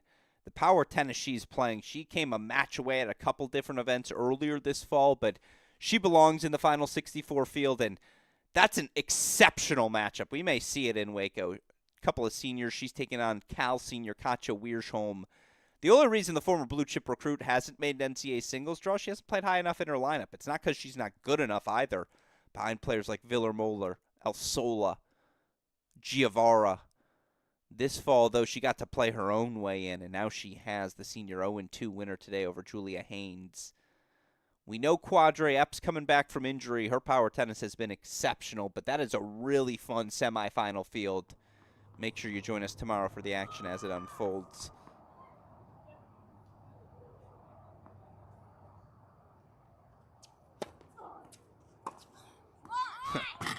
Look, you're not getting past line. You're not playing this game right.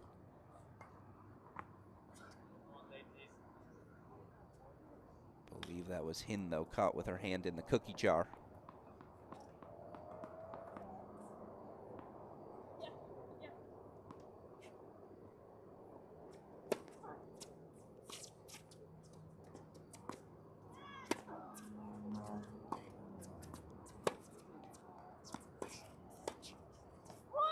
That's better. It's a really tough shot to hit. That high backhand volley, it's just hard to find the strength to pronate through it. Impressive here. Had a little time to think about it as well.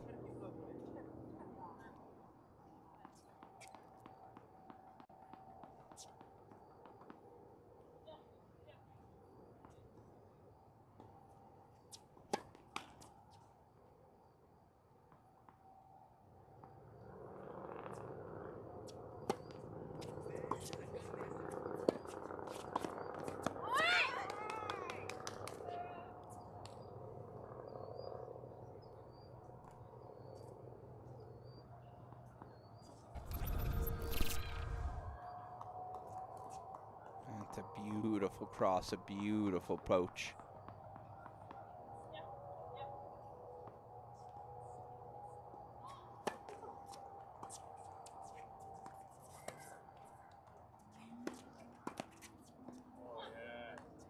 She finds the middle when she needs it most.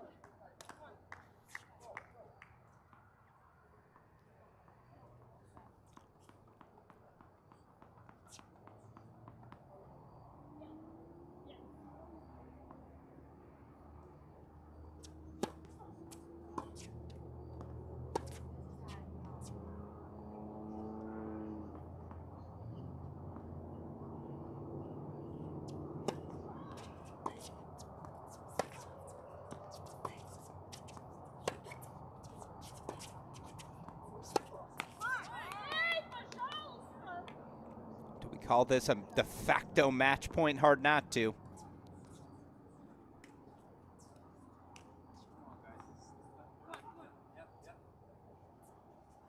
Two break point chances for 5-1.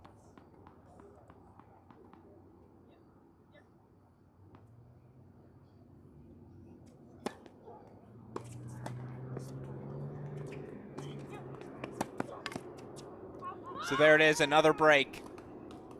Xavier's a game away from the semifinals. 5-1 lead now.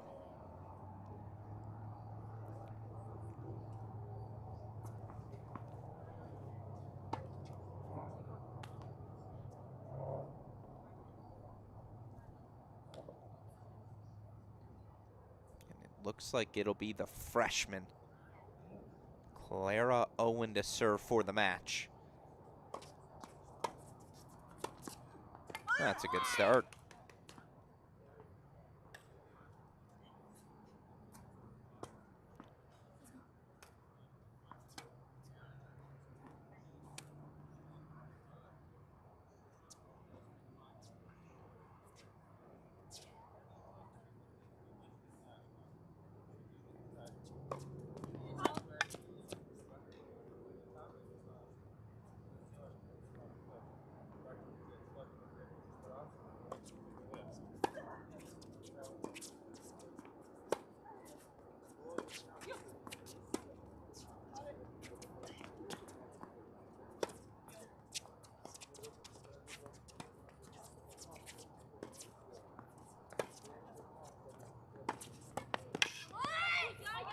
That's just really fun tennis.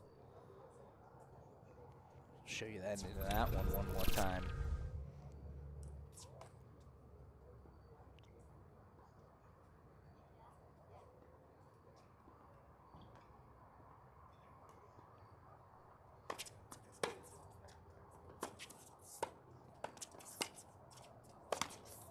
Oh, sure, that's a gimme.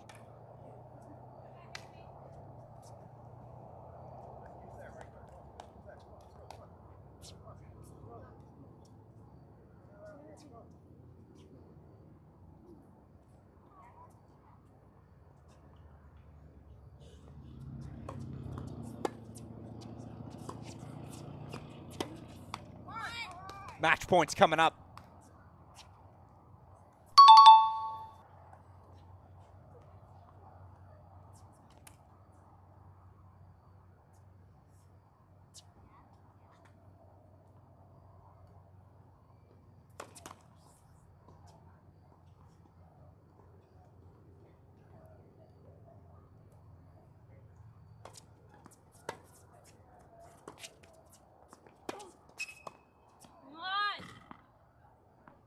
Match point fought off. We play on.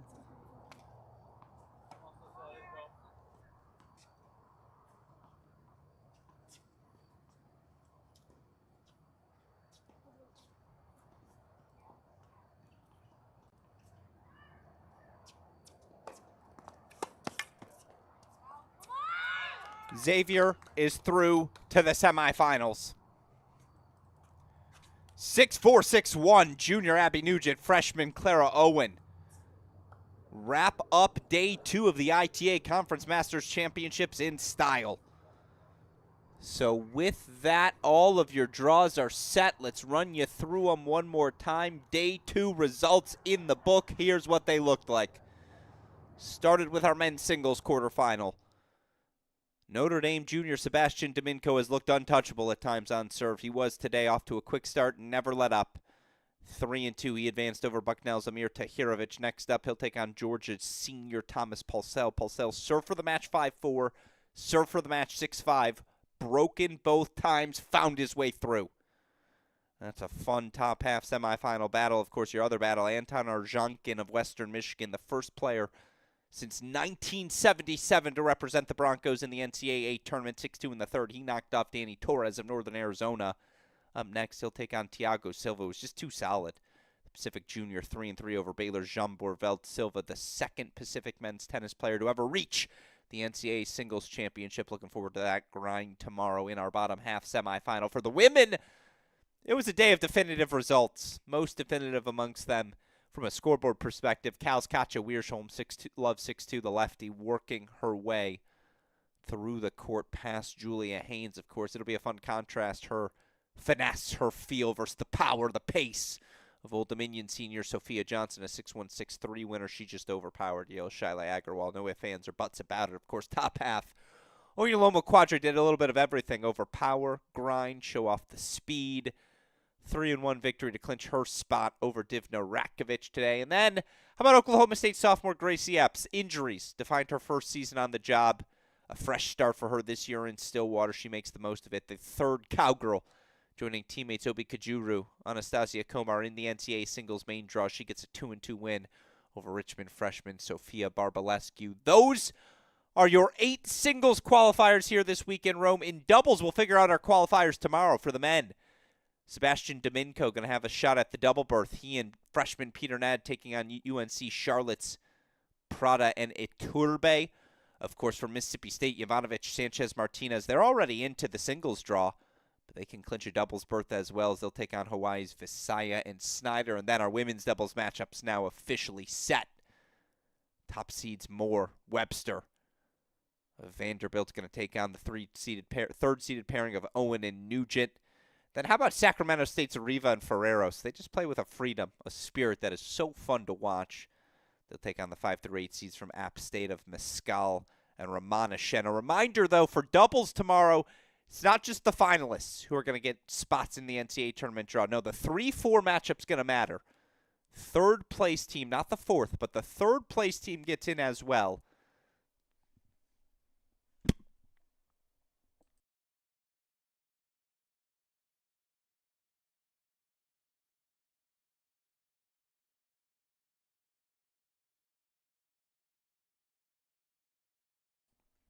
Excuse me, was fighting off a cough as long as I could.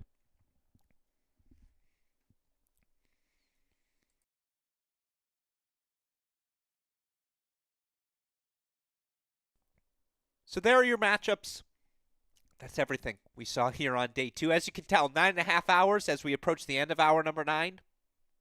Hour number 10, excuse me. That's how math works. That's probably where we need to sign off. One more time. The matchups tomorrow. Men's singles semifinal. Domingo, Paulsell, Arzhankin, and Silva. Women's singles semifinals. It'll be Apps, Quadre, Wiersholm, Sophia Johnson,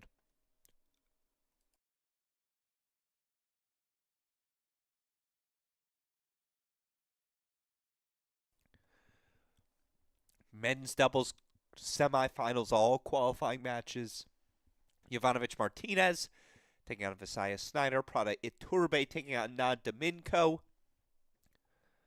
And then the final, our women's doubles, Moore Webster taking on Owen Nugent. Riva Ferreros taking on Mescal and Ramanishen. Of course, before I sign off, I thank you as always to the ITA team on site in Rome, Georgia. They facilitate everything you see on your screen, have ensured we have scoreboards for all of you to monitor, and ensure more than anything we have had a smooth first fall here in this new college tennis format. Of course, a thank you here on our end to the Cracked Rackets team, Dalton Thieneman, Daniel Westhoff behind the scenes. They make everything you see on your screen possible. Of course, a thank you as well to all the sponsors behind the scene who support college tennis. It takes a community to do so, and in the ever-changing environment of college sports, we appreciate all of you proving that college tennis belongs moving forward. Of course, with that said, we will be back for Day 3's action tomorrow. Signing off for now for everyone who contributed to our coverage here today. I've been your host, Alex Gruskin. You're watching the 2024 ITA Conference Masters Championships.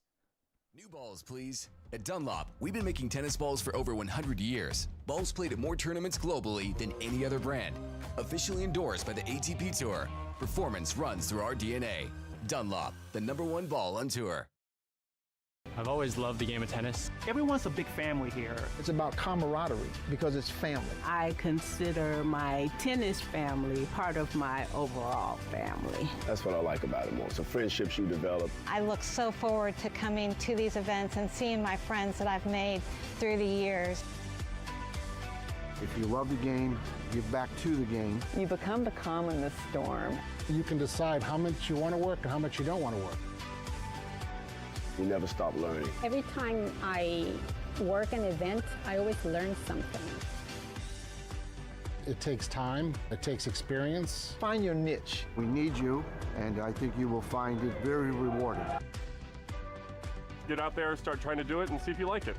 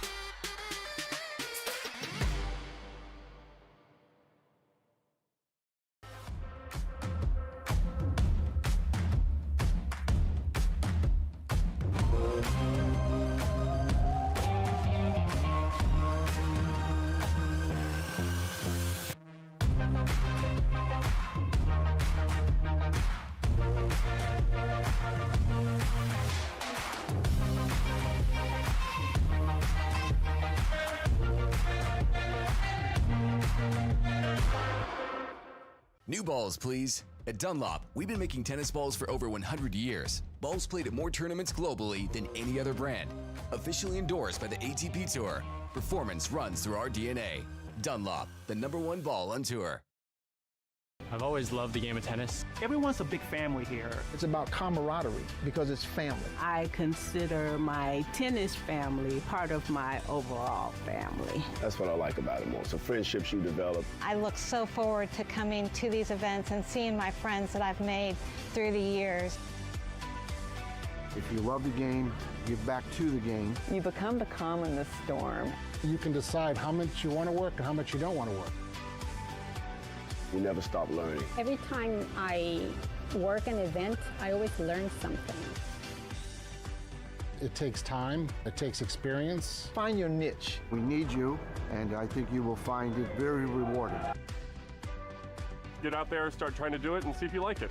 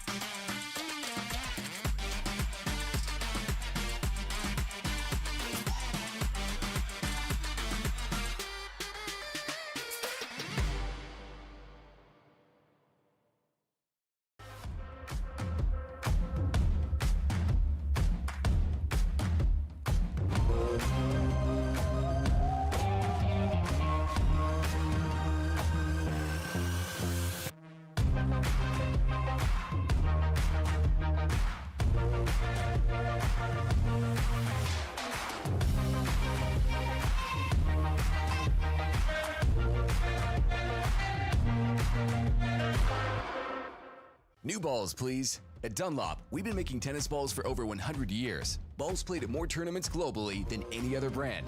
Officially endorsed by the ATP Tour. Performance runs through our DNA. Dunlop, the #1 ball on tour. I've always loved the game of tennis. Everyone's a big family here. It's about camaraderie because it's family. I consider my tennis family part of my overall family. That's what I like about it most. The friendships you develop. I look so forward to coming to these events and seeing my friends that I've made through the years. If you love the game, give back to the game. You become the calm in the storm. You can decide how much you want to work and how much you don't want to work. You never stop learning. Every time I work an event, I always learn something. It takes time, it takes experience. Find your niche. We need you, and I think you will find it very rewarding. Get out there, start trying to do it, and see if you like it.